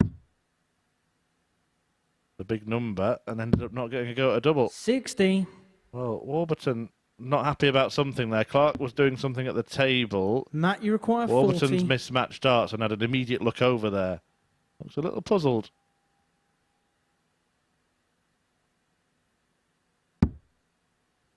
It is a dead silent room, isn't it? So again, I'm not saying anything was done intentionally, but if you happen to Game shot in the fifth leg. well, Matt drop even a Clark. flight on the table, you'd hear it. Yeah. I'm not sure if he was maybe changing Sixth leg, it's Matt to throw first. a stem Game and on. maybe drop the barrel on the table. There was definitely something there that distracted. Well, the reaction is still expressed on his face, isn't it? Certainly not happy about 100. something here, Mike Warburton. Problem is, if that thought stays in your head, then it's only affecting you, isn't it? Yeah, it festers. 60. You're immediately thinking about saying something, but you don't want to engage and end up having a... Yeah, and then it becomes too late. Look, he's looking back at the table again. I'm not quite sure what it is. It's a table. It's like a thing. It's made out of wood. 55. Yeah, I'm not quite sure what it is on the table that's got him so sort of bothered. Because, yeah, as you were saying, it becomes the reason for missing the 100. doubles, but not that. It also becomes the reason for missing the trebles. Okay, well, I can't He see may anything. have been... That's a little bit of Emery there. He may have been just roughing the points up a little bit. And he may have picked up on 60. that. Which is quite a bizarre thing to do when you're 3-1 down and your opponent's on a finish.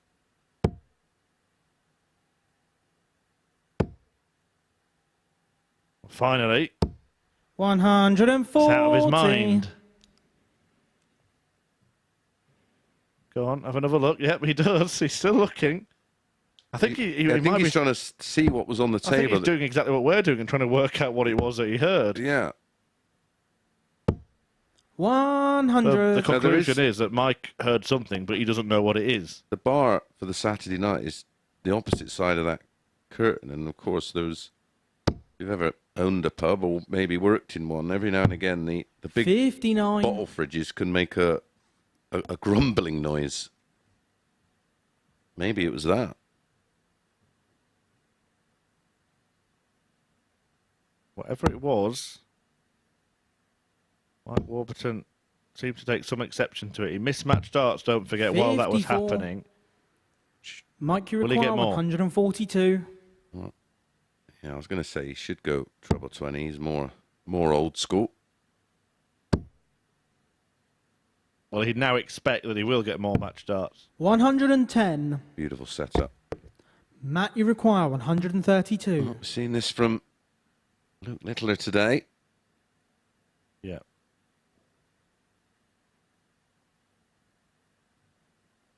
Yeah, he'd taken it out by now. Another. Now we're going to see a little bit of deja vu. 100. Well, there's a little shout Mike, at you require himself. 32. Same target for Warburton to wrap it up. Oh, way off. Game, shot, and the match, Mike Warburton. I think we're both just watching for any kind of words between them, but there weren't any. Just a handshake, nice and polite, well done, job done. A 4-2 win for Mike Warburton. That means that he is firmly in the race for a top 3 finish. Matt Clark, however, finds himself at the foot of the table. Our attentions will now turn to the top end of it as the top 2 go toe-to-toe. Justin Hood against Scott Taylor coming next.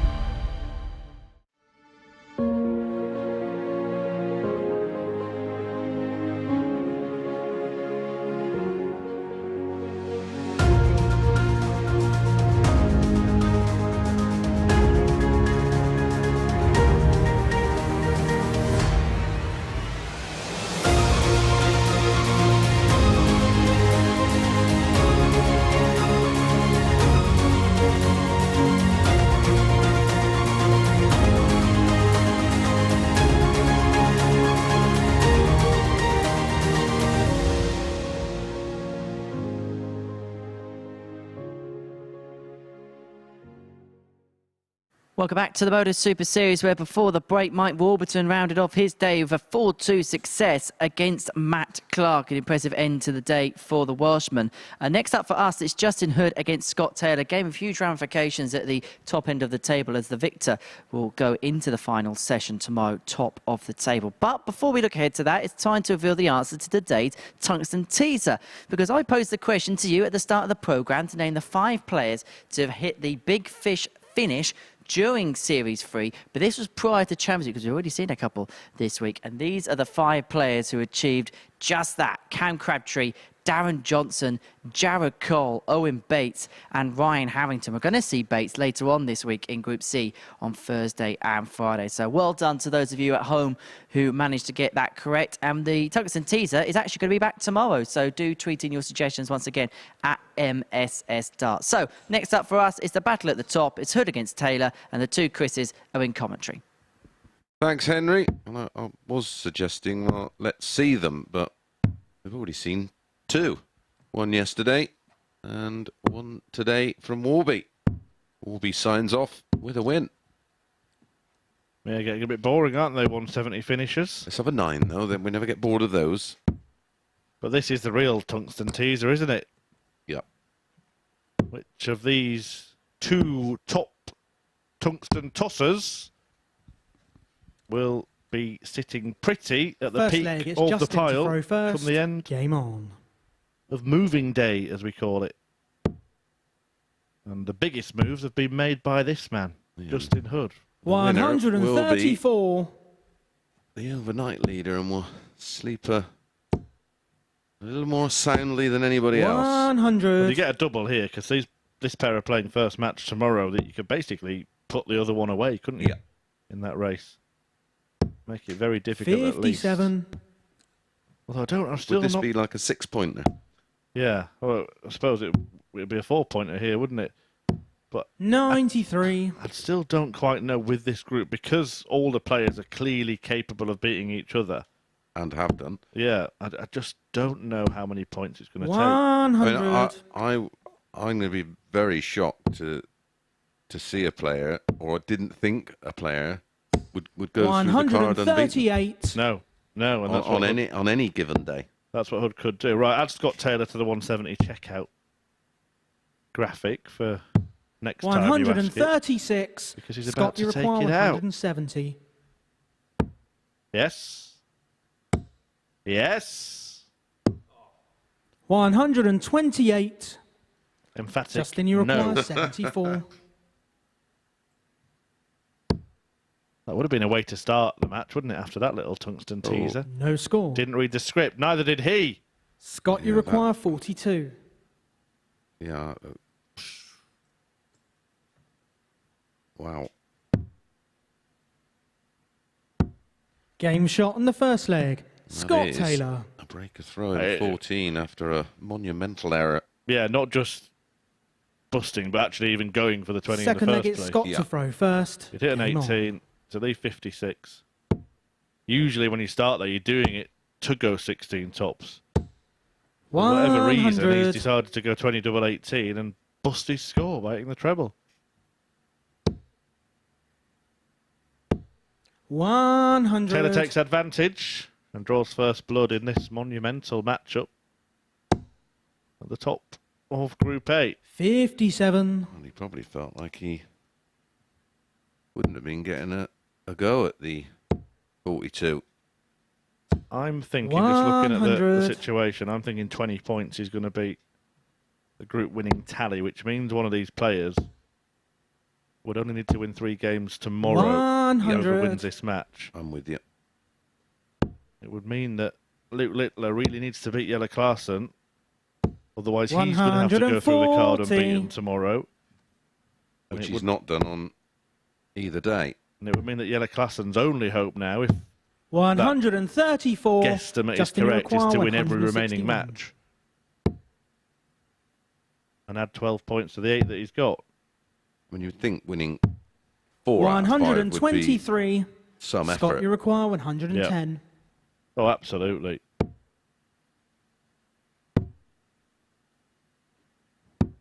Yeah, well, it either will be, won't it? 2 players winning 4 out of 5 today. Justin, you or require 38. Yes. one winning all 5.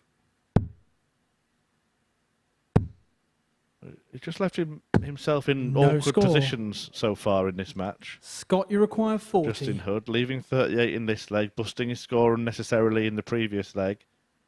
It's been really gift-wrapped for Scott Taylor so far. Game shot on the second leg. Scott Taylor. backs up the break with a hold.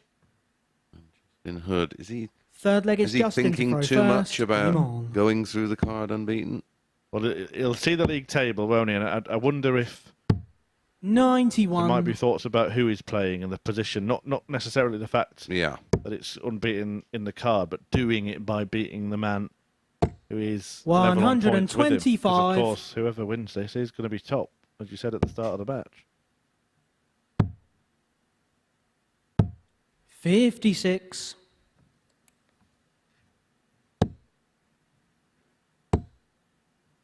This is good stuff from 140. He does seem to play so much better in the matches that suit his pace. Yes. Yeah, that's 96. and there's evidence there, so that's something to go away and work on. 55. Like I said, it may be just a case of just finding something to occupy the mind. 60. Luke Littler against Yellow Klassen next as well. That's going to rattle along at some speed. Yeah, it's an 8-minute job if it goes all 7 legs. 55. Hood needs to find a way back into this one. Taylor in danger of pulling too far clear too quickly. 102. Scott, you require 126.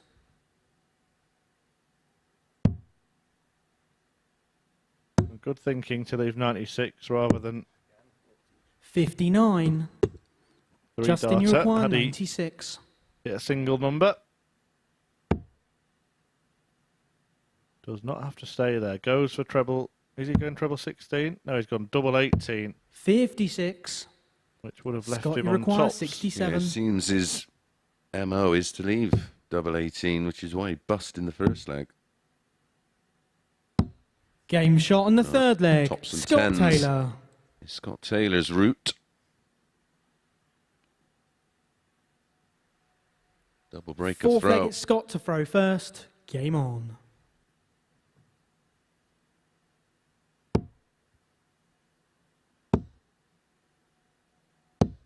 $100. I know that when we were all talking about Luke Littler in the build-up to this, you mentioned Scott Taylor's name a few times, Mason. It looks like he is the one 81. who's going to make the move and be clear at the top. Remember, at the end of yesterday, it was a three-way tie. For much of today, Justin Hood has been a couple of points clear of the field.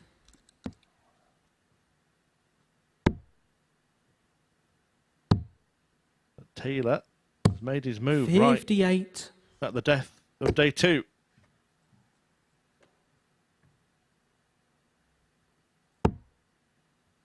And to think he was beaten 4-0 in his first match. 125.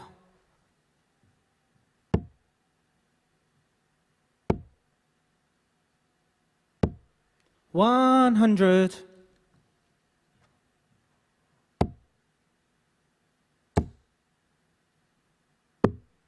$170. It's all over, isn't it? Oh, he took one out yesterday to win a leg. He's hit one today to win a match. Or leave a double to win a match. 130. Scott, you require 40. Well, his tops and tens have been that good that one of them will surely go. Game. And it shot. does. And the match, Well, he Scott started Taylor. today with a 4-0 defeat. He ends it with a 4-0 win against the man who he was fighting it out for the top place in the Group A table. And Scott Taylor has taken Justin Hood apart in that one, winning it without reply, a 92.49 average, and it means that he will be the league leader, the man in pole position going into the final day of Group A. One more match to come, though, on the penultimate day. Luke Littler against Yellow Klassen. It could be special. Stay tuned. This is the MODUS Super Series.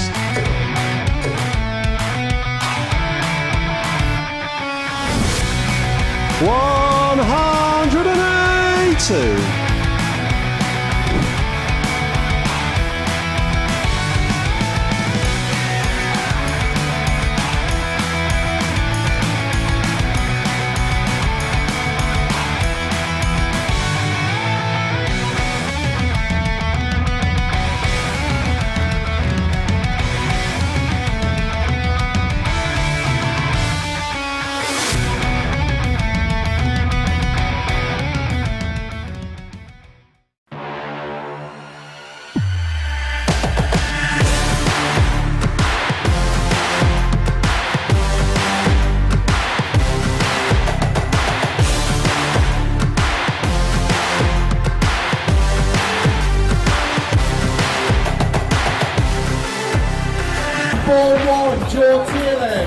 Tilly. And board 2, Kate Nixon, Robin Young.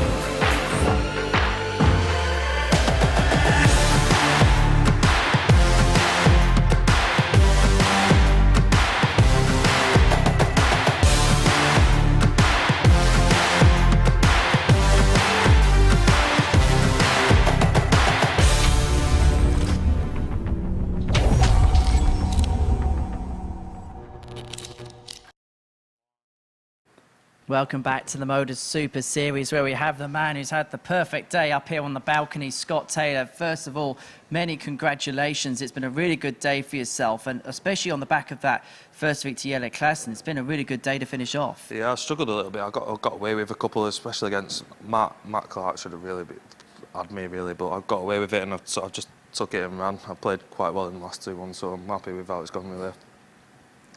Have you settled a little bit more on the stage as the day's gone on? Yeah, I felt really good yesterday. I felt I played quite well yesterday, but at the start today, I just didn't feel it at all. But 4 wins, I'll take that any time. And of course, when you look at the league table, which you're going to put on the screen now, it's a very nicely placed one for you, because no matter what happens in this final game, you're going to be the man at the top of the table overnight. Yeah, the plan was just to get to Group B at least, but I'll take it. Just being here Saturdays, that's a game. You can't win it Monday to Wednesday, but you can, as long as you're there, it don't really matter. Just being there Saturday. And you can put yourself in a really good position tomorrow as well, to go and do that. And with you playing Justin as well quite early on in the day, you can put yourself in a really good position. Yeah, just take every game as it comes, really, and just see what happens, because everyone's shown that they can beat each other. Really, it's been a really good group, so just see how it goes tomorrow, and hopefully I'll finish first. Has the 5 belt different a little bit in the practice, because you know what's at stake? A little bit. It's been a bit quiet today. Everyone was really good yesterday, and Luke's been really good in a couple of games, but no one's really been consistent today, I don't feel. So everyone's been a bit up and down, but it's been a bit of a mad one, but we'll see how it goes tomorrow. It's been a mad one, but you're the one at the top of the table, Scott. Many congratulations. Thank you for coming up and joining us on the balcony. One final game for us to go here at the Super Series, and it sees Jelle Klassen in action up against Luke Littler, and this is going to be watched by Chris Mason and Chris Murphy in the commentary box. Thanks, Henry, and thanks, Scott. Yeah, interesting to hear from him. And just looking at the fixtures for tomorrow, well, Luke Littler, favourite to win this match against Jelle Klassen. If he does so, he joins Justin Hood on 12 points. But Scott Taylor plays Justin Hood in his first match tomorrow and Luke Littler in his second. If he wins both of those games, Mace, pretty much done and dusted, isn't it? Yeah. I can't see how he can get caught. It'd have to be a monumental collapse, wouldn't it? And yeah, probably a literal collapse. He might fall off the stage First and leg, it's withdraw Luke to from the throw event. first. Game on. They've made Luke a real lively favourite for this one. He's 1-3. Yeah, Klassen's day has gone the opposite way of Taylor's. It's still remarkable to think that he thumped him 4-0 in game 2 at 10-10 this morning. Since then, 44. Jelle Klassen beaten heavily by Justin Hood and edged out by Mike Warburton to get his first win of the day. 60. Did manage to cross the line in a 7-leg attritional battle against Matt Clark. 99. Yeah, but that's about as good as it's got for him today, hasn't it? Yeah, however, if he wins this, he is on the same points as Luke Littler and still just about in contention. 100.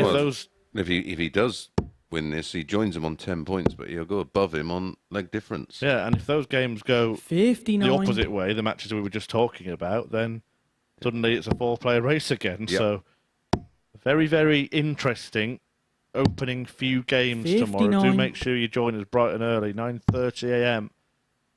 will be the start of the show. Put the kettle on at about 20 past 9.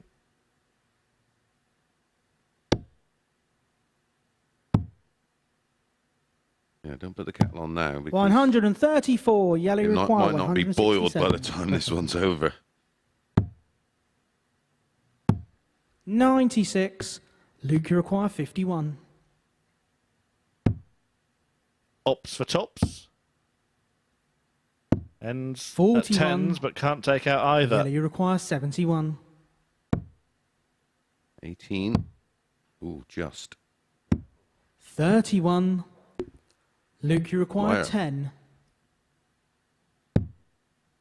Opting to split, that's interesting. Game shot in the it's first effective leg. as well. Luke But I was going to say, Littler. his double 5 hitting's been decent today. So Shows confidence, though, doesn't it? Oh, it absolutely does.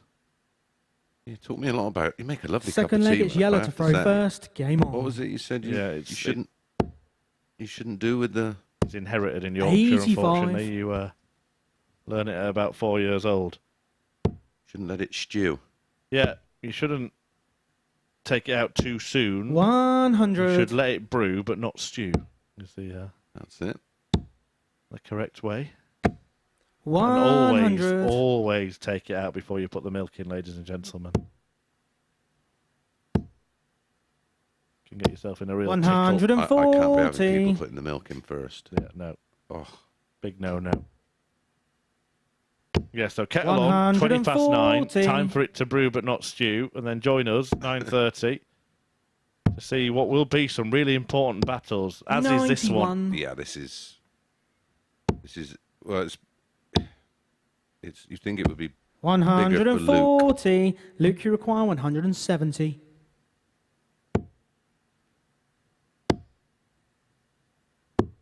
$90. Yeah, if Yellow Luke require wins this, then it is 36. 3 players, isn't it, duking it out Yeah. tomorrow for top Game spot. shot in the second leg. Yellow Klassen. And it would look pretty much like we know who the 3 in Group C would be. Yeah, it would. Third pretty leg, it's much Luke be to throw first. Game taking on. shape. Yeah, but if Klassen wins, that just drags Mike Warburton into the Group B conversation as well. Yeah. 140. There's plenty on this match, not just for the 2 players on the stage. Like you say, if Scott Taylor comes out tomorrow 51. and beats Justin Hood in the opening game, and then beats Littler in match 5, I think it's done. 134. But beating those 2, easier said than done. 82. This was the very first match, of course, yesterday of our Champions Week for Series 3, and it was 1-4-3 by Littler. 93. Yeah, despite Klassen having a much higher average, some 7 points higher. 119. Luke, you require 134. But had a disaster on the doubles, just 21%. Another huge checkout Game incoming. shot on the third Wow. leg. Losing Luke count. Littler. Well, 1-3-4, 1-3-2, 1-5-2. 1-4-6. Fourth At leg, least it's yellow to 4 throw first. Game on. super-sized finishers. We're talking either 2 40. trebles and a double or 2 bulls and a double. Seems to have pretty much every element of the game. 180. And I'm not doing this in a negative sense, but just seeing if there's 140. an area that he lacks ability, whether it be finishing 140. or 180s or switching. I think I have spotted one. Once in every 6 darts, he misses a treble. 137.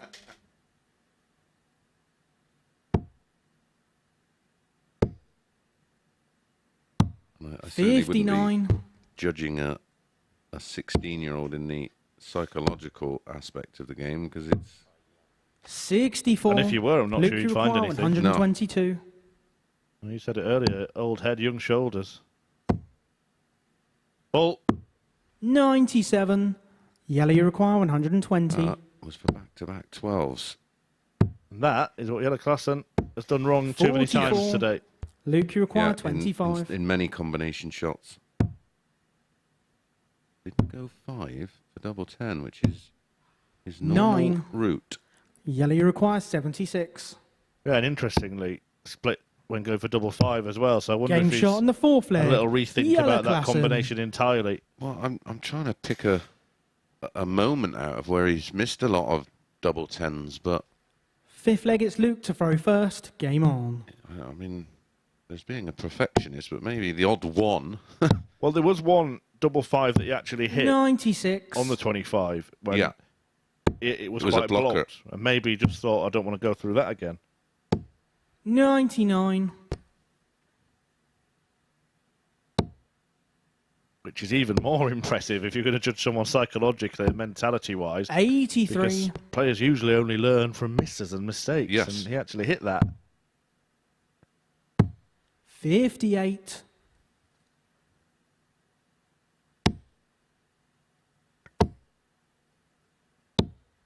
$135. Looks very much at home on the stage. 43. Well, I like when something I don't like it, but I like his response when something negative happens. He 60. seems to be able to just brush it off and go again. 140. Luke, you require 127. Might be adding another one to the ever-growing list. Wow. Game shot on the 5th leg. Luke Littler. This is a one-man finishing school. He's just done with 6th leg is yellow to such throw little first. effort. Game on. Yeah, there could hardly be littler effort. 100. Making it look easy. And looking like he's about to put himself in the mix. The top spot 140. in Group A when the final sprint race occurs tomorrow. 44. You do not want to miss any of the action. We are back live on Sporty Stuff TV and live here on the 100. MODUS Super Series YouTube channel. 9:30 AM your start time. And some big matches right at the start of the day. 93. Scott Taylor against Justin Hood will kick it all off. Littler in action against Mike Warburton in Game 3 before he then faces Scott Taylor, the league leader, 131. in his second game of the day. He's taken out today checkouts. 127, the one you just witnessed. 134 in this match. 132 earlier. 146 earlier. And 152. And he's now looking to win the match with another 3-figure out. 50. Yellow, you require 124. Couldn't quite manage it, but Klassen has a similar equation. Treble 18 would leave him the bullseye. Not to be. 63. Luke, you require 80. So to sign off with a win. 55. Well, Yellow, you require we're 61. looking for cause to criticise Luke Littler, and maybe the decision to do that might Game be shot on the cause 6th because leg. Yellow he only Klassen. gave himself a dart at the ball when going the 20s on 80. Of course, you would get a go at least tops. 7th and final leg. It's Luke to throw first. Game on. Chris Mason not alongside me anymore because this pair play that fast, so he thought he better sprint upstairs for the end of show analysis. 180. Maybe we're going to have a really special sign-off. 58.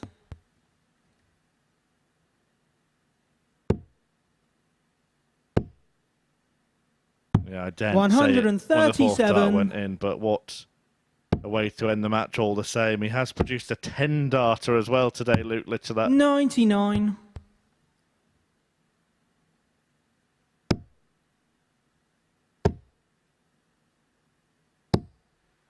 $100.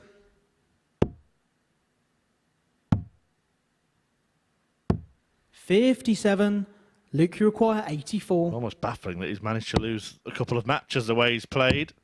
But Game, that's all he will shot, lose. And the match, Luke Littler. He signs off with an 11-darter, and he signs off with a victory. 4-3 over Yellow Klassen, and another 3-figure average from Luke Littler, 101.58. 15 points better off than Yellow Klassen. 40% checkouts, 134 to go with all of the other enormous checkouts that he has produced today, and he puts himself firmly in the race to finish top of the podium come tomorrow and grab the all-important top spot to secure the first finals night place. Last thing to do today, then, is to see what Chris Mason made of it all. He is alongside Henry. Thank you very much, Murph. Well, me and Chris just spent the last leg just looking at each other thinking, what on earth are we witnessing here? Luke Littler, we've spoken so much about the bundle of talent he has. It's coming to the fore today. Yeah, well, when I joined you after the sixth match of the day, I felt like there was a big one in him, and well, there was a couple in the end, but the other performance where he averaged 108 was just blistering. And it's funny because Yella would have, obviously he was best friends with Michael van Gerwen and would have watched Michael, you know, at a similar age and probably getting beaten in a similar fashion with that 11 darter to wrap it up with the 84 checkout. So it must have been a bit of deja vu for Yella there. But yeah, when he's absolutely on it, he just doesn't look like he's going to miss. We haven't got time to show you every Ton Plus checkout yet. So I'm actually here in my ear. We're just going to cancel checkout of the week competition because he's pretty much won it, hasn't he? But we can show you a couple of those key checkouts from early on today. This is against Mike Warburton in that fantastic match. And look at the position he was in the game when he hit this 1-3-2. Yeah, both myself and Murph thought he'll go the 42 tops route because it's an open target. But what was even more frightening, well, this was another one, is he very nearly hit another 1-3-2, the same route with 2 balls, but it was much cleaner on that occasion. And that's just the nature of the young man. That's how confident he is, and he plays with that confidence and freedom right now. And as I mentioned that VT, you look at the times he took those finishes out, they were clutch finishes. Yeah, and that's what makes it more impressive. You know, he's taken to a last leg decider there. Imperative he wins to keep in the mix in terms of winning this Group A, and produces best leg of the match, an 11 darter, and makes it look so casual. And then, when he hit the 180 and then went treble 20 and 20, it was 137, but the look of disappointment because he fancied the 9. Such is the standard of the Champions Week. He's still not even top of the table because that belongs to Scott Taylor. So you can have a look at the league standings now. And again, you talk about him, lost that first game 4-0, and then the recovery he made from there was incredible. Yeah, well, each player is showing some tenacity, which is why they've qualified for Champions Week. Let's have it right. But the level of play at the moment is finding a couple of the players out, and they're falling a little short. The surprise for me is Warby. We certainly saw flashes from him today. I think when he just picked up his pace, he looked a bit more comfortable. I'm pretty sure that that's how it's going to stay in terms of Group C, so Klassen, Warby and Matt Clark. But I think the winner of Group A is all to play for. We're going to have some finish. Talking about movers on moving day, Justin Hood, how impressive was he? Yeah, I think he'll be a little bit disappointed, and again, I questioned Chris Murphy about this. Was he thinking about going through the card and just being unbeaten because that comes with its own pressure, or was he thinking about table position? We're not quite sure, but it was certainly, or it could have been a bit of fatigue. Long tough day for him. He played his socks off today to go 4 from 5.